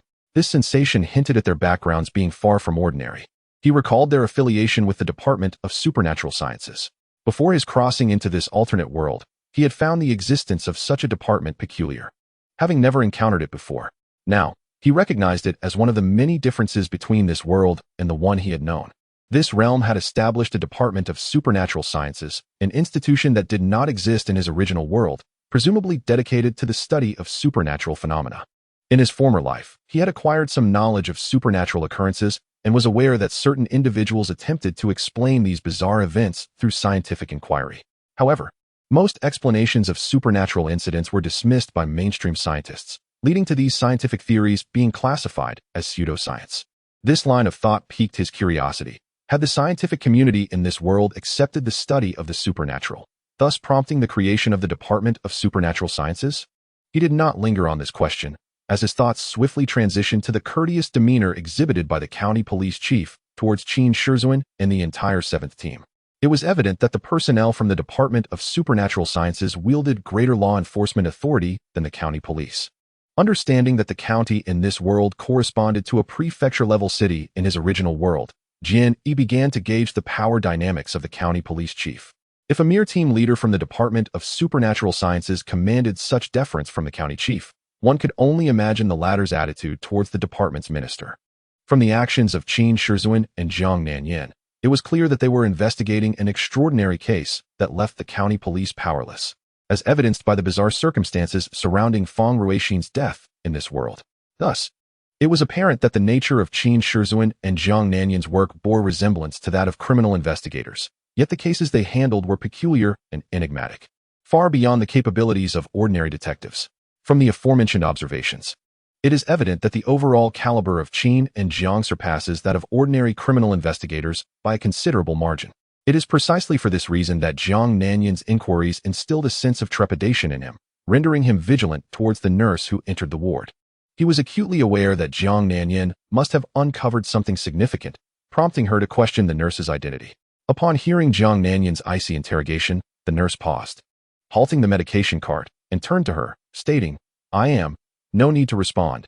Just present your identification for me to examine," Zhang Xilin interjected coldly. The nurse, flustered, fumbled in her uniform pocket and replied, "My ID is in my handbag. I do not have it on me. Go retrieve it now and show me your identification," Zhang Xilin commanded, her expression as frigid as frost. Even a clay figurine would retain some semblance of temper. How much more so a living person? Unable to withstand Zhang Xilin's abrupt inspection, the nurse could not help but retort, "On what grounds do you demand to check my ID?" "Simply based on your suspicious demeanor," Zhang Xilin replied. "In what way am I suspicious?" The nurse removed her mask, revealing a stunning visage, indignantly declaring, "What gives you the right to label me as such?" "Your eyes," Zhang Xilin stated. "They are amber, while the typical Asian eye color is brown. Although the shades may appear similar, there exists a distinct difference in depth. I suspect you possess mixed heritage rather than pure Asian lineage. Furthermore, your pupils are not round, but rather elliptical, leading me to preliminarily conclude that you are not entirely human." The makeshift observer on the bed nodded vigorously, exclaiming, "Your observation is indeed meticulous." The nurse, her earlier tension easing, shrugged in resignation, saying, "I thought my appearance was flawless, having made no significant alterations, yet you have seen through me. Individuals from the Department of Supernatural Sciences in China are certainly not of ordinary caliber." Upon noticing her indirect admission, Zhang Xilin immediately adopted an aggressive stance, demanding, "Who exactly are you?" The nurse removed her uniform, revealing a form-fitting black ensemble, and replied with a smile, "I believe I should be considered your adversary. Perhaps you have already received orders to deal with us. My true name is not suitable for disclosure, but I can share my code name. It is Siren." Zhang Xilin's gaze sharpened. "You are a member of the organization." The woman, who identified herself as Siren, smirked with pride, "A level member." Zhang Xilin inhaled sharply. As a member of the Special Operations Division within the Supernatural Sciences Department, she was not only aware of the organization's terrifying nature, but also fully cognizant of the dread associated with its level members. Thus far, the supernatural security agencies of various countries have exerted every effort, yet have failed to capture a single level member of the organization. This underscores the extraordinary abilities of those within the organization, who are cunning and treacherous. Even the most intricate traps cannot ensnare them. Some nations have even mythologized the level members, regarding them as the closest to divinity, believing that with humanity's current means of pursuit, capturing them is utterly impossible. Now, standing before Zhang Xilin was a level member, a being often described as elusive as a dragon, merely a meter away, within arm's reach. The shock that reverberated within Zhang Xilin was beyond description. Lying on the bed, the simple-bodied individual suddenly jolted, incredulously exclaiming, "What? She is not human?" Zhang Xilin gazed at him in silence, speculating that his realization of her earlier statement, that the female demon was not a human, had come with an unfortunate delay, indicative of an excessively prolonged reflex arc. The demoness appeared unfazed by the revelation of her identity, disregarding Zhang Xilin's aggressive posture. Instead, she turned to look at the simple-bodied man, smiling as she spoke, "I was once human, but due to certain circumstances, I have transformed into something non-human. Nevertheless, by certain traits, I should still be considered human." In a state of terror, the simple-bodied man inquired, "What exactly are you?" The demoness bared her teeth, and two pristine fangs visibly elongated at an alarming rate, reaching a length of 2 centimeters. Once the fangs ceased their growth, she smiled slightly and declared, "To put it simply, I am a vampire." A vampire? He exclaimed in astonishment. Is it possible that vampires exist in this world? Be quiet, Zhang Xilin admonished sharply. Those who frequently engage with the realm of supernatural sciences would immediately discern that the simple-bodied man's words revealed he was not of this world. He belonged to a terrifying organization that delved into supernatural studies, its members possessing an in-depth understanding of such sciences, their thoughts unconfined by conventional scientific norms. As a member of a high rank, the demoness could very well deduce his identity from his words. The immeasurable scientific research value that a traveler from another realm held would undoubtedly captivate her. Thus, upon hearing his exclamation, she promptly commanded him to silence. Fearful of her reprimand, the simple-bodied man immediately sealed his lips, not daring to breathe audibly. Observing his trembling demeanor, the demoness found him rather endearing and chuckled softly. Turning to Zhang Xilin and asking, "Do you still wish to conceal anything?" Noticing the confidence radiating from her, Zhang Xilin's heart raced with alarm, pondering whether she had already uncovered the simple-bodied man's identity. However, since he was brought to this world by the Academy of Sciences, only those within that institution and the Super Science Division were privy to his status as a traveler.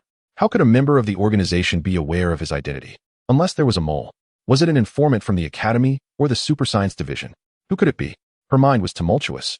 Yet her expression remained composed as she coldly retorted, "What did you say? Do you still wish to conceal this boy's identity?" The demoness replied with a beaming smile. "If I were unaware of his status as a traveler, would I dare to venture into China?" Despite her prior suspicions, Zhang Xilin was still taken aback by the demoness' direct admission. However, she was uncertain whether the demoness had acquired concrete information or was merely attempting to extract the truth from her. Thus, she feigned indifference, sneering, "A traveler? Who would have thought that two high-ranking members would come to China with the ultimate goal of seeking an elusive traveler? I cannot discern whether this is your misfortune or my good fortune, as you mistakenly believe the simple-bodied man to be a traveler and have come to my guarded ward to take him away. Alas, upon seeing you, I immediately saw through your guise. Perhaps today is my lucky day, as a high-ranking member is about to fall into my grasp." The demoness laughed exuberantly, her form clad in tight attire that accentuated her curves even more enticingly, eliciting a dazed stare from the simple-bodied man and a twinge of jealousy within Zhang Xilin. "What are you laughing at?" Zhang Xilin, flustered by her mirth, could not help but scold. "I find amusement in two aspects." The female demon ran her pristine fangs over her alluring lips and said, "First, I have received reliable intelligence. The traveler is named Jian Yi and hails from another world. Even if I harbor doubts regarding the veracity of this information, I will take Jian Yi away and utilize an identity scanner to ascertain his true identity. Moreover, he just subconsciously admitted that he does not belong to this realm, which is precisely why you sought to silence him. No matter how skilled your performance may be, you cannot deceive me, nor can you dissuade me from my intention to escort him away. Second, you ought to possess a general understanding of the elite members. Since the establishment of our organization, no elite member has ever been apprehended by the supernatural scientific security departments of various nations. My willingness to reveal my identity attests to my capability to extricate him from this place. Furthermore, do not forget that I am a vampire, endowed with strength far surpassing that of ordinary humans. The notion that you alone could apprehend me is utterly delusional." As Zhang Xilin spoke, she drew a gleaming silver dagger from her waist. "A pure silver dagger," the demon remarked with resignation. "Why can't humans devise something novel? They always resort to pure silver to combat us. We are nearly developing an immunity to it." Zhang Xilin gripped the dagger tightly in her right hand, while her left hand clasped her right wrist, ostensibly to stabilize her grip. In reality, her left pinky discreetly pressed a red button on her watch. This button was an emergency call feature. Once activated, it would transmit a signal to all team members, regardless of their location, allowing them to rush to her aid based on the displayed coordinates. Though she verbally dismissed the demon's menace, fear gnawed at her insides, for she knew she was no match for the vampire. Thus, she secretly pressed the emergency button, hoping that their leader, Qin Shizuan, who was also in Fengtian County, would receive the signal and arrive promptly, so they could jointly subdue the elite member. The moment her identity was exposed, the demon realized that a confrontation was inevitable. She cast a seductive glance at Jian Yi and said, "Handsome, wait a moment. Once I deal with this woman, we shall soar away together." Jian Yi was utterly captivated by her words and, without thinking, nodded in agreement, completely oblivious to the fact that the one who had cast him such a beguiling glance was a vampire with a shocking identity. Zhang Xilin was incensed by his reaction. She thought to herself that she would risk everything to protect him, yet he was so easily swayed by the demon's charms. This was infuriating. If she managed to capture the demon today, she would certainly teach him a lesson, and she would not rest until he was thoroughly chastised. As her anger swelled, she let out a fierce cry and charged at the demon, her pure silver dagger poised to strike directly at the heart. The heart is of paramount importance to humans, and it holds equal significance for vampires. However, apart from pure silver weaponry, no other metals could harm a vampire's formidable heart. Although the demon scoffed at Zhang Nanyin's silver dagger, she could not disregard the impending attack. Should the silver blade pierce her heart, she would not only suffer grave injury, but also lose her ability to move, thus making it effortless for Zhang Nanyin to capture her. Naturally, she had no intention of engaging with the silver dagger. With swift elegance, her fair left hand darted out, trembling slightly at the wrist, deftly maneuvering around the pure silver dagger to seize Zhang Nanyin's right wrist. The vampire's reflexes, speed, and strength far surpassed those of an ordinary human. Despite Zhang Nanyin's rigorous physical training and mastery of various combat techniques since childhood, the chasm between human and vampire strength remained insurmountable. As her wrist was captured, a sense of dread coursed through Zhang Nanyin. She was acutely aware of the vampire's formidable power. The moment her wrist was seized, a mere twist could render one of her hands useless. Confronted with such a formidable adversary, losing a hand would plunge her already precarious situation into dire straits. Having trained in multiple martial arts under her father's tutelage since her youth, many of her moves were instinctive, executed without conscious thought. In the instant her wrist was grasped, astonishment flickered across her face, yet her right hand was already in motion. With a subtle twist of her wrist, employing minimal force, she adeptly extricated herself from the vampire's iron grip. Although the vampire's strength was indeed remarkable, the human hand comprises both palm and fingers. Thus, even when grasping something, the force cannot be evenly distributed. Zhang Nanyin's technique, while seemingly straightforward, involved targeting the weakest point of her opponent's grip, employing finesse to counteract brute strength, allowing her wrist to slip free from the vampire's fingertips. The vampire, taken aback, exclaimed, "Ah, impressive. It appears you are a master of combat." Yet, with a formidable foe at hand, Zhang Nanyin felt no inclination for banter. She launched another assault. This time, her pure silver dagger did not aim for the vampire's heart, but instead swept toward the carotid artery in the neck. The blood within a vampire's veins was not stagnant, but flowed like that of a human. Vampires possess both arteries and veins, albeit with a rapid flow within their arteries and a slower pace in their veins, a consequence of their resilient blood vessels and powerful hearts. This very trait rendered them susceptible to silver weapons that could incapacitate them when striking the heart, as well as to severed arteries that led to swift debilitation. Being a member of the Special Operations Group 7 of the Super Science Division, Zhang Nanyin was well versed in the vulnerabilities of vampires. Thus her two attacks were both incisive and precise. Faced with an adversary who fully understood her weaknesses, the vampire found herself at a disadvantage and had to retreat swiftly to evade the silver dagger's sweep. Seeing her attack miss, Zhang Nanyin elegantly flicked the dagger. Thrusting her right hand forward, the sharp blade aimed directly at the vampire's neck artery. Infuriated by Zhang Nanyin's relentless onslaught, the vampire reached out once more to seize her right wrist. Before she could escape by twisting her wrist, the vampire exerted a powerful twist. Zhang Nanyin felt a searing pain in her right wrist, rendering her unable to maintain her grip on the dagger, and she was compelled to release it. In an effort to deny Zhang Nanyin access to the silver dagger, the vampire seized the opportunity to swiftly snatch it from the air with her other hand. Contact with silver posed no harm to vampires. However, they harbored a profound aversion to it. Were it not for necessity, she would not have touched the silver dagger. Thus, once it was in her grasp, she treated it as if it were a searing hot object, hastily flinging it behind her. The pure silver dagger did not fall to the ground, but instead landed on the hospital bed. Lying on the bed, Jian Yi discerned from their conversation that this gleaming dagger was made of pure silver. In the world from which he hailed, silver was once a form of ancient currency. Although it is no longer utilized as such, its value remains considerable in Jian Yi's eyes.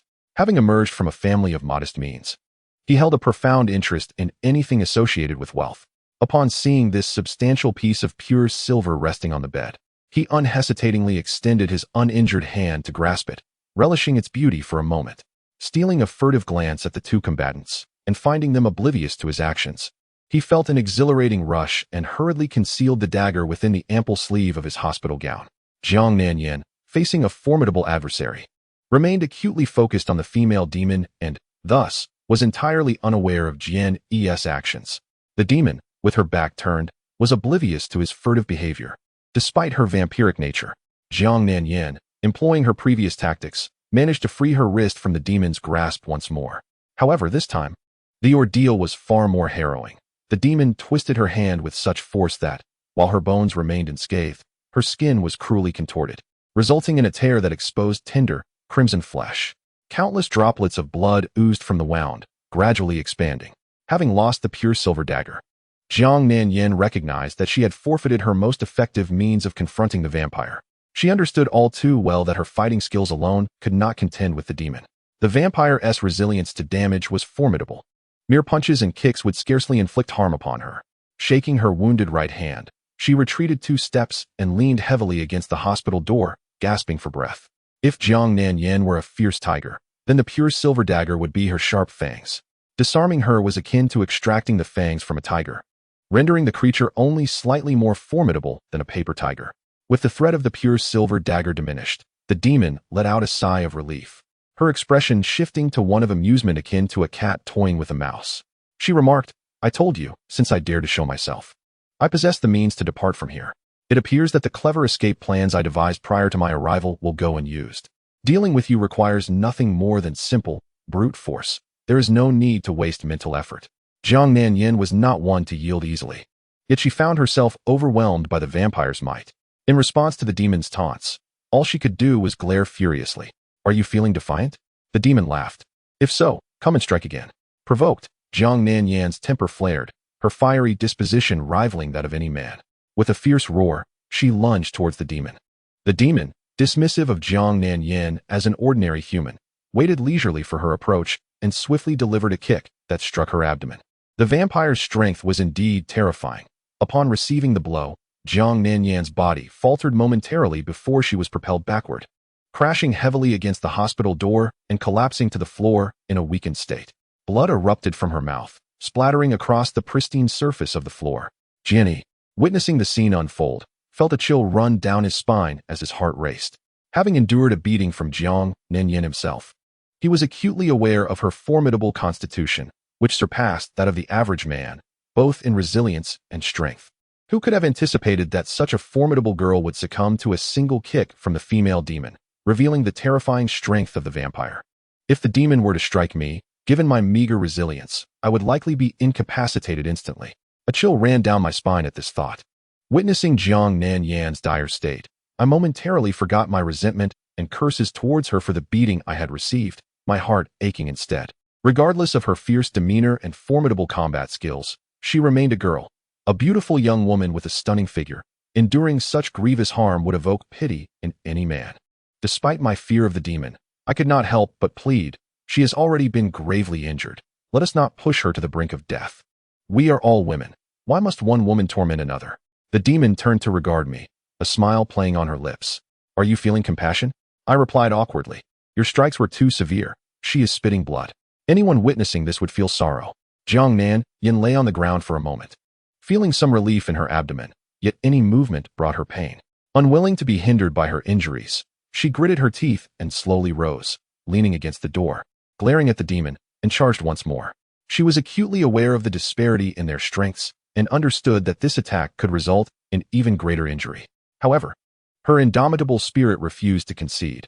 As long as she could move and had the slightest strength, she would persist. I was astounded. I could hardly fathom that a girl could possess such tenacity, enduring such severe wounds while still yearning to attack, to subdue the terrifying vampire. Why, knowing she was outmatched? Did she not relent? What drove her to endure the pain and attempt to strike again, as if a fragile egg could shatter a rock? My mind raced with questions, but I felt something within me ignite, a heat coursing through my veins. The demon, sensing Zhang Xilин's ambush while she conversed with me, shifted her expression, swiftly turning to deliver another ruthless kick to Zhang Xilин's abdomen. Zhang Xilin was once again sent reeling, staggering before collapsing to the ground. Clutching her belly and coughing up blood, the demon regarded her with a steely gaze and stepped forward, saying, "It seems you are a worthy adversary." Cold sweat beaded on Zhang Xilин's forehead, her brows furrowed tightly, her teeth stained with blood as she bit down in agony, her pale lips trembling, her body curling up into a ball, yet she emitted not a single sound of distress. Believing the demon intended to finish her off, I quickly interjected, "Wait. Do not kill her." The demon paused, turning slowly towards the bed and inquired, "Should I interpret this as you expressing sympathy? Provide me with a reason not to slay her." The vampire stood mere inches away, her pristine fangs glistening, her smile both enigmatic and fearsome. My body trembled slightly as I swallowed hard and stammered, I know you intend to take me away. If you spare her, I will go with you. And whatever you ask of me, I will comply, unconditionally." Upon hearing my words, Zhang Xilin, curled on the ground, raised her gaze slightly to meet my sweat-drenched face. With her mouth agape, no words escaped her lips. The female demon smiled slyly, stating, "I am not fond of your reasoning." A sense of dread enveloped Jian Yi as he inquired, "Why? Even if you refuse to cooperate, I possess countless methods to compel a coward like you to submit." The demon declared, leaning forward until her nose nearly brushed against Jian Yi's ear. He dared not meet her gaze, his eyes fixed intently on Zhang Xilin.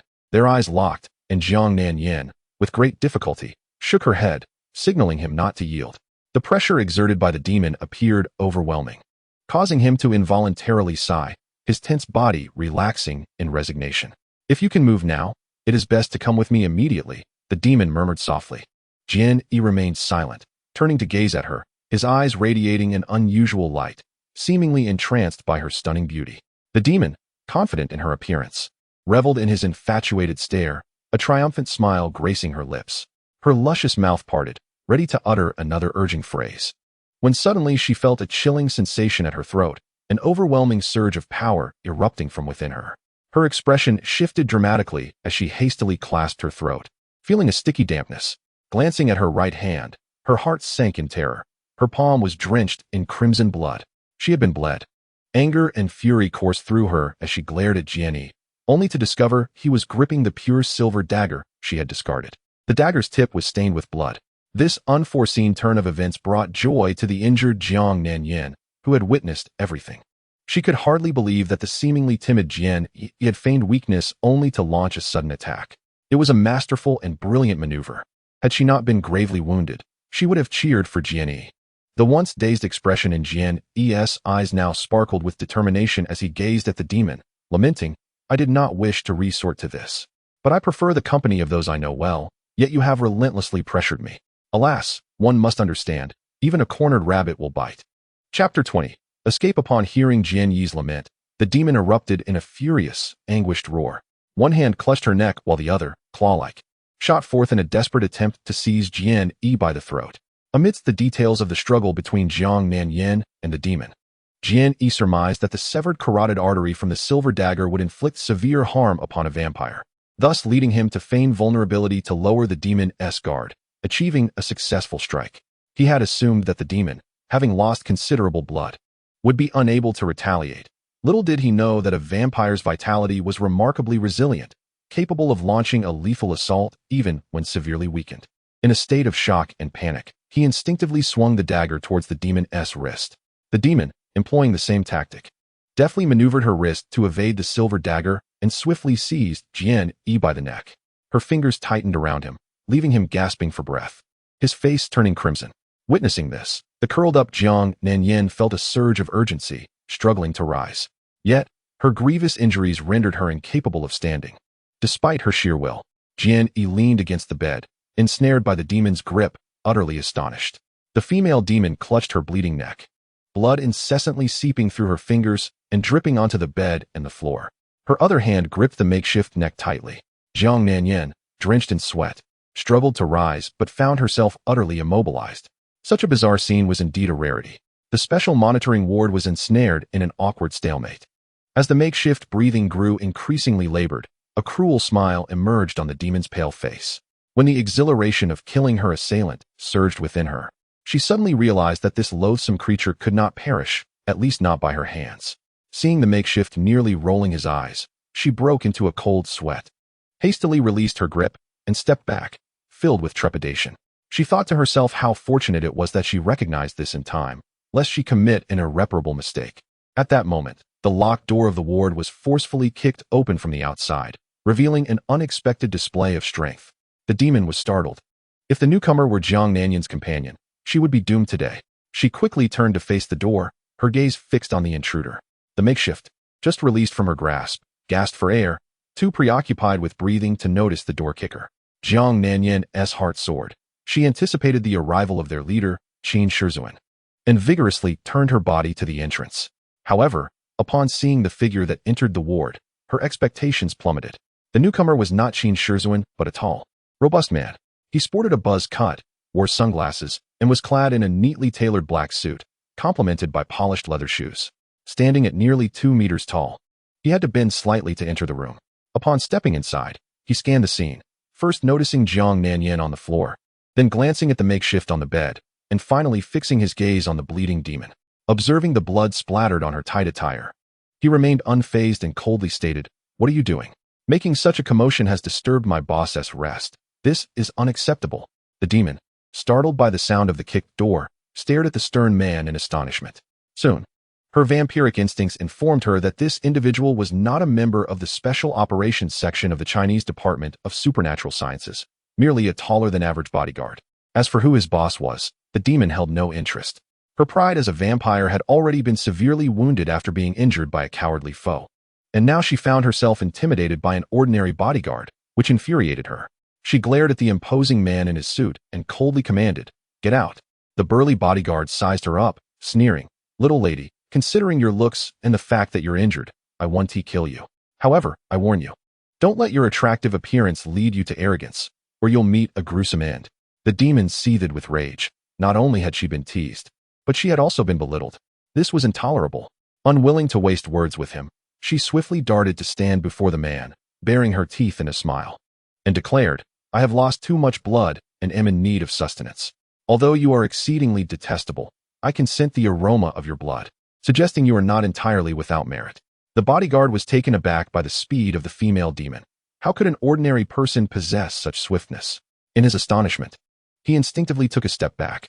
However, the demoness offered him no reprieve, swiftly grasping his neck with her hand, her fingers tightening like a vice, her sharp nails piercing his skin and pressing down on his carotid artery. Terrified, the bodyguard struggled slightly, yet darkness enveloped him, and he lost consciousness, his massive form collapsing like a rag doll. Despite the considerable blood loss, the demoness' stamina had diminished significantly, yet her strength and speed remained formidable, far surpassing that of an ordinary individual. In her grasp, the bodyguard's large physique felt as light as a chick. She held him by the neck and turned to survey the two individuals in the hospital room, declaring, "I shall surely seek vengeance upon you in due time." With that, she covered her neck with one hand and dragged the bodyguard away, hastily exiting the room. Jian Yi finally regained his composure, releasing a long sigh of relief as he sheathed his silver dagger. While removing the four from his arm, he inquired of Jiang Nanyan, "How are you faring?" Jiang Nanyan, having practiced martial arts from a young age, possessed a physique far superior to that of an ordinary man, showcasing remarkable resilience against blows and an extraordinary capacity for recovery. Supporting herself on her uninjured arm, she gritted her teeth against the pain and sat up, responding, "I am fine." Though Jian Yi had been thrown by a car and sustained severe injuries, the efficient medical treatment at the county hospital had expedited his healing process significantly. His broken bones had mended completely, and his flesh wounds had long since healed. Aside from a lingering ache at the site of the fracture, he was now free to move. Upon seeing Jiang Nanyan sit up, beads of sweat cascading down her smooth cheek, he immediately descended from the bed, hurried to her side, and gently supported her under her arms, assisting her in standing. "Are you able to move now?" Jiang Nanyan asked. Jian Yi helped her toward the bedside, remarking, "I must say, your world's medical practices are remarkably effective. In my world, there is a saying, injuries to tendons and bones require 100 days to heal. It implies that if one injures their tendons or bones, they must rest for about 100 days to recover. Yet here, I estimate that such injuries could heal in less than 3 days. It seems your advancements are quite impressive." Jiang Nanyan slowly sat on the bed and nodded, saying, "I have taken your bed. What will you do?" Jian Yi paused, appearing to ponder the matter before responding with a smile. "It's not as if I can share a bed with you. If that were the case, I would undoubtedly be beaten to death by you." Jiang Nanyan's face flushed with embarrassment. She felt vexed by his frivolous remark while also recalling her prior actions of beating him. "After all that, do you not harbor any resentment towards me?" she asked. "Of course I do," Jian Yi replied candidly. "When you struck me, I cursed you to have children without anuses." "How vicious!" Jiang Nanyan exclaimed. However, despite knowing that Jian Yi was a patient, she could not resist the fatigue and pain that overwhelmed her, leaning back onto the bed and saying, "If you resent me, Why then do you still assist me? Jian Yi lifted her legs onto the bed, hesitating momentarily on whether to remove her shoes. Considering her volatile temperament, he decided against it, opting instead to pull a chair from behind and sit down. I am rather introverted and do not enjoy initiating friendships with strangers. In my previous world, I had but a handful of friends, he confessed. It is precisely for this reason that I cherish residing in familiar surroundings and relish the company of those I know well. Upon my arrival in this world, apart from a few elements that mirror my previous existence, everything else feels profoundly alien to me. Although my time spent with you, Qin Shizhuan, has been brief, I find myself more at ease with you than with the female demon. I can sense that you are not the malevolent fiends one might expect. You do not exude the sinister aura that the demon does. Thus, I sought to lower her guard, ultimately succeeding in outmaneuvering her. Is this the primary reason you assisted me? Zhang Xilin inquired. Jian Yi shook her head, replying no. The main reason is that I have yet to come to terms with the fact that the female demon is a vampire. In my world, vampires are mere figments of the imagination conjured by authors of fantasy, not entities that exist in reality. I was astonished to discover that your world indeed harbors vampires. Initially, I found it hard to believe when her true identity was revealed. It was only when I witnessed her astonishing speed and strength during your confrontation that my skepticism began to wane. Ultimately, even after severing her carotid artery, she was still capable of launching an attack against me and dispatching a tall man, dragging him away. I finally accepted that in this world, vampires are indeed real. I must admit, it is utterly incredible. I cannot accept the reality of her being a vampire, let alone the prospect of walking alongside her. Zhang Xilin could not help but chuckle. Ah, so that is the case. Jian Yi, filled with curiosity, asked, why do vampires exist in this world? Is it true, as the legends in my world suggest, that the progenitor of vampires is Cain, who ascended by absorbing the essence of moonlight and is driven by an insatiable thirst for blood? Zhang Xilin replied, that is merely a legend, not the truth. In fact, the entire vampire race was birthed by a certain Italian scientist during World War II. In a sense, that scientist can be regarded as the father of vampires, the creator of all vampires. Jian Yi, intrigued, requested, could you elaborate on this? Before Zhang Xilin could respond, a person burst into the hospital room, exclaiming, Yanzi, how are you? The two turned to see Qin Shizhuan, who appeared anxious and breathless. Team leader. Upon seeing Qin Shizhuan, Zhang Xilin finally felt a sense of relief, stating, I am fine. Just suffering from some internal injuries. I will recover shortly. Qin Shizhuan approached the bedside, glancing at the bloodstains that marred half of the bed, his heart racing. Examining Zhang Xilin, he noted that although her complexion was pallid, her spirit was remarkably vibrant, allowing him to finally relax. You have a broken wrist? Could it be that the enemy is a vampire? Jian Yi and Zhang Xilin exchanged incredulous looks, voicing in unison, how did you know? Qin Shizhuan replied, when I arrived, I saw a body in the parking lot, completely drained of blood, and I initially deduced that the individual had been attacked by a vampire. Considering the urgent distress signal sent by Yanzi, I surmised that you were facing a vampire foe. On my way to the hospital room, I had already contacted Director Yan, requesting him to send personnel to temporarily secure the crime scene. The body must belong to that arrogant and obnoxious bodyguard, Jian Yi remarked. Qin Shizhuan stated, so you are aware that the individual was a vampire? With a simple nod, he remarked, I am aware that the vampire's purpose for coming here is to take me away. Furthermore, she is a member of the organization and a high-ranking one at that. Qin Shizhuan's eyes widened in disbelief. A mixture of shock and frustration etched across his face. Chapter 21. A bunch of oddities. Qin Shizhuan summoned the finest physician from the Central Hospital of Fengtian County to mend Zhang Xilin severed wrist and prescribed medication for the swift healing of her internal injuries. As they prepared to leave the hospital, the doctor cautioned that Zhang Xilin must take care to protect her wrist for the next 2 days, avoiding any further trauma, and refrain from engaging in strenuous activities for 10 days. Regarding her internal injuries, in addition to adhering to the medication schedule, she should also be mindful of her diet, with a full recovery anticipated in approximately 20 days. After enduring 2 brutal kicks from the vampire, her internal injuries were indeed severe, and the doctor was taken aback after the examination. Having set her bones and procured her medicine, Qin Shizhuan drove Zhang Xilin and Jian Yi back to Zhang Xilien's residence late into the night. Once he ensured that both could rest, he immediately dialed the phone of Director Yan from the County Police Bureau. During the conversation, he learned that forensic expert Yue had conducted a preliminary examination of the body at the scene, but a comprehensive autopsy would only commence once the body was brought back to the police station. Qin Shizuan expressed his satisfaction with the police bureau's efficiency, explained his inability to attend in person, and reminded Director Yin to have someone guard the body before concluding the call. During the conversation, Qin Shizuan discovered that the deceased was a bodyguard for a prominent taxpayer in Fengtian, rumored to have considerable influence in both legal and illicit circles. The man's son was a significant figure in the underworld, recognized as the leader among Fengtian's criminal elite. Director Yan's mention of these details was merely a well-intentioned reminder for Qin Shizuan to exercise caution, so that trivial matters would not hinder more critical work. He was fully aware that neither Qin Shizuan nor his subordinates would regard a local figure of such stature with any concern. It was simply a thoughtful caution. However, Qin Shizuan had no inclination to heed such warnings. Regardless of the deceased's employer's power or reach, he remained unconcerned. Compared to the missing Fong Long, these individuals failed to capture his interest. Leaning against the living room sofa, he held the phone and stared vacantly into space. Ever since learning of Fong Long's disappearance, a heavy weight had settled in his chest, suffocating him. Fong Long vanished while investigating whether Zhuo Mingqi was connected to the peculiar corpse case. Could this be related to Zhuo Mingqi?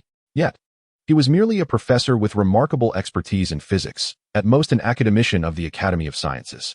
What power did a scholar possess to orchestrate Fong Long's fate?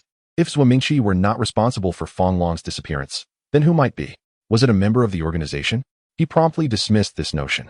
Now learning that the organization had come to China primarily to seize the immensely valuable researcher Jian Yi, rather than to target the Department of Supernatural Sciences, it was clear they would not waste efforts on Fong Long. Who, then, had cunningly ensnared Fong Long? Where was he now? Alive or dead?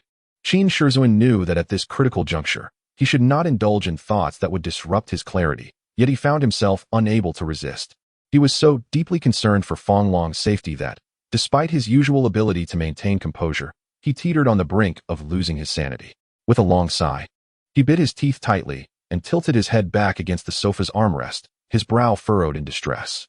Throughout the long and dreary night, Fong Long's playful visage flickered in his mind, and his excessively narcissistic remarks echoed in his ears. Qin Shizuan felt a profound fear. Terrified that he might never again witness that lad's mischievous expressions, never again hear those unbearable self-admiring proclamations, and never again be able to tease the hopelessly inebriated fool at the table. He wished to banish such thoughts, yet they clung to his heart like an incurable virus. Persistent and unyielding, he attempted to force himself to sleep, even rummaging through the Jiang Yin household to find sleeping pills, swallowing two, yet still found himself tossing and turning, his mind racing with unsettling fears. He felt as if he were on the verge of madness. At last, dawn broke, and his comrades were set to arrive. They were not merely his subordinates. They were his emotional anchors, his steadfast support. He was acutely aware that he had reached the edge of collapse, and only his fellow brothers could pull him back from the precipice of despair. Jiang Yin and Jian Yi rose early, accompanying Qin Shizuan as they awaited the arrival of their team members. At precisely 9 o'clock, the other members of the Special Operations Team of the Supernatural Science Department's Group 7 gathered in the Jiang Yin residence, convening in the living room. Qin Shizuan stood among his comrades and proclaimed, "Fong Long's disappearance has taken me by surprise. This is a significant test for our group. Since the establishment of Group 7, we have all faced injuries and danced on the brink of death, yet we have never experienced a member going missing.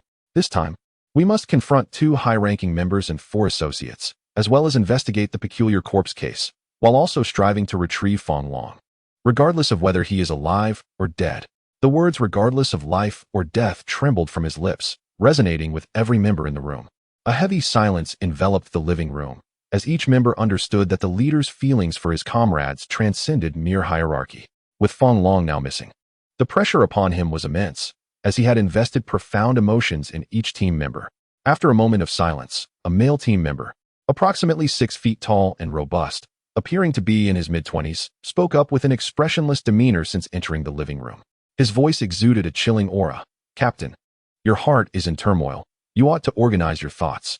How about you first introduce us to this individual?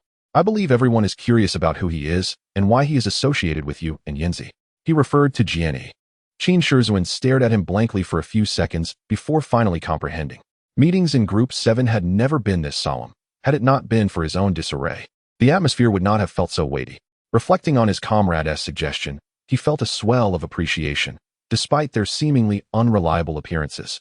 It was in critical moments that his brothers proved to be the most dependable, Understanding his intent, Qin Shizhuan could not help but smile, nodding in agreement. Very well. I shall first introduce this individual. This is Jian Yi. The identity recognition device indicates that he is someone who died 20 years ago. However, let not astonishment seize you, for the reality is far from what it seems. In truth, he is not of our world. A pale-skinned male member slightly nodded, interrupting him, and declared, not of our world, but rather a denizen of another realm. I surmise he hails from the underworld, having returned from the dead, for he perished 2 decades ago. Superficial, retorted another man, who was incessantly toying with a transformer figurine. I, representing the profound and enigmatic realm of supernatural science, scorn your remarks. Xiaolu, given your position in the special operations of the super science department, you ought to consider matters from the perspective of supernatural science rather than dragging in the superstitions of your hometown. Alas, your conduct truly wounds the hearts of your comrades. I find it an embarrassment to work alongside you, as you are unworthy of being a supernatural science worker envied by countless individuals. Begone, the pale-faced man scoffed. You are merely an hour my senior, and you dare to call me Xiaolu?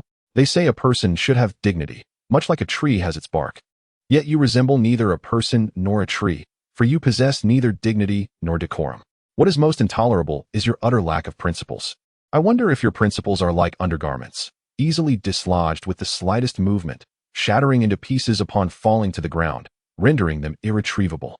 The exchanges between these two were increasingly venomous, leaving Jian Yi speechless. What, are you looking for a fight? The man fiddling with the transformer toy exclaimed, his face reddening as he rose indignantly, seemingly ready to engage in a duel with the pale-faced individual. Enough of this ruckus, shouted the girl, who had been seated cross-legged on the sofa, manipulating her laptop. You two beasts, I was just having a video voice chat with a handsome fellow, and upon hearing your disgraceful verbal sparring, he assumed I was ensconced in a den of wolves, promptly closed the chat window, and even blocked me. I implore you both to focus on the meeting and cease this disturbance. The transformer enthusiast immediately turned his ire towards the girl. You do realize we are in a meeting, don't you? Fishing for men online during a session. What do you take our organizational discipline for? By the legs of my grandmother, I have never objected to your silent fishing for men, but today you dare to raise your voice. The pale-faced individual promptly interjected, Xing, while I am not one to instigate conflict, I simply cannot endure this any longer. What is Yun Xiaolei even? How dare he act so arrogantly? If I were you, I would confront him directly, eliminate him altogether. Oh, and should you manage to do so, deliver the body to me. I shall not only dissect him for your satisfaction, but also sever his manhood for your amusement. How generous of me, don't you think? Zhang Yin found his words utterly revolting and said, Lin Zhongluo, your remarks grow increasingly outrageous. I warn you to temper your words. In response, the pale-skinned Lin Zhongluo shifted his disdain towards her, casting her a scornful glance. You, an injured party, what business do you have in this matter? Normally, others fear your fists, but now you are akin to a defanged tigress, your former might diminished. Do not be so arrogant. Anger me, and I shall remove your breasts and subject you to a complete gender reassignment surgery. Jian Yi found himself at a loss for words regarding a certain individual named Lin Zhongluo, pondering internally that despite Jiang Nanyan's injuries, she would eventually heal. He himself had acknowledged his fear of her physical prowess, yet he failed to consider that the grievances of today would surely be avenged in the future. This man was clearly one who sought immediate gratification without regard for the ensuing suffering. Jiang Nanyan, trembling with rage, clenched her teeth and abruptly stood, charging at Lin Zhongluo without uttering a word, raising her uninjured arm to deliver a punch to his pallid face.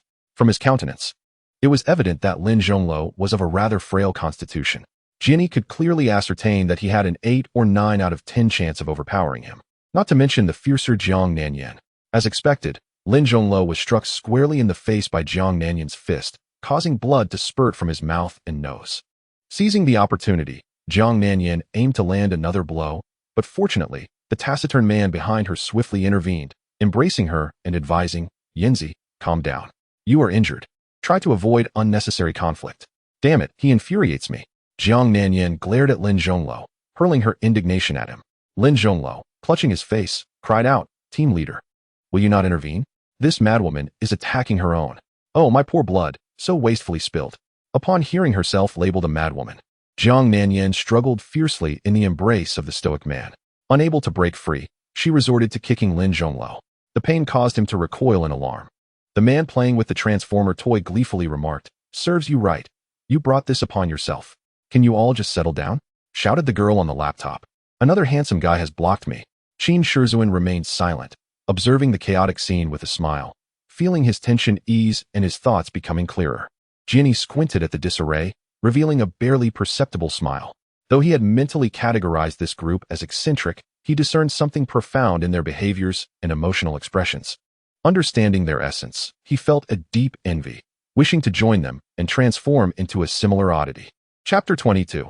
Astonishing powers of deduction. The living room of Zhang Nanyin's home was in utter chaos.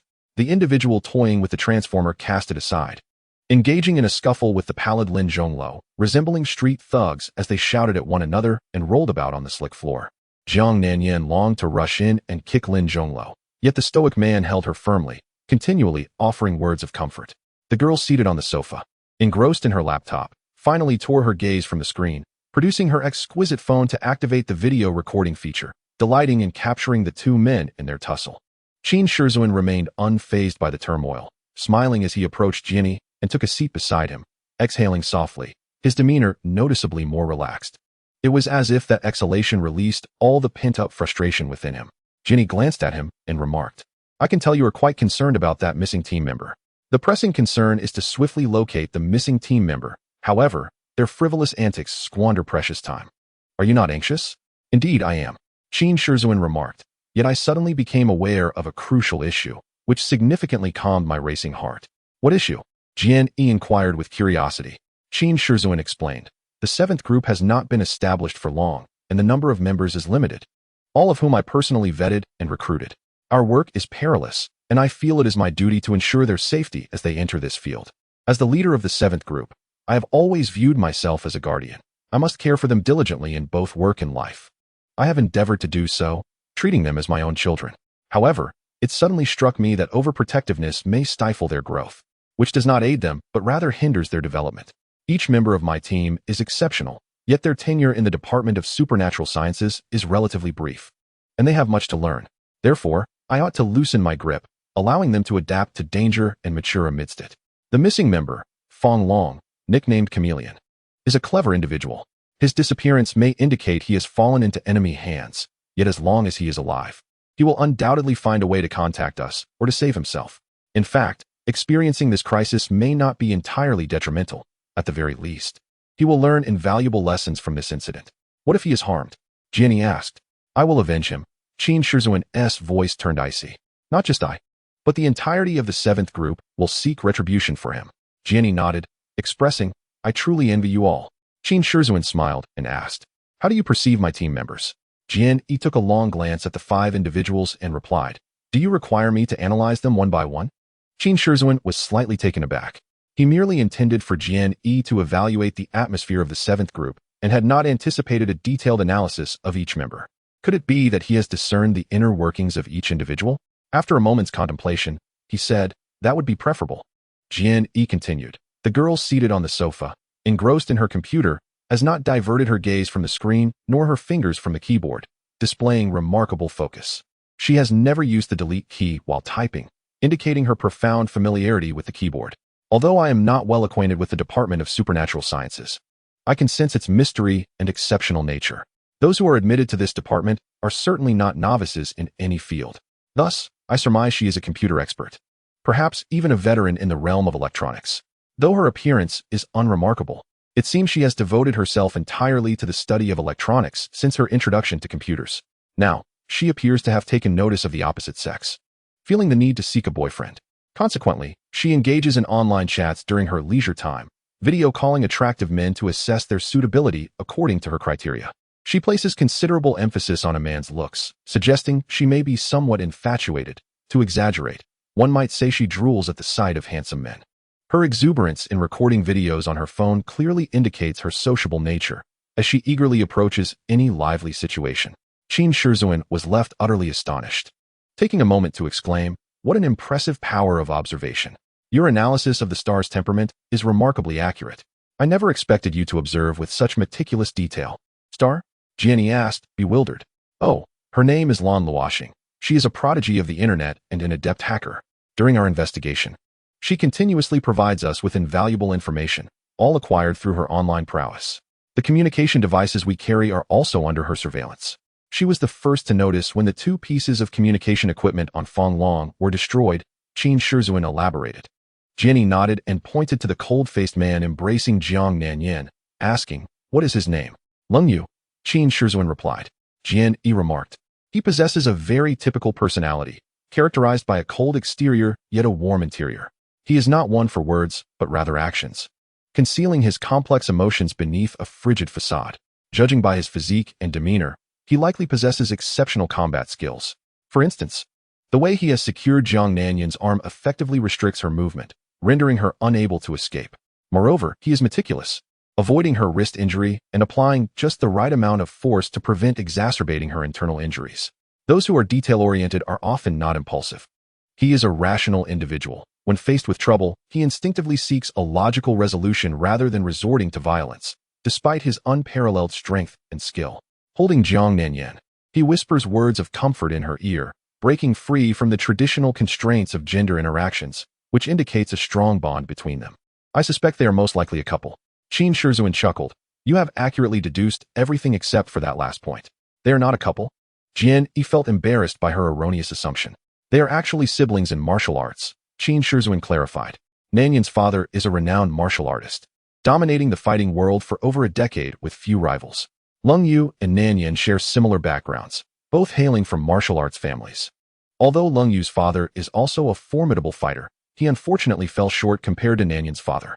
10 years ago, the 2 masters faced off, resulting in a devastating defeat for Leng Yu's father. However, he bore no ill will, unlike some petty individuals who harbor resentment after a loss. He accepted his defeat graciously and soon after sought out Nanyan's father, requesting that he take Leng Yu as a disciple. Given Leng Yu's martial arts lineage and innate talent, Nanyan's father readily agreed to accept him as a student. Since Leng Yu is slightly older than Nanyan, she refers to him as her senior brother. Jian Yi's eyes brightened as she remarked, "They could indeed be childhood sweethearts, perhaps harboring mutual feelings for one another, yet not having pierced through the veil of unspoken affection. Their hearts may be intertwined, yet unexpressed, leaving you oblivious to their true connection."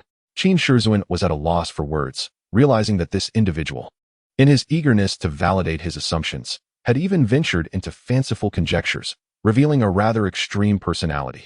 "Could you introduce me to the 2 individuals rolling on the ground?" Jian Yi, completely engrossed in her imaginative world, gazed intently at the entangled pair. Qin Shizun introduced, "The pallid-faced individual is Lin Zhongluo, and his opponent is Yun Xiaolei." Jian Yi immediately remarked, "Lin Zhongluo, with his ashen complexion and frail constitution, is not likely to be one of the frontline members of our group. Rather, he seems to play the role of a forensic expert in the rear. Judging from his earlier remarks, it appears he harbors a necrophilic inclination, though I cannot ascertain the extent of this obsession. He possesses a straightforward nature, with a hint of small-town cunning, albeit rather shallow. His words are often sharp and malicious, consistently returning to his area of expertise. Due to his weakened state, he harbors a certain fear of physical confrontation. This explains why he would dare to utter retorts towards the injured Jiang Nanyan. Ordinarily, he would refrain from such provocation, fearing retribution. However, he has entirely overlooked Jiang Nanyan's character. It is important to note that her injuries will heal swiftly, and she is known to bear grudges, meaning that once she recovers, she will undoubtedly seek to settle the score with him. Thus, I assert that his cunning is superficial and his intellect is rather lacking." Qin Shizun, once again astonished by his deductive abilities, contemplated that bringing this individual into their group would undoubtedly expedite the resolution of the case. Without granting Qin Shizun the opportunity to respond, Jian Yi continued, "As for Yun Xiaolei, I can assert with certainty that he is a highly skilled mechanic. From the moment he appeared until the altercation with Lin Zhongluo, he was incessantly toying with that transformer figurine, his fingers displaying remarkable dexterity. Even without gazing at the toy, he effortlessly transformed it into various forms. I suspect that this toy is not a commercial product intended for children, but rather a prized creation of his own making. The transformations of Transformers are typically scarce, unlike the intricate variations he manipulates. Unless, of course, the information regarding Transformers differs between our 2 worlds. His constant finger movements suggest a fidgety disposition, possibly indicative of hyperactivity. Furthermore, I cannot help but sense a certain lewdness about him, quite pronounced, in fact," Qin Shizun remarked. "You have nearly seen through my several team members." He added, "Moreover, in our world S portrayals of Transformers, The robots from Cybertron typically exhibit only two transformation forms, and the toys reflect this as well. Jian Yi chuckled softly, noting, "It appears that this aspect is indeed similar between our two worlds." Qin Shizhuan discerned a trace of bitterness in his smile, underscored by a lingering nostalgia for his original world. To avoid touching upon his most vulnerable emotions, he suggested, "Shall we not analyze Yanzi?" Jian Yi shook his head, replying, "Her character appears simple at first glance, yet is, in truth, quite complex. It would take considerable time to elaborate. Moreover, I fear that should she overhear my analysis, she might become enraged and retaliate. I have already experienced the sting of her wrath and have no desire to endure it again." Qin Shizhuan laughed heartily, suddenly struck by an idea. Realizing that Jian Yi's intricate thoughts and unique perspective were at their peak, he proposed, "What are your thoughts on the disappearance of Fong Long among our team members?" Those with a penchant for divergent thinking are seldom daunted by such unpredictable inquiries, as their minds can effortlessly keep pace with the leaps in logic. After a brief moment of contemplation, Jian Yi responded, "From your fragmented comments, I gather that Fong Long vanished during the course of his investigation. The key to this mystery undoubtedly lies with the individuals he was probing. If he truly fell into the trap set by the suspect, then even if you were to confront the suspect directly, you would be unlikely to uncover Fong Long's whereabouts. Should we manage to locate the two damaged communication devices belonging to Fong Long, perhaps we might glean some clues, albeit limited. In fact, I believe the most promising lead lies within myself." Qin Shizhuan, taken aback, inquired, "Why is that?" Jian Yi replied, "I am a time traveler. My arrival here must be a matter of great secrecy. How is it that a vampire known as a succubus is aware of this? Could it be that someone privy to the information has leaked it?" Qin Shizhuan asserted, "Your time travel was instigated by the academicians of the National Academy of Sciences.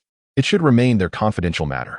Yanzi speculated that the succubus must possess a reliable source of information, which is why she dared to infiltrate the central hospital.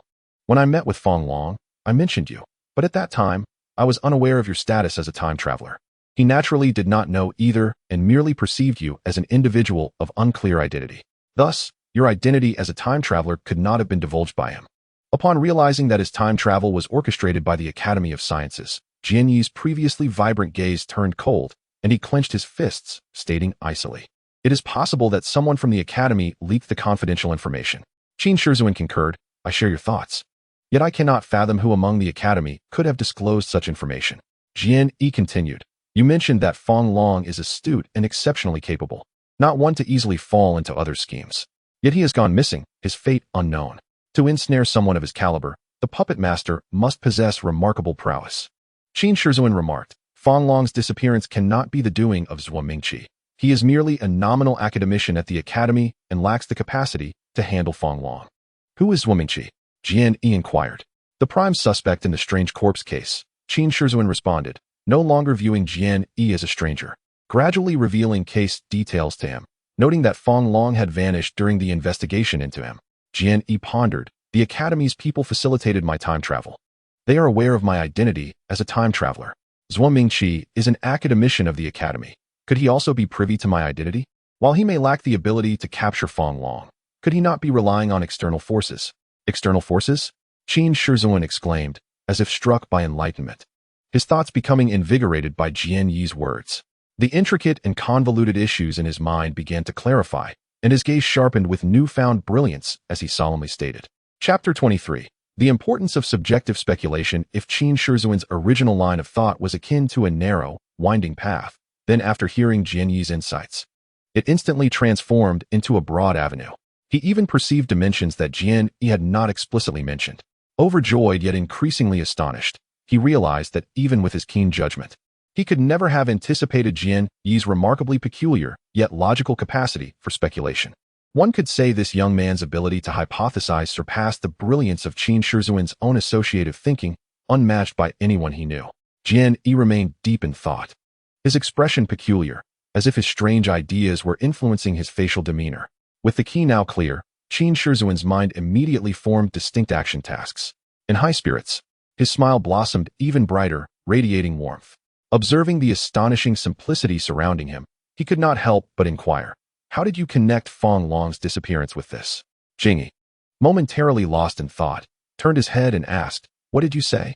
With a sense of resignation, Qin Shizhuan repeated, "How did you link Fong Long's disappearance together?" Jian Yi displayed a look of confusion. It dawned on Qin Shizhuan that this was a mysterious organization, one whose existence even the ordinary citizens of this world were unaware of, let alone Jian Yi, who had only recently traversed into this realm. It was precisely because of his lack of understanding that Qin Shizhuan could perceive aspects of the situation that Jian Yi could not analyze. Reflecting upon this, Qin Shizhuan felt a twinge of embarrassment. He had previously taken pride in his ability to think further than Jian Yi, only to realize that this ignorance was akin to an adult snatching a lollipop from a 3-year-old, a far more shameful act. Having long considered the idea of integrating Jian Yi into the 7th group, he naturally had no intention of withholding any information from him. Consequently, he shared all the relevant details he knew. Jian Yi exhibited a profound curiosity towards new concepts and knowledge. Initially, his gaze was distant, but eventually, his eyes sparkled with interest as he listened intently.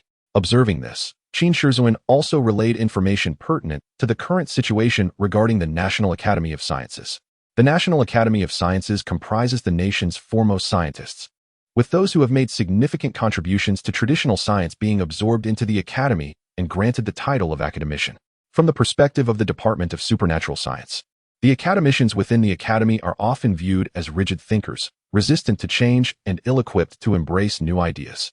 They hold traditional science in high esteem while deriding the emerging field of supernatural science, deeming its pseudoscience unworthy of acknowledgement.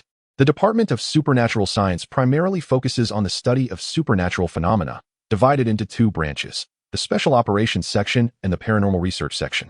The Special Operations Section is chiefly responsible for solving supernatural cases, bringing to justice those who commit crimes using supernatural science, and gathering information related to supernatural science from the crime scenes to provide to the Paranormal Research Section. The Paranormal Research Section is dedicated to the study of supernatural science, with its members believing it to be a latent theoretical science overshadowed by traditional science.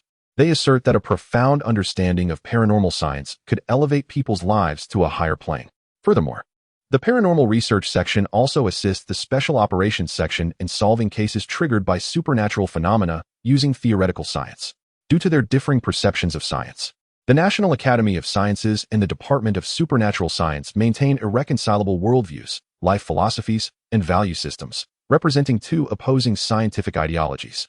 The academicians of the Academy consider the establishment of the Department of Supernatural Science a waste of resources, while the department views the academicians as conservative relics of the past. The 2 departments frequently accuse and berate one another, yet neither can shake the other's established position within the realm of national scientific research. The significant discord between the 2 departments gives rise to minor conflicts among their personnel. Whenever members of the Academy and the Department of Supernatural Science meet, they invariably exchange sarcastic remarks, and on occasion, tempers flare into physical altercations. The academicians within the Institute of Science are indeed scientists, eloquent in speech yet lacking in martial prowess. The officers of the Special Operations Department, often seen in the field, are adept at solving cases, including formidable individuals such as Leng Yu and Zhang Xilin. Consequently, encounters often result in the Special Operations personnel taking the initiative, while the Institute's members, possessing feeble combat abilities, find themselves on the receiving end of assaults. This dynamic only serves to exacerbate the existing tensions between the 2 departments. Qin Shizhuan, with ulterior motives, pointed out that on the very first night of Jian Yi's hospitalization, 2 individuals infiltrated his ward and extracted his blood, claiming they had pulled Jian Yi from another realm into this one. Upon discovering this, Zhang Xilin engaged them in combat, and in the ensuing chaos, the assailants inadvertently left behind a syringe bearing the Institute's emblem, which Zhang Xilin later presented to Qin Shizhuan. This syringe led him to deduce that the individuals who had taken Jian Yi's blood were affiliated with the Institute. Upon learning of this, Jian Yi was momentarily taken aback, remarking, "It seems I am quite sought after in this world, considering I have had visitors for 2 consecutive nights, both targeting me." Qin Shizhuan, rendered speechless, thought to himself that this was not a matter of being sought after, but rather of enduring hardship. If captured, one would likely be subjected to inhumane experiments. Jian Yi continued, "I was only aware of the vampire's visit last night and had no knowledge of prior guests. Zhang Yin did not mention this to me." Qin Shizhuan couldn't help but think, according to Yanzi, while she was embroiled in combat with the Institute's members, you were sound asleep, oblivious to the ruckus. Even if struck by lightning, Yanzi had been infuriated, and had it not been for your grievous injuries, she would have undoubtedly dealt you a severe reprimand. Her silence on the matter was also a form of resentment. You could not fathom how furious she was when recounting that night, nearly grinding her pearly whites to dust. Reflecting on Qin Shizuan's earlier inquiry, Jian Yi nodded slightly, stating, initially, I suspected Fang Long had conspired with the female demon to expose my identity as a traveler for personal gain. His disappearance seemed merely a ruse, intended to divert your suspicions away from him. Hence, I concluded that finding him hinged on my involvement. By tracing the female demon through me, one could locate Fang Long, as he likely concealed himself in proximity to her. It wasn't until you mentioned it that I realized Fang Long was only aware of my ambiguous identity and not of my origins from another world. Thus, his suspicion could be dismissed. Subsequently, your 3 points opened my mind to new possibilities. Firstly, my transference was orchestrated by the Institute of Science, with Zhuo Mingqi being an academician there. My crossing over is part of the Institute's clandestine agenda, and as an academician, Zhuo Mingqi is likely privy to this information. Therefore, it stands to reason that he could have leaked details about me. Secondly, Zhuo Mingqi is a suspect in the bizarre corpse case, and Fang Long went missing during his investigation. I surmise that Fang Long may have inadvertently revealed something during his inquiry, prompting Zhuo Mingqi to eliminate the threat he posed, severing his ties with you. Thirdly, Zhuo Mingqi, being an academician, lacks the capability to subdue Fang Long. Since he lacks the ability himself, he must rely on external forces. Who, then, is his ally in this mutually beneficial arrangement? The answer is evident. He has sold confidential information to the organization associated with the succubus, and in return, this organization assists him in dealing with Fang Long. Considering these 3 points, I surmise that academician Zhuo Mingqi's collaboration with the organization affiliated with the succubus not only serves to eliminate the spies you dispatched, but also safeguards Zhuo Mingqi's secrets and aids in capturing me, the time traveler, in pursuit of undisclosed objectives. Qin Shizuan listened intently to the analysis, nodding in agreement, his mind resonating with the insights presented. In truth, much of the analysis was tainted by personal conjecture and, if scrutinized rigorously, could be deemed questionable. For instance, the speculation regarding the potential exposure of my identity as a time traveler by Zhuo Mingqi may not hold true. Although Zhuo Mingqi is an academician, he is not a central figure within the academy and might not be privy to its confidential projects. However, there remains the possibility that Zhuo Mingqi, despite not being a core member, has a friend who is, thus acquiring knowledge of the secret plans. Therefore, despite the subjective nature of the analysis, Qin Shizuan chose to entertain its validity rather than dismiss it outright. It is crucial to understand that, during the investigation of mysterious and terrifying supernatural scientific cases, the personnel of the Special Operations Division are not deterred by subjective conjectures that could mislead their investigative direction. Rather, they fear the absence of any ideas regarding the case. Where there are conjectures, there lies the hope of solving the case. Even erroneous speculations can be corrected during the investigative process. Conversely, without ideas, the prospect of solving the case diminishes. This differs from the resolution of ordinary criminal cases, which require concrete evidence. Supernatural scientific cases are inherently more enigmatic, complex, elusive, and perplexing. Thus, a pivotal aspect of investigating supernatural scientific cases is to engage in imaginative speculation based on scant clues, which can then be validated or corrected in the subsequent phases of investigation. Previously, Qin Shizuan admired the leaps of thought exhibited by Jian Yi. Now, he found himself even more captivated by Jian Yi's boundless imagination.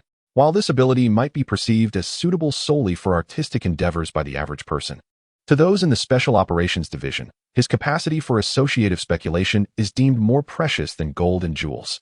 Qin Shizuan's gaze towards Jian Yi transformed, becoming more fervent. Akin to a wolf captivated by a beautiful maiden, his eyes gleaming with an intense, almost predatory light. Jian Yi, lost in his imaginative realm, suddenly became aware of Qin Shizuan's burning gaze. Turning to face him, he found his expression laden with an unsettling ambiguity, prompting a shiver down his spine. Instinctively crossing his arms defensively, he stammered, "What are you thinking? You are a talent I have long sought." Qin Shizuan unabashedly revealed his thoughts. Jian Yi blinked, asking, "What do you want?" Qin Shizuan licked his lips and swallowed, saying, "I want to protect you well." Jian Yi felt an involuntary chill run through him, instinctively retreating slightly, and replied, "I am a man. My sexual orientation is perfectly normal. Don't take an interest in me." Qin Shizuan suddenly realized that he had overreacted, leading to a misunderstanding, and could not help but smile wryly. Just as he was about to clarify, a faint buzzing sound reached his ears, instantly capturing his attention. He closed his mouth and listened intently. The scuffle between Yun Xiaolei and Lin Zhongluo came to an abrupt halt. Both men ceased their playful banter. Their faces clouded with seriousness as they strained to hear. Jiang Nanyan, held in Lung Yu's arms, stopped struggling, her brow furrowed as she perked up her ears.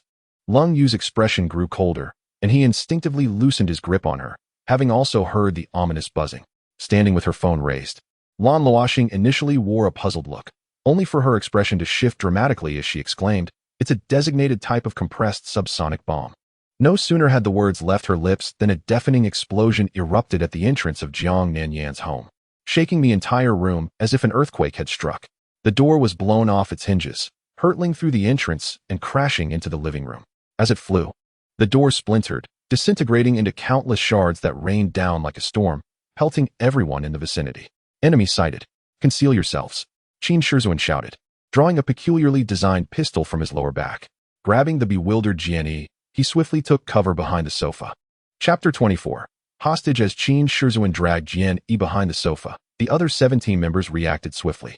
Lung Yu moved with remarkable agility, slightly bending his body. He slipped one arm under Jiang Nanyan's armpit, while the other wrapped around her leg, lifting her effortlessly. Before she could fully comprehend the situation, he darted out, taking several quick strides to a bedroom door, which he kicked open before slipping inside and gently nudging the door closed behind him. Despite appearing delicate and unassuming, Lan Luoxing, an electronic network expert seated on the sofa, was quick to respond. The moment the room shook, she swiftly stowed her phone and clutched her notebook tightly to her chest. With a powerful push against the ground, she pivoted her body around the sofa's back and tumbled backward, landing heavily on the floor beside Qin Shizhuan. Yun Xiaolei, having rolled off Lin Zhongluo, quickly grabbed a discarded transformer toy during the commotion. Pressing a red button on the toy, it transformed into a car. He placed the toy on the ground, and to everyone's astonishment, it sprang to life, its wheels spinning as it buzzed toward the entrance. Upon hearing the explosion, Lin Zhongluo's face, previously reddened from being pinned down by Yun Xiaolei, transformed not into panic, but exhilaration. As soon as Yun Xiaolei released him, he sat up, glancing around to see everyone hiding, and let out a derisive laugh, repeatedly muttering to himself, "Will there be deaths? Will there be deaths? If someone dies, I will have another corpse to dissect. Living people are the most bothersome. I much prefer the soft, squishy innards of the deceased." In a state of eager anticipation, he slowly rose to his feet, brimming with excitement. At that moment, Yun Xiaolei retrieved a metallic lighter from his pocket. Just as he was about to flip open the lid, he noticed Lin Zhongluo foolishly rising to his feet. Infuriated, he leaped forward and delivered a fierce kick to his backside, sending him stumbling several steps before he ultimately collapsed onto the balcony of the living room. "What a fool," Yun Xiaolei muttered indignantly, swiftly crouching down to open the lighter. With a gentle flick of his thumb on the wheel, sparks flew, igniting a ghostly blue flame on the cotton wick. Just then, a woman's voice echoed from outside the entrance. "Be careful. There's a bomb in that toy car." No sooner had the words left her lips than a deafening explosion erupted, shaking the room anew and leaving Jian Yi, who had only just regained his composure, utterly astonished. "What is happening?" he exclaimed. Qin Shizhuan peered toward the entrance and remarked, "It seems Xiaolei has unleashed the toy, neutralizing the substantial bodily harm inflicted by the designated type of compressed subsonic bomb, while simultaneously detonating the toy to send a clear warning to the assailants that we are not to be trifled with." Jian Yi's eyes widened in realization. Oh, that woman's voice sounded like a succubus. Though Qin Shizhuan had never encountered a succubus, he had learned from Jiang Nanyan that such a vampire was a high-ranking member. Upon hearing Jian Yi's words, he instinctively withdrew his head, fixing a piercing gaze on him. "Are you certain?" Jian Yi's expression grew grave as he fell silent, furrowing his brows in contemplation. After a few moments, his complexion shifted dramatically. Yun Xiaolei has been playing with a toy that actually contains a bomb. If he loses control, won't we all be blown to bits? Qin Shizhuan, frantic with worry, thought to himself how frustrating it was that at such a critical juncture, Xiaolei's erratic thinking was tormenting him. Previously, he had adored Jian Yi's brilliant leaps of thought, but now he detested them, his teeth gritting in agitation, his expression darkening. As the Transformer's toy exploded, white smoke billowed in the entrance, lingering ominously, seizing the moment when the assailants could not visually assess the situation in the living room. He secured the metal cap of the lighter, producing a soft click. Then, like a stealthy cat, he crouched low, tiptoeing toward the corner of the entrance. Pressing his back against the wall as he slowly squatted down, his thumb caressing the smooth, rounded edge of the lighter, breathing in a long, silent rhythm. Qin Shizhuan peeked out again to gauge the situation before retreating to whisper to Lan Luoxing, who was tightly clutching her laptop. You should find a place to hide with Xiao Lu. If things spiral out of control, jump out immediately and seek support from the boss. Lan Luoxing calmly adjusted her slightly disheveled bangs, showing no sign of panic despite the sudden onslaught, nodding slightly without uttering a word. She turned and leisurely crawled toward the balcony. At that moment, Leng Yu opened the bedroom door to survey the living room. Noting that the enemy had yet to enter, he breathed a slight sigh of relief, sidling through the door and quietly closing it behind him. He stealthily approached Qin Shizhuan and crouched down beside him, whispering, "What is the situation? The enemy has not yet appeared, and I am equally in the dark," Qin Shizhuan replied. However, Jian Yi mentioned a woman outside, possibly a high-ranking member, a succubus. Leng Yu tightened his grip, the bones of his fingers emitting faint cracking sounds, the veins in his exposed arms bulging as he declared, "If it truly is that vampire, I shall avenge Jian Yi." Qin Shizhuan glanced at him and replied, "Very well. The vampire is yours to confront. However, exercise caution and do not underestimate your opponent." "Understood." Leng Yu responded solemnly. "Can you ascertain whether the voice we just heard belonged to a succubus?" Qin Shizhuan inquired of Jian Yi. Jian Yi's gaze became distant, as if his soul had momentarily departed his body, staring vacantly at the white smoke that filled the living room. "Has he been rendered speechless by fear?" Leng Yu questioned. Qin Shizhuan shook his head, stating, "He might simply be distracted." "What?" Leng Yu asked, furrowing his brow in confusion.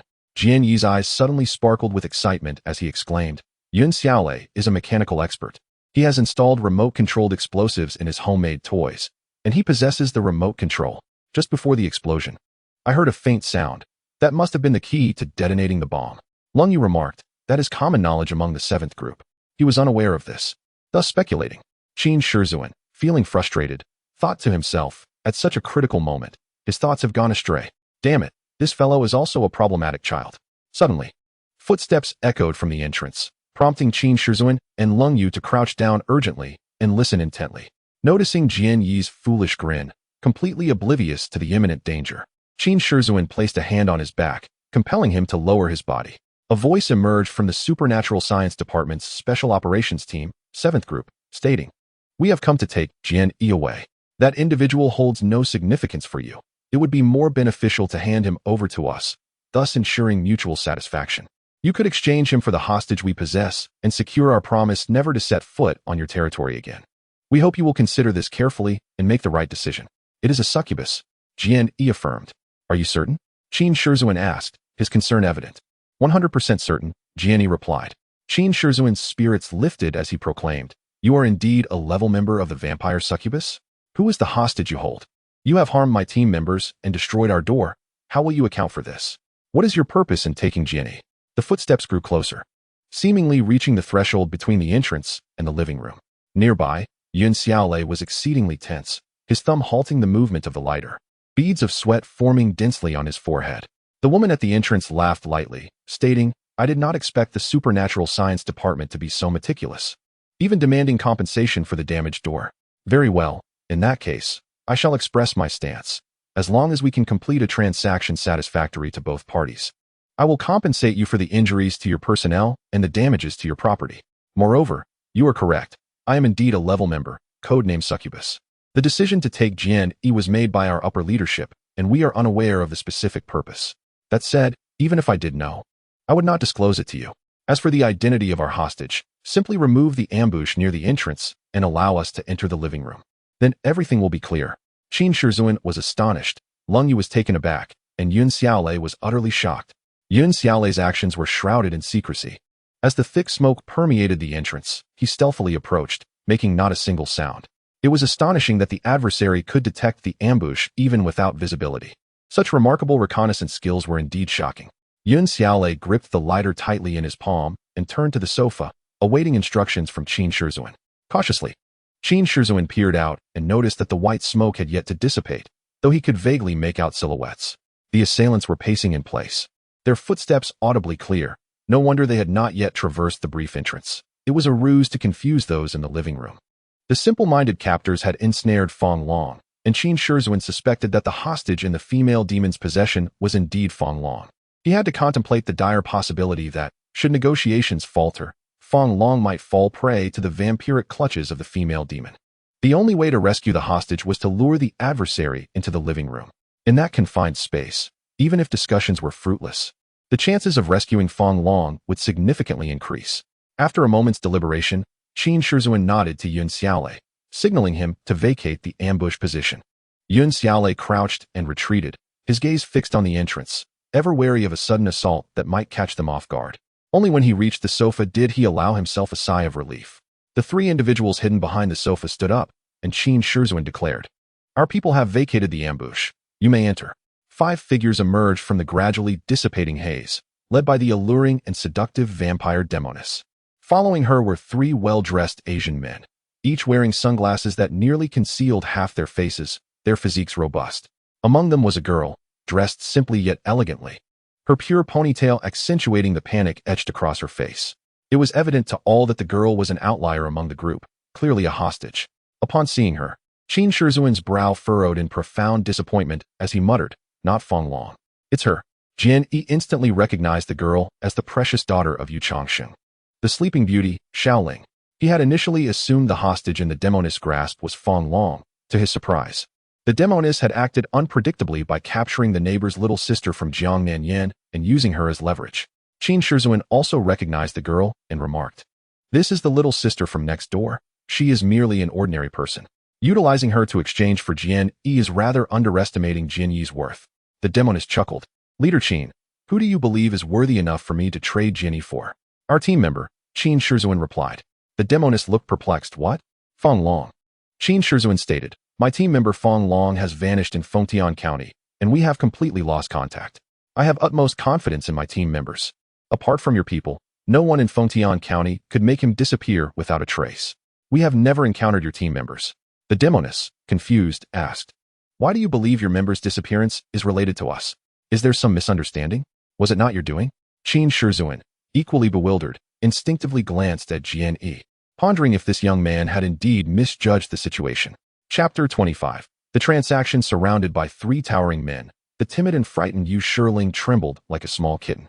Known formally as Yu Shirling, she was the cherished daughter of Yu Changsheng and a student at the prestigious First High School in Fengtian County. As a senior preparing for the imminent college entrance examination, her studies were exceedingly demanding. Following an unsettling incident where a stranger silently appeared in her bedroom at night, Yu Changxing grew increasingly anxious about her safety, personally escorting her to and from school while offering her comfort along the way. At first glance, Yu Shirling appeared to be a delicate and frail girl, yet her inner strength was formidable. Although she had been startled by the unexpected intrusion that night, her fear quickly dissipated after the mysterious figure, Jian Yi, was taken away by Jiangnan. She chose not to dwell on the incident, feeling frustrated by her father's excessive pampering, believing she was not a fragile flower in need of constant protection. Thus, this morning, she defied her usual compliant demeanor, resolutely opposing Yu Changxing's insistence on accompanying her to school. Faced with his seldom-seen furious daughter, he felt helpless and ultimately relented, allowing her to take the bus alone. As fate would have it, on her way to school, Yu Shirling encountered 4 individuals who had thoroughly assessed her situation. Aware that she was the neighbor of Jiangnan, they seized her as a hostage, intending to use her as leverage for Jian Yi's release from the 7th group. Despite her inner strength, Yu Shirling was quite timid. Confronted by 4 men whose intimidation surpassed even that of the local delinquents, she was engulfed in terror. Once kidnapped, she dared not cry for help or resist in any way. Upon returning to her neighborhood, she worried for her safety while simultaneously fearing the distress her abduction might cause her parents. It was only upon reaching her doorstep that she discovered her parents had already left for work, alleviating some of her anxiety. Initially, she assumed her captors sought to use her keys to infiltrate her home and steal valuables. However, when she observed the leading woman produce a bomb and place it at Jiang Nanyan's door, she quickly realized that these individuals were not mere robbers, but rather sinister figures intent on opposing her sister. Aware that Jiang Nanyan worked for a mysterious national agency, akin to the police, she surmised the true nature of her captors. They were part of the underworld. In her understanding, only a powerful criminal organization would dare to brandish explosives in defiance of law enforcement. The 2 explosions left Yu Shirling disoriented and horrified, further intensifying her concern for her precarious situation. The 4 villains surrounding her were far more terrifying than she had anticipated, perhaps embodying something even more sinister than mere gangsters. Following a series of negotiations between the leading woman and Zhang Nanyin's associates, she was finally ushered into the living room of Zhang Nanyin's home. It was then that her eyes fell upon Jian Yi, the man who had inexplicably appeared in her bed that fateful night. The very man who had nearly glimpsed her in her natural state. Recalling the events of that fateful night, she could not help but feel a pang of embarrassment. It was her first encounter with a stranger's gaze upon her bare form. For someone with a more traditional mindset, there was nothing more mortifying than such an experience. However, upon reflecting on the details, she realized that the man bore her no ill will. Otherwise, he would have taken advantage of her rather than offering an explanation at the first opportunity. Who was he exactly? What had led him to her bed in the middle of the night? Yu Shiling gazed at the man, her mind swirling with questions. Upon hearing the female demon deny any involvement of Fong Long in their predicament, Jian Yi began to question his own assumptions. If Fong Long's disappearance was unrelated to the demoness, then to whom else could it be attributed? The living room fell into a heavy silence, the atmosphere stifling. Noticing the stillness, the demoness could not help but speak up. Team Leader Qin, what do you think of the deal I proposed earlier? No sooner had she finished her sentence than a man seized Yu Shiling's ponytail, forcing her to tilt her head back slightly, exposing her delicate neck. In his other hand, he held a sharp dagger, gently gliding its blade against her throat, moving it up and down. Yu Shiling shuddered in fear, her gaze shifting from confusion to terror. The glimmer of tears in her large, beautiful eyes adding to her vulnerability. Qin Shizuan, Leng Yu, and Yun Xiaolei watched in tense silence.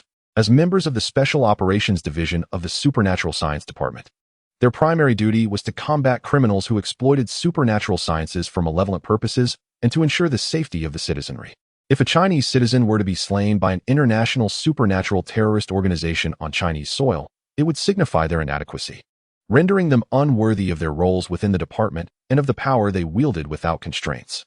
For these proud individuals, such a revelation would be a devastating blow. In truth, members of the Supernatural Science Department were not particularly power-hungry.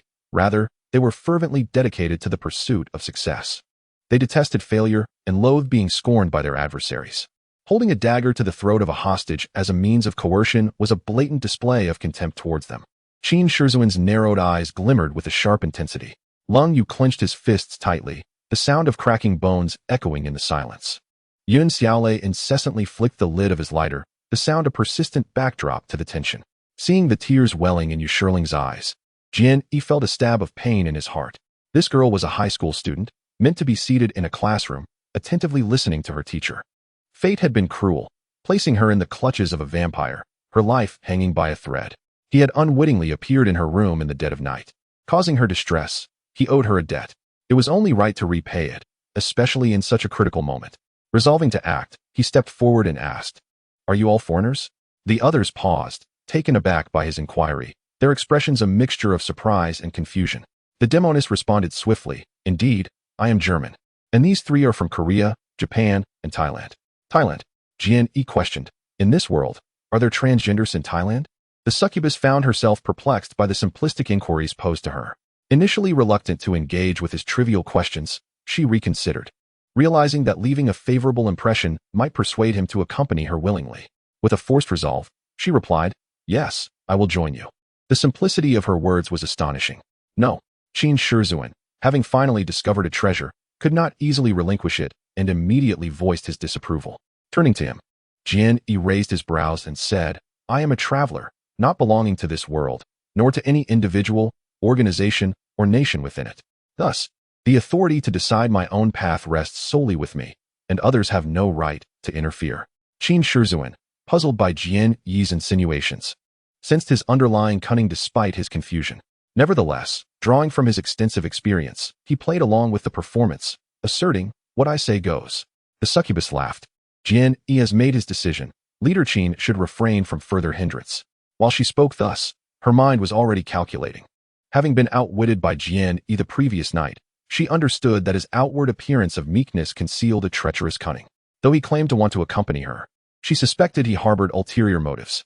She had already suffered a significant loss at his hands, and a second misstep would be unbecoming of her status. Ignoring Qin Shizuan, Jian Yi turned to the succubus and stated, "I will come with you, but you must release that girl." "Very well," the succubus replied, "but you must approach first." Following the age-old principle of trade, the exchange of money and goods must occur simultaneously. I am the currency, and you are the goods. This transaction must proceed in unison. Jian Yi insisted. The man holding the dagger against Yu Shiling's throat scoffed, uttering in broken Chinese, "You are the goods? What kind of goods? A fool." Jian Yi met his gaze and retorted, "You are the fool." A sudden laugh escaped Yu Shiling, the hostage. The blade scraping against her throat instilled fear. Yet Jian Yi's crude and straightforward insult dispelled her terror, striking a humorous chord that compelled her to laugh. Being a top student from the prestigious Fengtian County High School, surrounded by refined individuals, she was accustomed to more eloquent insults, never having encountered such directness. Jian Yi, who appeared to embody the essence of a frail scholar, seemed an unlikely candidate for such vulgarity, especially in such a tense atmosphere. His peculiar words and actions drew the scrutiny of all present, though their patience held firm. And aside from Yu Shiling, no one else dared to laugh. No laughing. The man gripping Yu Shiling's ponytail barked. For reasons unknown, upon hearing his warning. Yu Shiling found the situation even more amusing and could not contain her laughter, which escalated uncontrollably. In that moment, she forgot her perilous predicament and simply wished to indulge in a hearty laugh. "Mind your language," the succubus warned coldly. "Do you hear me? You wretched fool. Mind your language." The man glared menacingly at Jian Yi. "I am addressing you." The succubus snapped, casting a sidelong glance at him. "If your words jeopardize the organization's plans, you will meet a gruesome end." The man perceived the murderous intent in the female demon's eyes, as well as the gradual emergence of her fangs. Realizing she had been provoked, contemplating her ruthless nature, he fell silent, gripped by trepidation, his hand that clutched the dagger trembling uncontrollably. The demon regarded Jian Yi with a frostbitten expression, stating, "I accept your proposal. However, before we proceed with the transaction, allow me to caution you. My patience is finite. Should you attempt any deceit during our dealings, I will ensure you suffer a fate worse than death." "Very well," Jian Yi nodded, cautiously advancing towards her. Despite being aware of his underlying plan, Qin Shizuan felt a gnawing apprehension. Although Jian Yi was astute, with a nimble mind and a vivid imagination, he remained an ordinary individual. Should he fall into the demon's clutches, escape would be nearly impossible. Before fully grasping Jian Yi's intentions, Qin Shizuan's anxiety heightened, compelling him to call out, "Jian Yi, I have made my decision." Jian Yi did not look back, responding in a low tone. Qin Shizuan let out a long sigh, feeling helpless, and could not resist stomping his foot in frustration. "Release her," the demon commanded impassively. Yes, the man, intimidated by the demon's wrath, dared not disobey. He sheathed his dagger, releasing Yu Shiling's ponytail and giving her a gentle push. Yu Shiling stumbled forward a few steps, regaining her balance just as Jian Yi reached her side. "Why did you save me?" she whispered. "I am sincerely sorry for the fright you experienced that night. I owe you a debt, and it is only right that I repay it. I have always maintained that I am not a villain. Even if I were, I could not be as despicable as those who would use you as a hostage." As they brushed past one another, Yu Shiling's eyes sparkled with an unusual light as she said, "Thank you." "It was the right thing to do," Jian Yi replied, gradually making his way to the demon's side. He turned to Yu Shiling, who approached Qin Shizuan, and instructed, "Team leader Qin, keep her safe." Qin Shizuan fixed his gaze on Jian Yi, attempting to decipher his plan from his expression, but Jian Yi remained inscrutable, leaving him with no choice but to nod in acquiescence. Lung Yu pulled Yu Shiling behind him, saying, "Go to the nearest bedroom and hide." Yu Shiling acknowledged, casting one last glance at Jian Yi before retreating towards the room where Zhang Nanyin was concealed. Jian Yi's tense demeanor relaxed as he exhaled, turning to the demon to declare, "So, the transaction is complete?" "Indeed," the demon affirmed. Jian Yi inquired further, "I have not resorted to trickery during our dealings. You will not subject me to a fate worse than death, will you?" "Absolutely not," the demon replied with unwavering certainty. "That is reassuring," Jian Yi remarked, and suddenly pivoted. Swinging his arm in a wide arc, his palm aimed directly at the face of the man who had previously mocked him. This man, a senior member of the organization and a Japanese national, was highly skilled in karate and judo. Yet, he could not have anticipated the audacity of this seemingly frail man. Caught off guard, he forgot to evade and was struck sharply across the face by Jian Yi's hand, producing a resounding crack. Dazed and bewildered, the man had yet to comprehend the situation when Jian Yi delivered a swift kick, landing squarely in his abdomen. However, the untrained Jian Yi lacked strength, and the impact of his kick was far inferior to that of a slap. The man merely swayed slightly, remaining firmly rooted to the spot. "Engage!" Jian Yi roared with the fervor of a warrior possessed. As his battle cry echoed, the members of the Special Operations Unit sprang into action. Thus, a fierce confrontation commenced. Chapter 26. Intense collision. The first to respond was, naturally, the Japanese man who had been caught off guard. As a master of karate and judo, it was a considerable blow to his pride to be struck in the face and kicked in the abdomen by a man of lesser stature and frail constitution. Though his body remained unscathed, his self-esteem suffered a significant blow. What humiliated him most was the realization that this seemingly weak man had bewildered him with 2 sudden assaults, leaving him momentarily dazed and defenseless, a tremendous disgrace. Should news of this incident circulate within the organization or the Japanese martial arts community, he would be utterly ashamed to show his face again. Fury surged within him, coursing through his veins like wildfire, igniting his blood to a boiling point. The scalding heat surged into his brain, clouding his judgment. He roared in anger, seized Jian Yi by the collar, hoisting him up before delivering a kick to Jian Yi's abdomen akin to a goalkeeper launching a ball, sending him sprawling backward. The Japanese man's strength was formidable. Jian Yi felt as though his entire abdomen were caving in, as if his internal organs were being compressed into a mere patty. He soared through the air, his body ablaze with heat, a metallic taste filling his throat as he gasped, blood erupting from his mouth, and his expression turned instantly pallid. Having suffered from malnutrition since childhood, Jian Yi's physique was weaker than that of his peers. He had spent his school years either confined to a corner, lost in uncontrollable flights of thought, or buried in study, rarely engaging in physical activity. Furthermore, having just recovered from injuries sustained in a car accident, his body was still frail and ill-equipped to withstand the wrath of the Japanese man. Thus, it was entirely unsurprising that he was sent flying, blood staining his lips. Seeing Jian Yi launched across the room, the woman's expression shifted dramatically. A cooked duck had flown away, and it was one of their own that had let it escape, an extraordinarily rare blunder among the organization's members. She loathed that brutish Japanese man. Had circumstances not been dire, she would have torn him to shreds without hesitation. If Jian Yi were to gain the protection of Qin Shizhuan and others, her only recourse to reclaim him, having lost her bargaining chip, would be to engage in a fierce battle at any cost to retrieve him. The members of the Special Operations Unit were not ordinary individuals. Attempting to procure anything from them was akin to extracting teeth from a tiger's mouth. It was imperative to reclaim Jian Yi before he secured protection from Qin Shizhuan and to withdraw swiftly.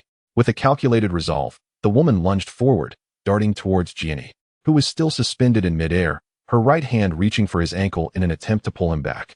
Just as her fingertips were about to graze his shoe, a gleaming silver dagger appeared before her, its sharpness radiating with an intensity reminiscent of the bright gaze of death itself. Startled, she hastily withdrew her hand and leaped back to her previous position. The one who had brandished the silver dagger to ward off the woman was Zhang Xilin. From the moment the female demon appeared, Zhang Xilin had been fixated upon her, scrutinizing her every move. Upon learning that she was the vampire responsible for injuring Jiang Nanyan, thoughts of vengeance for his junior sister consumed him. Despite the tense atmosphere, the parties involved showed no inclination to engage in combat, and the team leader gave no indication to strike, leaving him to endure in silence. However, when the demon finally made a move, excitement surged within him. Without waiting for the leader's command, he charged forward, eager to confront the vampire with his fists and feet. Unexpectedly, as he brushed past Jian Yi, she slipped a silver dagger into his hand. Upon closer inspection, he realized it was Jiang Nanyan's dagger, leaving him puzzled as to how it had come to be in his possession. Yet, casting aside his confusion, he maintained his momentum, dagger in hand, racing towards the demon. Nevertheless, as a vampire, the demon possessed remarkable speed. She darted forward, her hand reaching out to grasp Jian Yi's shoe.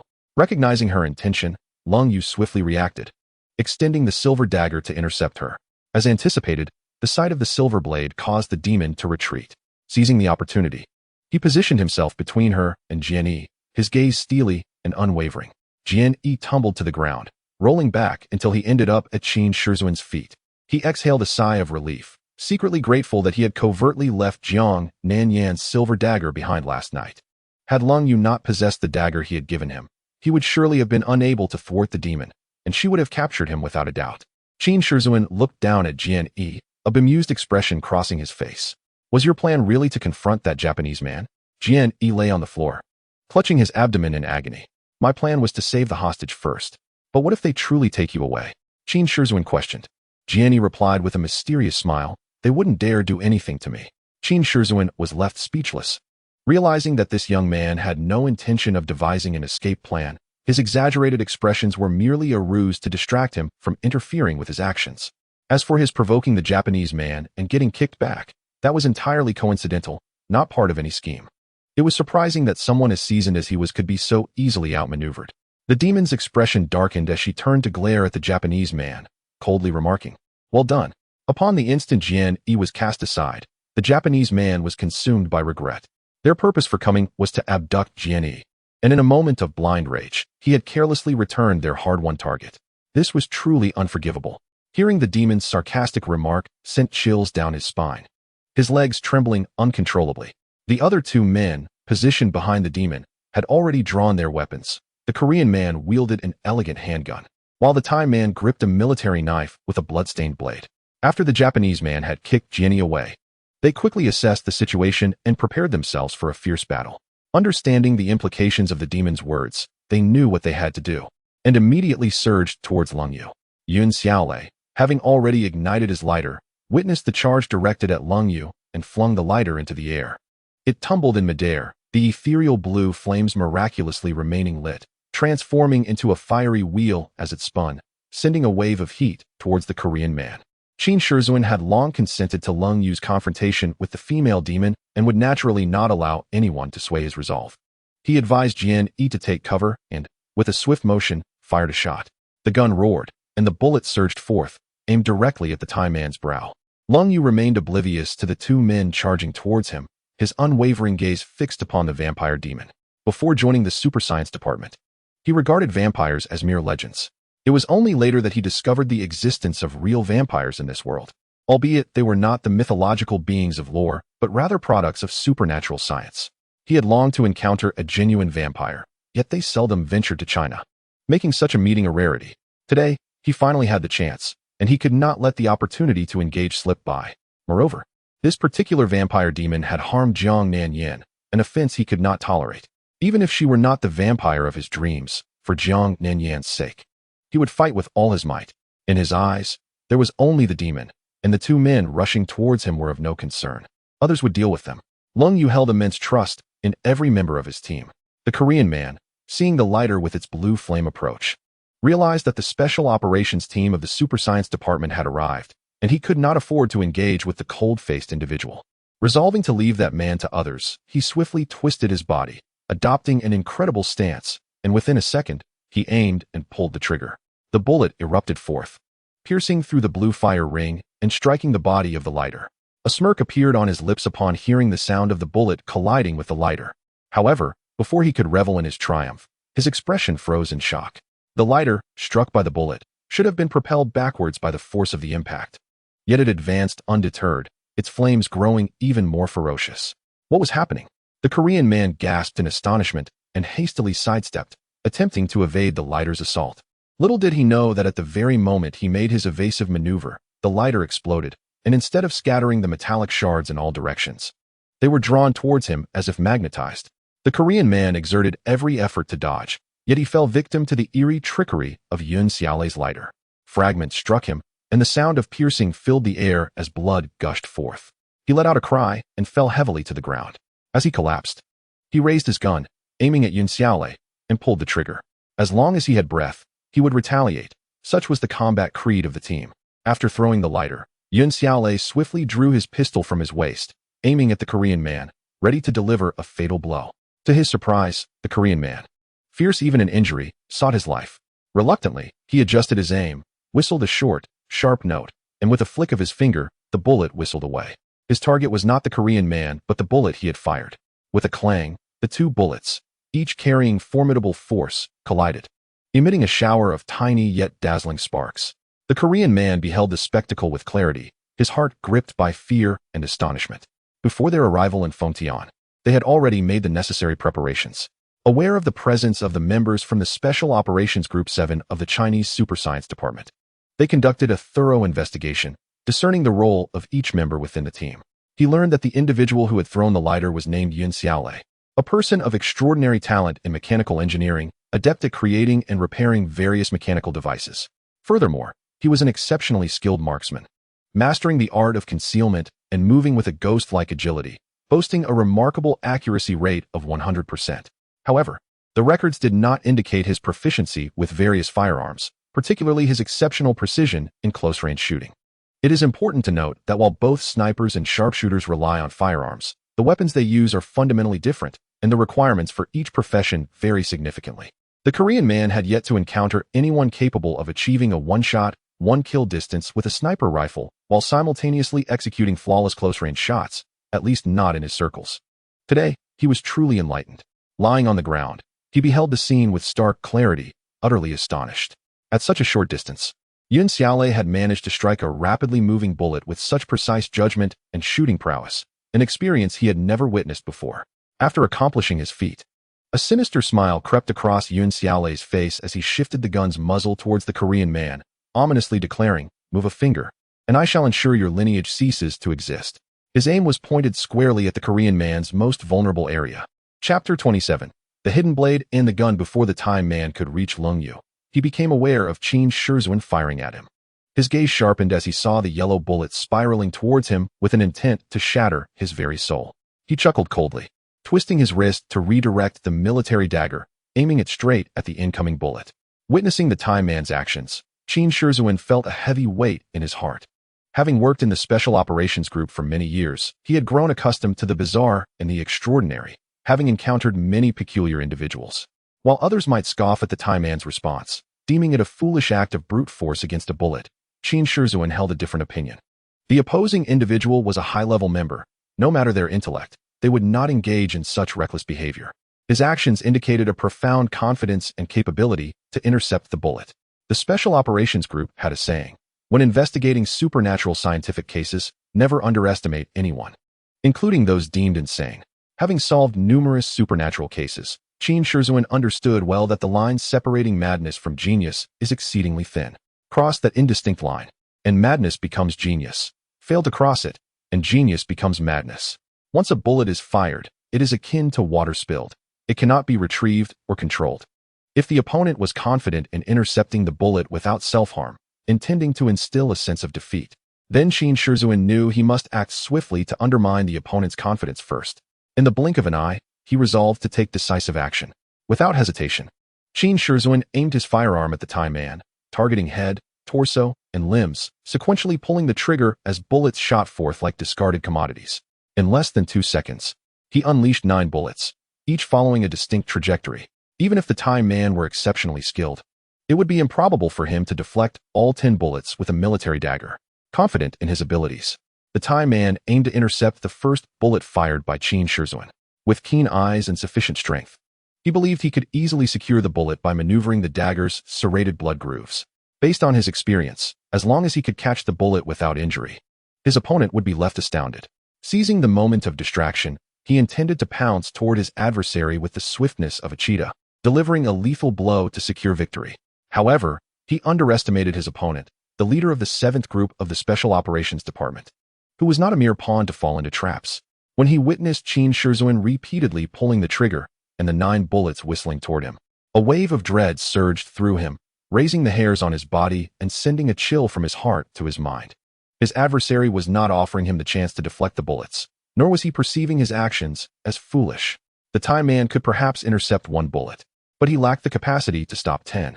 In a panic, the first bullet was already upon him, piercing into the dagger's blood groove with a resounding clang. The momentarily dazed time man felt his wrist strength plummet. The bullet's force compelled him to relinquish the dagger. The released dagger spun from his shoulder, hurtling backward until it collided with the living room wall, falling to the ground with a clattering noise. With his hands now bloodied and raw from the impact, the time man disregarded his wounds, for 9 bullets still remained to be dealt with. He must evade. As an aggressive warrior, he favored offense and despised defense, evasion, and retreat. Yet the dire circumstances forced him into actions he loathed. He pushed off the ground with all his might, his body tilting forward like a javelin launched into the air. As a seasoned member, well-trained and remarkably swift, dodging bullets came effortlessly to him. 3 of the 9 bullets whizzed past him, creating holes in his pristine suit. Fortunately, they did not graze his skin. Qin Shizhuan, having fired 9 shots, harbored no illusions about hitting the time man. With his vast experience, he understood that those associated with supernatural science, be they powerless scientists or frontline warriors, should never be underestimated. Having worked in the Special Operations Department for many years, he was no longer the impetuous youth of his past, and he would never belittle any opponent. Thus, upon witnessing the time man evade the 9 bullets, Rather than feeling shocked or frustrated, he charged forward without hesitation. With a subtle flick of his wrist, the elegant handgun in his grasp revealed a slender, 10-centimeter-long blade that emerged with a swift sound. He wielded the gunblade with precision, aiming to slash at the Thai man's throat. The Thai man, astonished to discover such a sharp blade concealed within the seemingly innocuous handgun, was left in disbelief. The most astonishing revelation was the ingenious design allowing a 10-centimeter blade to be housed within the barrel, a testament to the unparalleled skill of the gun's creator, truly a rarity in the world. As he beheld the blade imbued with the aura of death slicing toward his throat, a gasp escaped his lips. His body instinctively leaned back, striving to evade this unexpected and sinister strike. Qin Shizhuan unleashed his speed to its utmost limit, yet still fell perilously short. The blade grazed past him, merely brushing the skin of the Thai man's neck, leaving behind a barely perceptible incision. The sudden chill at his throat caused the Thai man's complexion to shift dramatically. In an instant, he collapsed to the ground, disregarding the examination of his wound. He curled his legs and delivered a powerful kick to Qin Shizhuan's abdomen. Taken by surprise, Qin Shizhuan staggered several steps back before barely regaining his balance.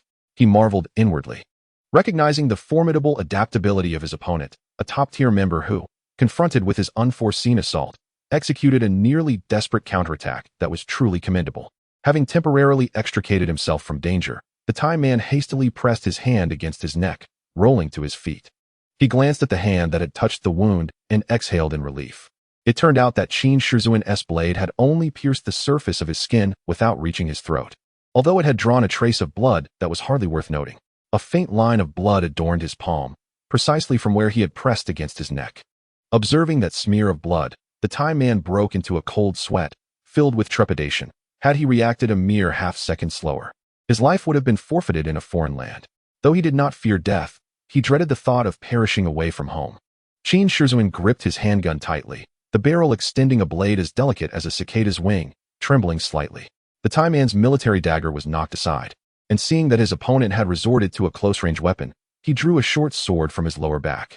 Though termed a short sword, it was considerably longer than Qin Shizhuan's firearm blade, measuring half a meter in total length, with a blade width of approximately 8 centimeters, gleaming coldly with a double-edged sharpness.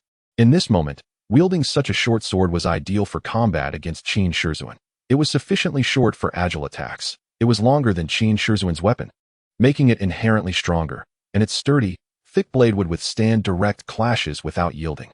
With the short sword in hand, the Thai man forgot the brush with death he had just endured, his features contorting into a fierce grimace as he charged toward Qin Shizhuan. Recognizing his disadvantage, Qin Shizhuan remained undaunted, approaching with an impassive demeanor. The two engaged in a perilous duel within the confines of the small living room, a deadly dance of attack and evasion unfolding. Meanwhile, the Korean man was held at bay by Yun Xiaolei's gun, paralyzed with fear, his gaze fixated on the muzzle of the weapon. Noticing the unwavering gaze and steady hand of his adversary, the dark barrel ominously aimed at his vital points sent waves of cold dread coursing through him, prompting him to mentally curse Yun Xiaolei's ancestors without distinction of gender.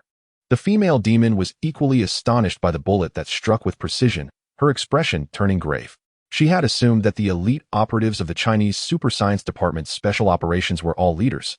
Yet here was an ordinary member exhibiting such prowess. An unusual lighter and a common bullet had subdued a top-tier member. Such strength could not be underestimated. The seventh group proved more challenging than anticipated, leaving the female demon feeling overwhelmed, her frustration directed at the Japanese man she wished to send back. Without turning her head, she spoke in Latin. "I shall grant you half a minute to save the masked one." The Japanese man comprehended her words, nodding repeatedly as he cautiously maneuvered around her. His gaze fixed on Yun Xiaolei. He was acutely aware that he had committed an irreparable mistake and could only atone through valor, striving to mitigate the punishment the enchantress would impose upon him later. Thus, the rescue of the South Korean man, known by the moniker Mask, must not falter. Should it fail, he would suffer tortures from the enchantress that would render existence unbearable. No. Yun Xiaolei's eyes remained locked on the vulnerable region of the South Korean man's mask, and he retorted in Latin, "Do you presume my education to be inferior? To be bullied in Latin is as laughable as a 3-year-old proclaiming they are no longer a mere infant." The enchantress's expression darkened to an extreme as she coldly fixed her gaze upon Yun Xiaolei. The Japanese man hesitated, caught in a web of trepidation. Yun Xiaolei declared in Mandarin, "If that Japanese man makes a move, I shall shoot off a portion of this South Korean man's flesh. The reference to a portion of flesh momentarily startled the enchantress, but being well-versed in Mandarin, she quickly regained her composure, letting out a cold snort before switching to fluent Mandarin, saying, "We shall only save his life," asking for nothing else. "Very well, let it be so," Yin Xiaolei responded. However, the South Korean man understood the implications. Drenched in cold sweat, he screamed in shock. The enchantress's words served as an indirect command, and in his quest for redemption, the Japanese man disregarded all caution, bellowing as he drew a pistol from his coat, aiming to shoot at Yin Xiaolei. Yin Xiaolei, undeterred, let out a mocking whistle, pulling the trigger, sending a bullet of despair towards the South Korean man. The latter, attempting to evade, found himself too late. The bullet tore through his finely crafted trousers, mercilessly striking at the pride of his manhood. Blood gushed forth, staining the floor crimson, as the South Korean man clasped his groin, wailing in agony. At that moment, the Japanese man took aim, unwavering, and fired. Yin Xiaolei, employing the same tactic, deftly shifted the gun's muzzle, his index finger gently pressing down, releasing a bullet that collided with the projectile fired by the Japanese man. The Japanese man was taken aback, hastily readjusting his aim for a second shot. Yet, Yin Xiaolei would not grant him that opportunity. He swiftly dodged while simultaneously retrieving a pen from his jacket pocket and tossing it forth. A pen? What manner of weapon is that? The Japanese man was perplexed, but having learned from the earlier encounter with the lighter, he refrained from shooting at the pen, opting instead to evade. Observing his dodge, Yin Xiaolei wore a sly smile. As the members of the Cold Yu team were restrained, their gazes towards the enchantress grew sharper, and one stepped forward boldly, proclaiming, "I have long desired to face a vampire. I never imagined today my dream would come to fruition." The enchantress appraised him for a moment before shaking her head, stating, "You are not my match. How can one know without engaging?" With that, Cold Yu leaped forward, raising his sinewy fist to strike the enchantress squarely in the face. The enchantress, unperturbed by the rapidly approaching fist, dismissed it entirely. For even if the opponent possessed a physique honed beyond the ordinary, it could not rival her strength, a testament to the formidable genetic advantages of the vampire lineage. What captured her attention was the pure silver dagger tightly gripped in the other hand of Lung Yu, for it was indeed a weapon that could inflict harm upon her. Having suffered a setback the previous night due to a simple trap, she had learned her lesson, and instinctively, she guarded against the silver dagger in Lung Yu's grasp. As Lung Yu's sinewy fist came hurtling towards her, the female demon did not even spare a glance. With swift dexterity, she seized his fist, a cold smile gracing her lips as she remarked, "Knowing I am a vampire, yet you choose to contend with me in strength is akin to striking a stone with an egg. You are not a wise individual."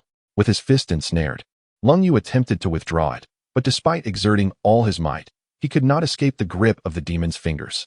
Internally, he lamented the reality that vampires were indeed a grotesque anomaly, their strength staggering and difficult to accept. In response to her taunts, he grunted coldly, his other hand tightening around the silver dagger as he lunged towards the demon's heart. The demon scoffed, her free hand darting forward to grasp Lung Yu's wrist.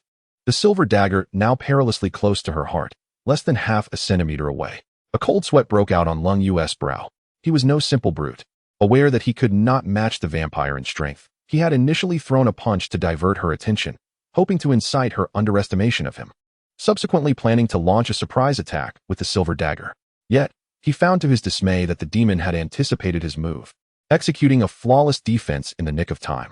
With his arms captured and the game lost, Lung Yu felt a chill of despair. He was a tough man, unafraid of injury or death, but the knowledge that the enchanting half-blood woman before him had harmed Yan Zi while he stood powerless to avenge her left him in a state of frustration. With Lung Yu securely in her grasp, the demon wore a smile of triumph, declaring, "Last night, I was similarly wounded by a rudimentary method. Thus I had long since taken precautions against your silver dagger. Such deceptive tactics hold no novelty in my eyes." Lung Yu experienced a moment of clarity, gaining a newfound respect for the seemingly bookish Jian Yi. Upon first encountering Jian Yi, he had dismissed the unassuming fellow, not realizing that beneath that inconspicuous exterior lay a cunning and treacherous mind. The members of Team 7 were few, yet among them, there were many who were sly and deceitful. Contemplating the team's modus operandi, a faint, inexplicable smile crept across his lips, even amidst danger. The demon, taken aback by his smile, regarded him with suspicion, pondering whether he had some hidden stratagem. She scrutinized his face, attempting to discern his thoughts, yet found nothing of consequence. "I have been defeated. Who will come to my aid?" Lung Yu called out boldly, his expression calm. The demon furrowed her brow, surveying the living room, her gaze comprehending the situation in its entirety. Qin Shizun was entangled with the Thai man, their movements a whirlwind of close combat. Weapons fluttering like butterflies in a relentless struggle, where life and death hinged on the fleeting moment, leaving no time for assistance. Yun Xiaolei had all his focus trained on a Japanese man, who, though somewhat beleaguered, would not afford him the opportunity to divert his attention. Thus Yun Xiaolei could not lend aid either. As for Jian Yi, seated near the sofa and grimacing from a kick delivered by the Japanese man, his treachery aside, his combat prowess was virtually non-existent.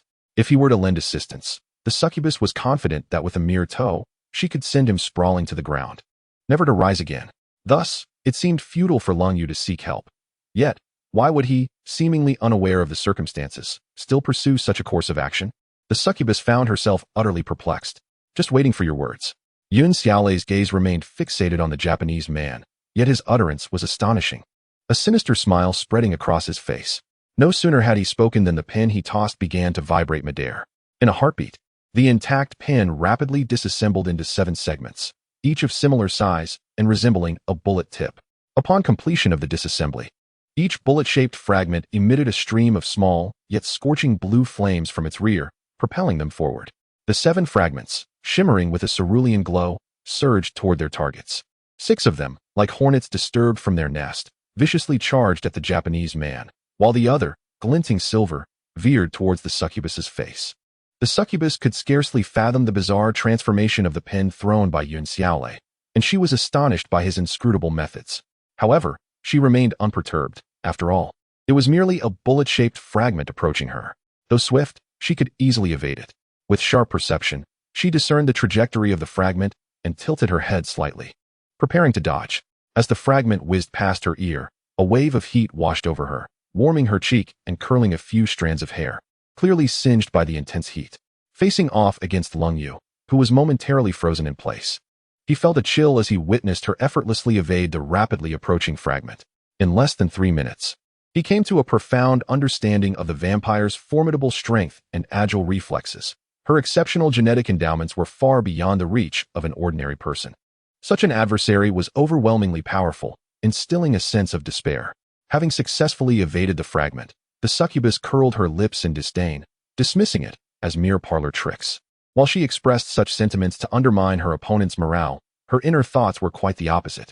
Before arriving, she had meticulously studied the profiles of each member of the 7th group, believing that aside from the leader, Qin Shizun, the other members were of average ability and unremarkable. It was only upon engaging them that she realized her investigation into the 7th group and the entire supernatural science department had been woefully superficial. The information they possessed was incomplete, resulting in a significant setback upon their first confrontation. The dossier had described Yun Xiaolei as a genius mechanic, yet it failed to elaborate on the reasons behind such a claim. Now, it was evident that he was indeed deserving of the title. The weapons in his possession, though seemingly trivial, were a synthesis of ingenious concepts and cutting-edge technology, certainly not to be underestimated. The moment the pen disassembled, the Japanese man sensed something amiss. As he beheld the 6 fragments hurtling towards him at meteoric speed, a chill gripped his limbs, terror and despair intertwining like a pair of scissors, shredding his heart into fragments. The succubus's successful evasion of the fragment's ambush was entirely reliant on her extraordinary reflexes. He was merely an ordinary individual with commendable agility, yet he could not match the speed of the succubus. 6 disintegration entities lunged towards him in a peculiar ambush, leaving him no opportunity to evade. Each entity unleashed a wave of heat upon contact with his body, resulting in a series of muffled thuds. After the 6 thuds echoed, 6 gaping wounds adorned his form, blood gushing from the lacerations and staining his pristine suit. The Japanese man let out a harrowing scream, collapsing to the ground, his firearm slipping from his grasp. Witnessing the man's injury, the succubus momentarily lost her composure, pondering whether even the members of the Special Operations Division's 7th team were so formidable that even their elite could not withstand them. Cold Yu, his hands restrained, resembled a poised cheetah, quietly awaiting a moment to strike back. At long last, that moment arrived. The succubus, momentarily distracted by the Japanese man's anguished cries, unconsciously weakened her grip. Seizing the opportunity, Cold Yu deftly maneuvered his wrist, liberating himself from her grasp at her most vulnerable point. The instant he broke free, he lunged forward, his silver dagger aimed at the succubus's throat. Startled, the succubus reacted instinctively, delivering a powerful kick that struck Cold Yu in the abdomen. Before his dagger could reach her neck, he was sent hurtling backward, crashing onto the ground and spitting blood. Cold Yu's technique for escaping her formidable grip mirrored the one he had employed with Zhang Xilin in the hospital room. Upon realizing this, the succubus was drenched in cold sweat, no longer underestimating her opponent.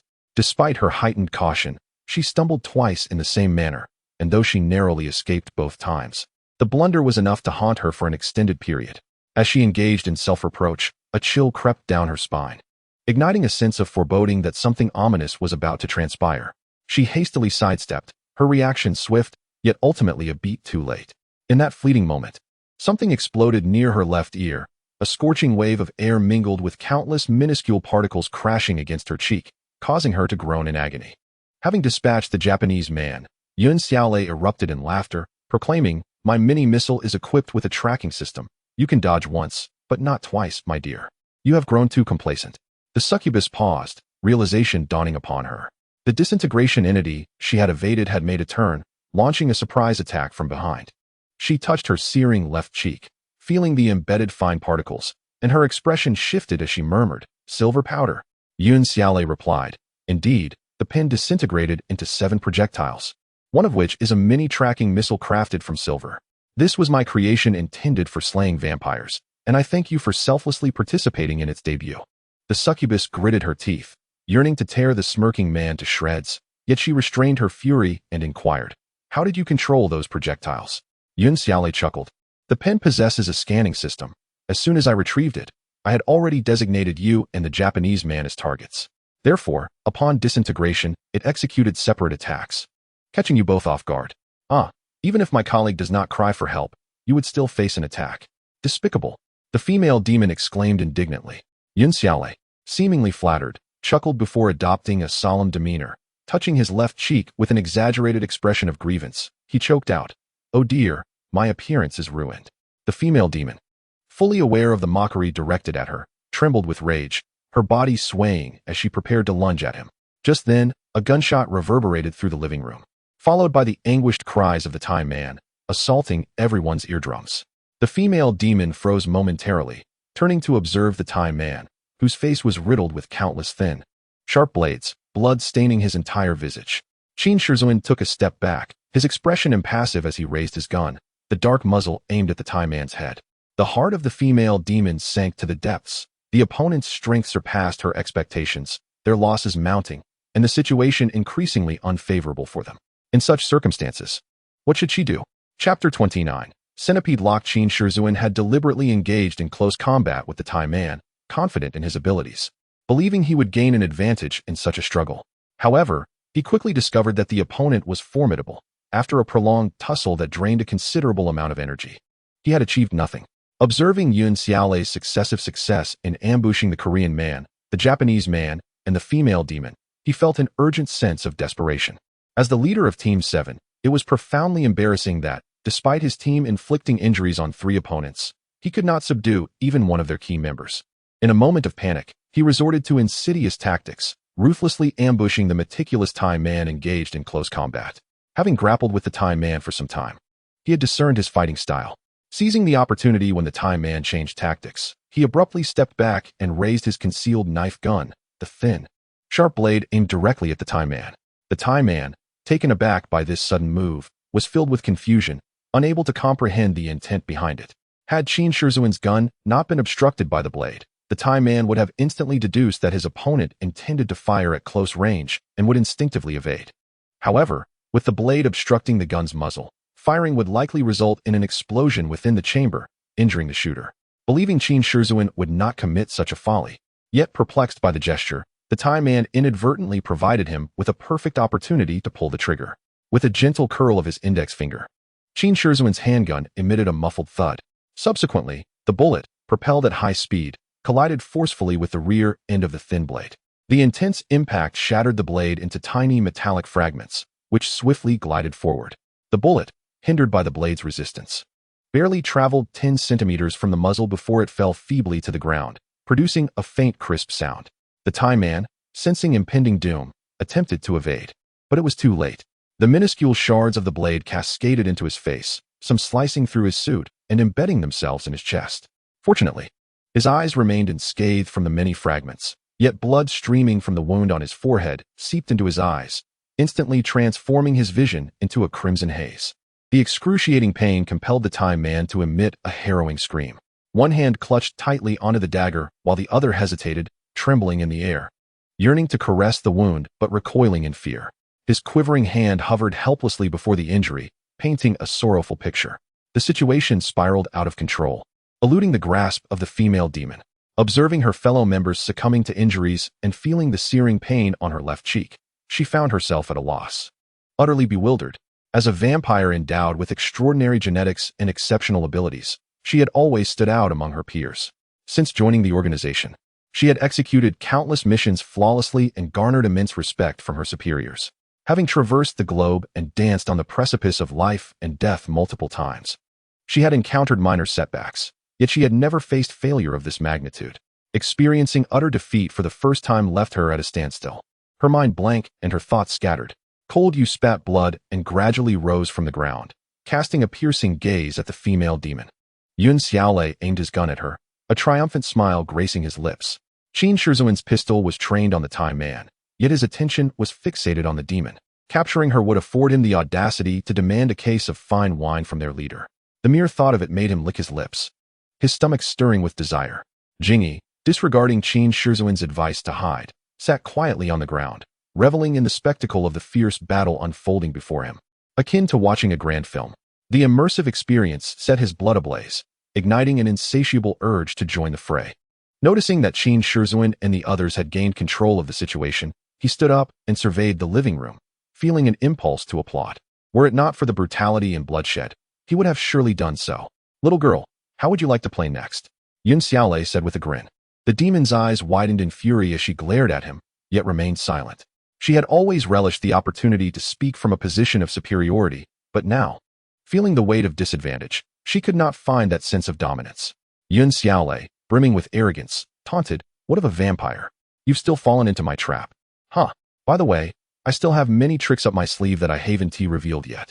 You're not giving me a chance to showcase my talents. How inconsiderate." "Oh, right. We are enemies, so what is there to be considerate about? Look at you, left with only half of your beautiful face. What a shame. It's all my fault, truly. I feel quite guilty. I should have let the miniature tracking missile explode near your chest instead of your face. That way, your lovely visage would have been preserved, while inflicting the most profound damage upon your body and spirit. This oversight is entirely my miscalculation, my sincerest apologies." "Enough." The demon, incensed by the incessant ramblings of this loquacious fool, felt her lips tinge with purple as she could no longer contain her fury. "Since you wish to showcase yourself, let us engage in a proper contest." "Not a chance." Yun Xiaolei vehemently shook his head. "It feels rather uncomfortable for 3 men to bully a single woman. How about this? You accompany us, and we promise not to harm you. What do you say?" The siren had never been so taunted by human words. Her fury ignited. Her pupils contracted, tinged with a hint of crimson, as her fangs elongated from her sultry lips, the sound of her teeth clicking ominously. With the transformation of her eyes and fangs, the atmosphere in the living room turned palpably tense. Qin Shizuan, Leng Yu, and Yun Xiaolei fixated on her, brimming with caution. At that moment, a piercing scream erupted from the balcony, the voice belonging to Lan Luoxing. Simultaneously, Lin Zhongluo unleashed a torrent of curses. "Damn it! How dare you play tricks on me?" The expressions of Qin Shizuan, Leng Yu, and Yun Xiaolei shifted, an unsettling premonition swirling in their hearts. Qin Shizuan called out, "Xiaolu, what's wrong?" "Ah, that bastard has pulled a fast one on us." Lin Zhongluo's voice trembled, seemingly laden with immense anguish. "We've been taken control of by a handsome guy." Lan Luoxing's infatuated tone quivered with a hint of tears. As the situation evolved, the siren, initially intent on confronting the trio, felt a shift in her resolve, gradually calming herself to observe the unfolding events. Lin Zhongluo and Lan Luoxing stumbled into the living room from the balcony, their faces pale and tear-streaked, exuding profound distress. Trailing behind them was a tall, blonde, blue-eyed man, a smile adorning his face. "Lucifer?" Upon seeing him, the siren's expression flickered with surprise and excitement, unable to restrain herself from uttering his code name. Lucifer nodded in acknowledgement, his smile unwavering. As for the injured trio, he appeared oblivious, not even sparing them a glance. "Who are you?" Qin Shizhuan inquired. An elite member, codenamed Lucifer. He replied in precise Mandarin. Qin Shizhuan, Leng Yu, and Yun Xiaolei collectively inhaled sharply. They had just seized the initiative, yet another elite member had emerged from the shadows. Moreover, it seemed that Lin Zhonglou and Lan Luoxing were under the control of this so-called Lucifer, rendering the situation utterly dire. Fallen angel? Jian Yi interjected. Many refer to me as such, Lucifer replied with a gentlemanly nod towards Jian Yi. Hello, traveler. Greetings, Jian Yi responded hastily, attempting to maintain decorum. Lucifer smiled, then turned his gaze towards Qin Shizhuan, stating, the siren is my colleague. I trust one need not emphasize the purpose of my visit.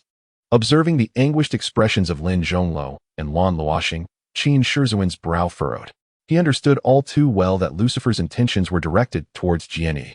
The lengths to which Lucifer had gone were considerable. First, he orchestrated the siren to lead 3 elite members in abducting Jiang Nanyan's neighbor as leverage against Team 7 for Jian Yi's surrender. Subsequently, he had unexpectedly subdued 2 team members to bolster his bargaining position. This meticulous strategy revealed their deep-seated determination to secure Jian Yi. The siren's reaction suggested she was unaware of Lucifer's maneuvers.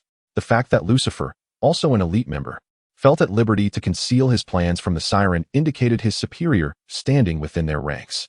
Clearly, Lucifer held far greater value than the siren. Capturing him could grant the Super Science Department invaluable insights into internal affairs. Qin Shizhuan found himself ensnared in a web of indecision. He was reluctant to surrender Jian Yi, preferring instead to capture the 2 members. However, Lin Zhonglou and Lan Luoxing were incapacitated, their movements severely hindered. Observing the sweat-soaked faces of his comrades, he felt a pang of sorrow and could not help but inquire, what have you done to them? It is merely a trivial method, Lucifer replied, maintaining a gentlemanly smile as he seized Lan Luoxing's arm and compelled her to turn. I call this device the centipede lock, for it resembles a centipede, possessing 8 legs, each with a slender needle.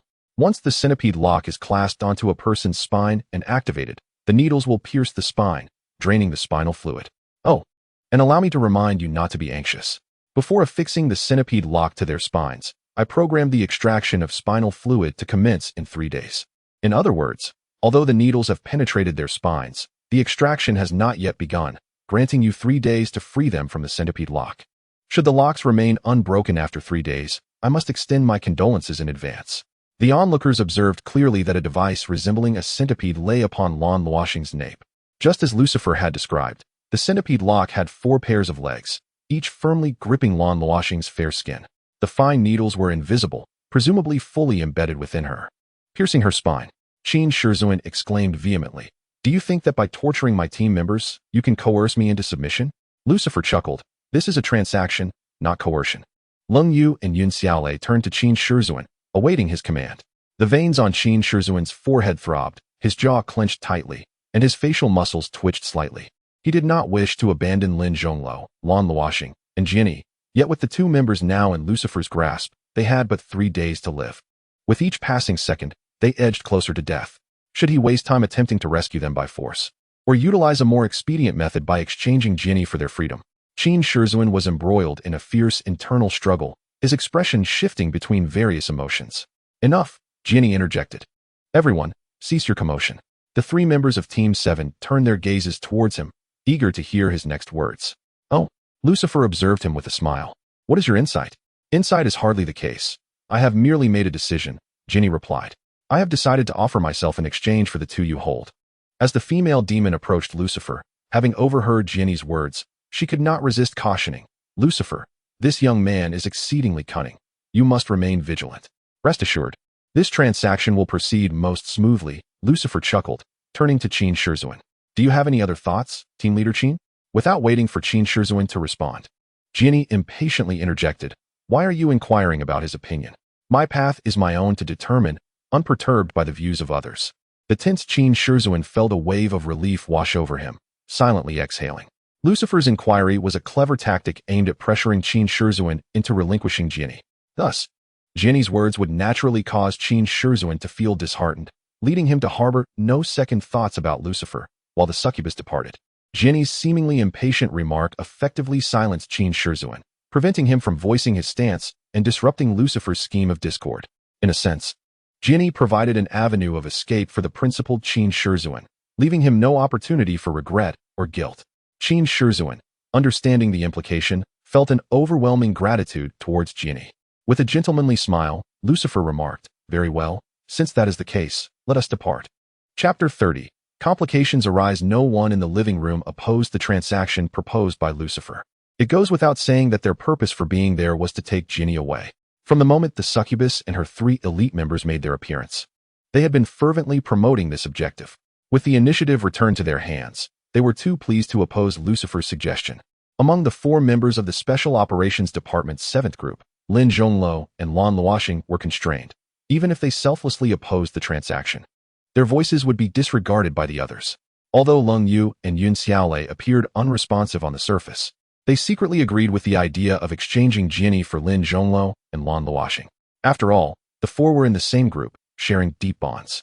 And it was only natural for Leng and Yun to choose to abandon the recently acquainted, still unfamiliar Jian Yi, despite the potential damage to their dignity.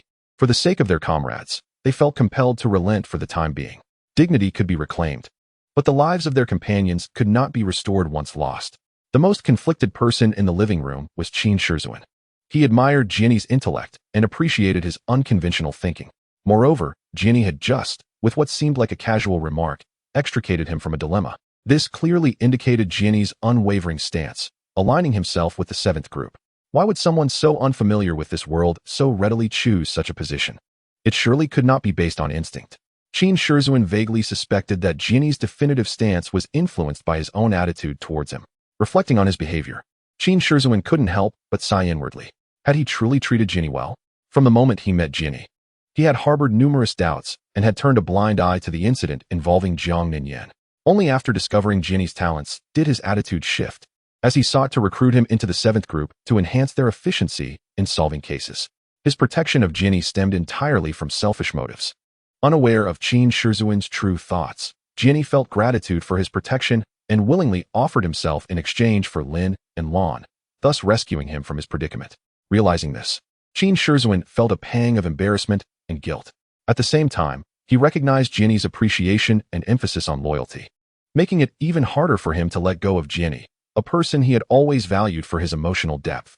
However, he was faced with a dilemma akin to a multiple-choice question.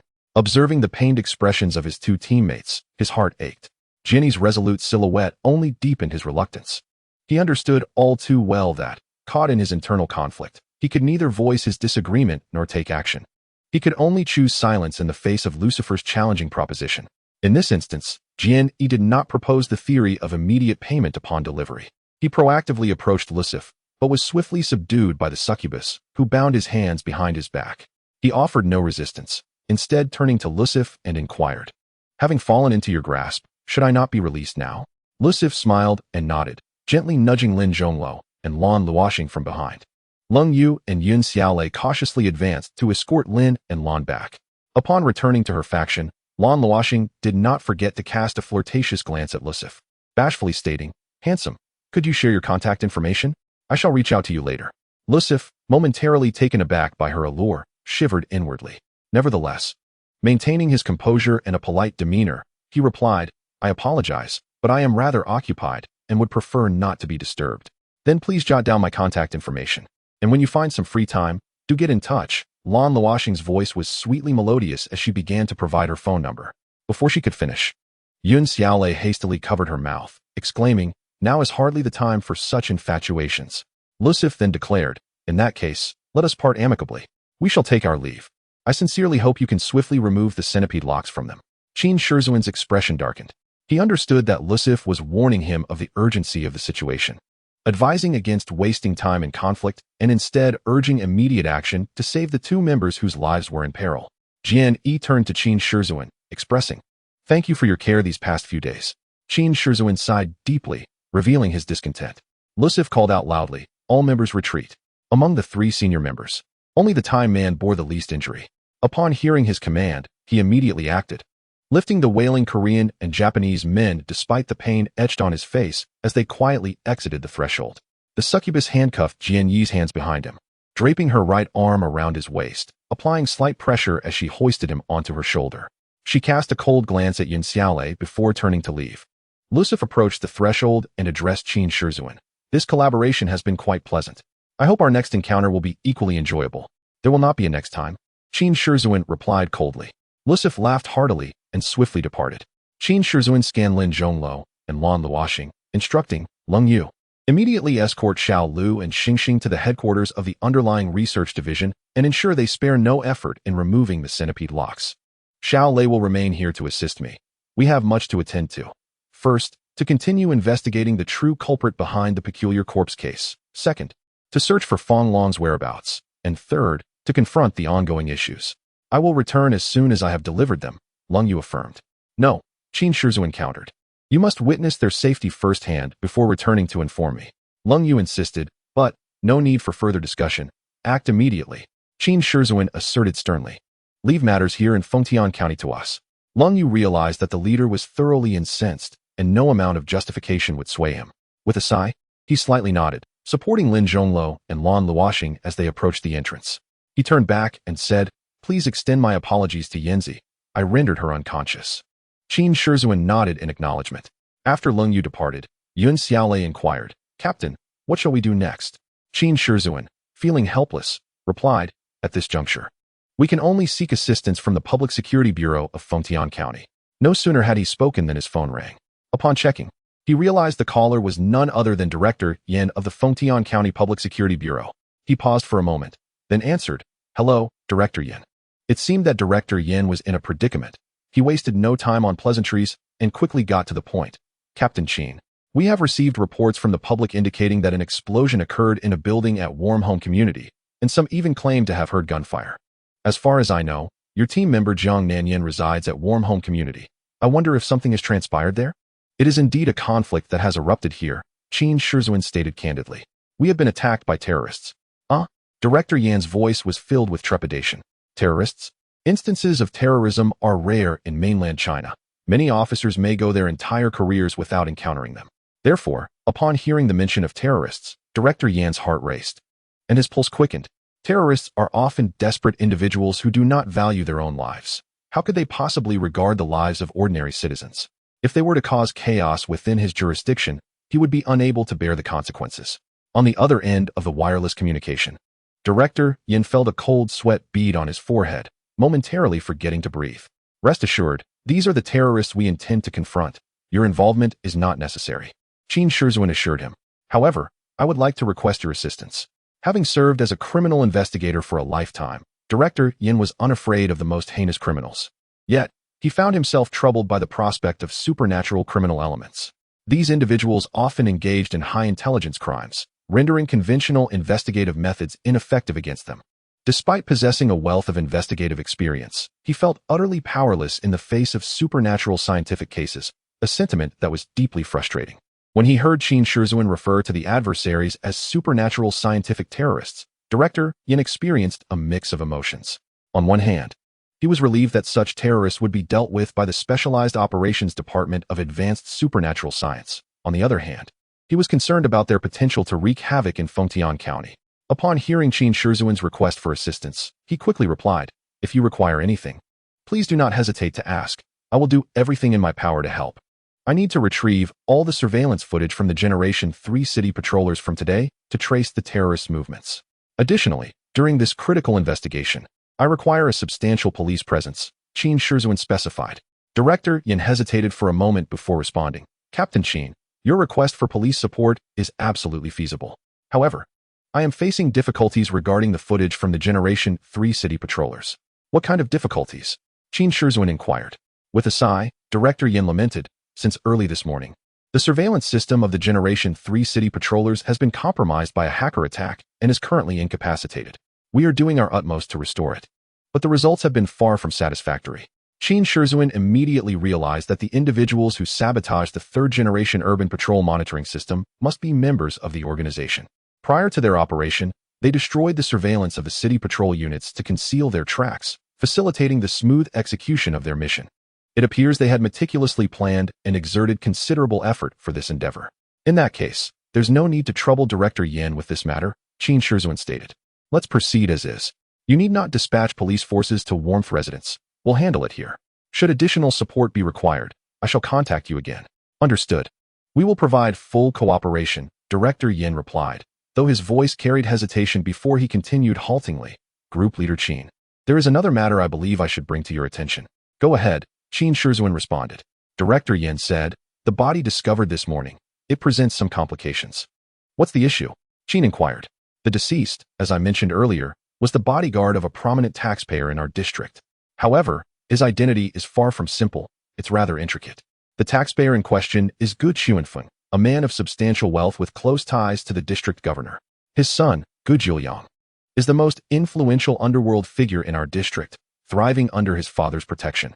The bodyguard in question was personally recommended to Gu Qianfeng by his son.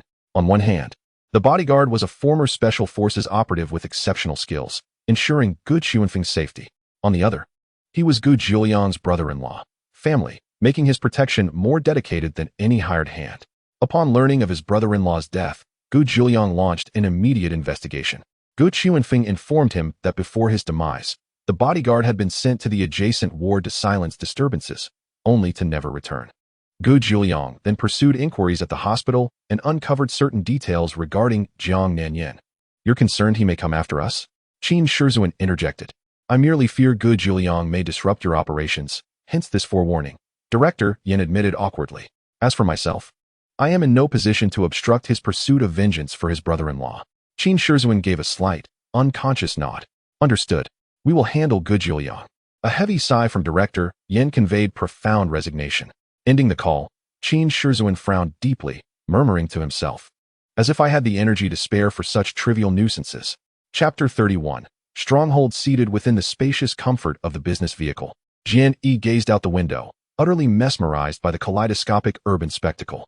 Having traversed into an unfamiliar world, the distance separating him from his mother and sister was no longer measured in mere miles. Under unfortunate circumstances, he might never see them again. Despite the ache in his heart, Jian Yi found himself deeply fascinated by the cityscape before him. Even in daylight, the neon lights rivaled the brilliance of the sun, more dazzling than the most vibrant blossoms of spring. The advertisements projected by shops and malls were nearly all holographic, their three-dimensional figures leaping from the screens with startling realism. His attention was particularly captured by an advertisement for a sporting goods store. At the entrance of the store, a luminous screen projected an image of a basketball player, skillfully executing a variety of dribbling maneuvers. After a few swift movements, he unexpectedly dashed onto the roadway, preparing to take a shot at an approaching car. Despite knowing that the athlete was merely a projection, beads of cold sweat formed on his palms. The vehicle, indifferent to the basketball player, barreled forward without waiting for him to release the ball, colliding with his body. As if sensing the impact, the basketball slipped from his grasp and fell to the side. Clutching his abdomen, he turned to point at the car that had passed through him, his face contorted in pain, as if condemning the callous driver within. Moments later, the athlete abruptly straightened up, embracing himself and bursting into exaggerated laughter. Shortly thereafter, another car glided past him effortlessly, passing through his form. In an instant, the athlete transformed into a cascade of radiant fragments, resembling fluttering butterflies, a beautiful sight indeed. The luminous shards danced for a while before gradually coalescing to form the words, Jianxing Sports Goods Store, sincerely welcoming your visit. For Jian Yi, this advertisement was remarkably novel, leaving him chuckling in amusement. He mused that if his original world had such realistic and interactive advertisements, the stores would undoubtedly be overflowing with customers, reaping substantial profits. In the business vehicle, apart from Jian Yi, the others were preoccupied with their own thoughts rather than the external advertisement. The Thai driver bore minor injuries to his face, yet it did not hinder his ability to drive. He gripped the steering wheel firmly, his gaze intently fixed on the road ahead. In the passenger seat, Lucifer wore a serious expression, deep in contemplation. The female demon seated next to Jian Yi gazed at him with delight, her expression reminiscent of a mischievous monkey competing for bananas in a park. In the back row, a Korean man and a Japanese man lay almost prostrate in their seats, occasionally emitting soft groans. They had sustained severe injuries during this operation. If they were ordinary individuals, they would have long succumbed to the pain. Their ability to remain conscious was truly remarkable. Noticing their moans, Jian Yi remembered there were two severely injured individuals in the vehicle, and he kindly expressed his sincere concern to the Korean man, even suggesting he might consider undergoing gender reassignment surgery back in his homeland. In his understanding, South Korea's gender reassignment and cosmetic surgery techniques were exceptionally advanced and almost miraculous. Naturally, the Korean man responded to his greeting in Korean. From his furious expression and rapid speech, Jian Yi discerned that the man had not appreciated his concern and had instead berated him. Jian Yi refrained from addressing the Japanese man, not out of any ill feelings towards him, but because the Japanese man had only lost a bit of blood, unlike the Korean man, who had suffered grievously. An hour later, the business vehicle entered a luxurious neighborhood in the eastern district of Fengdian County, near the Jian Yi River. This neighborhood comprised two sections. One was a high-rise residential area, while the other featured villas. The high-rise residential area was separated from the Jian Yi River by a main urban thoroughfare, with the villa district located to the north of the high-rise zone. The main entrance of the community faced south, necessitating passage through the high-rise residential area to reach the villa district. The Thai driver skillfully navigated through the high-rise area and into the picturesque villa district. Then, they came to a halt in front of a villa that was both tranquil and unassuming. The surrounding area was adorned with lush greenery, where tender new leaves flourished abundantly. Pleasing to the eye, flowers burst forth in vibrant hues across the soft green lawn, attracting numerous butterflies and bees that danced gracefully in the air. A winding path, smooth and well-kept, meandered through the landscape. Beside the villa, a quaint gazebo stood, its rustic design exuding a unique charm reminiscent of poetry and artistry. The architectural style of the villa embodied traditional classical beauty. The three-story structure boasted dark tiles and red walls, deep in color yet devoid of any crudeness. The wooden doors and windows, unpainted, revealed their natural hues, imparting a sense of steadiness and authenticity. The glass panes were adorned with picturesque landscapes, seamlessly integrating with the architectural style, creating a harmonious aesthetic. The entire villa stood there, harmonizing with the surrounding flora and fauna, exuding an ancient freshness that was breathtaking. One could not help but marvel at the sight. Amidst the hypermodern city, such a close proximity to nature was truly astonishing. After witnessing the dazzling three-dimensional visuals outside the community, the sudden shift to the serene pastoral scenery was a profound shock to the soul. As the vehicle came to a stop, Jian Yi, leaning against the car door, instinctively grasped the handle, eager to step out and appreciate the scenery. However, just as his right hand touched the door handle, the female demon seized the back of his collar and said, "Thinking of escaping?" Jian Yi, feeling both amused and aggrieved, looked at her and replied, "Sister, we've arrived at your stronghold. Even if I wished to flee, I could not." The female demon, upon hearing this, felt a twinge of shame. His words held truth. Having reached this point, even if Jian Yi were exceptionally cunning and attempted to escape, she could easily capture him before he exited the villa area. She realized she had been somewhat excessive in her caution. With a cold snort, she warned, "I advise you. Once in our grasp, do not entertain any delusions. Otherwise, I shall make your existence unbearable." Jian Yi interjected. Lucifer opened the car door and turned back with a smile, saying, "The traveler is not simple, brought here by strangers, yet remains so composed. I am impressed. I am most adept at going with the flow and adapting to circumstances." Jian Yi replied, though his heart was not in it. He indeed appreciated a natural and easygoing approach, yet in this unfamiliar world, his thoughts were consumed with longing for his mother and sister. Ever since his arrival in this new realm, he had been incessantly pondering whether he could ever return to his original world and see his loved ones again. In his former life, he could embrace spontaneity and adaptability.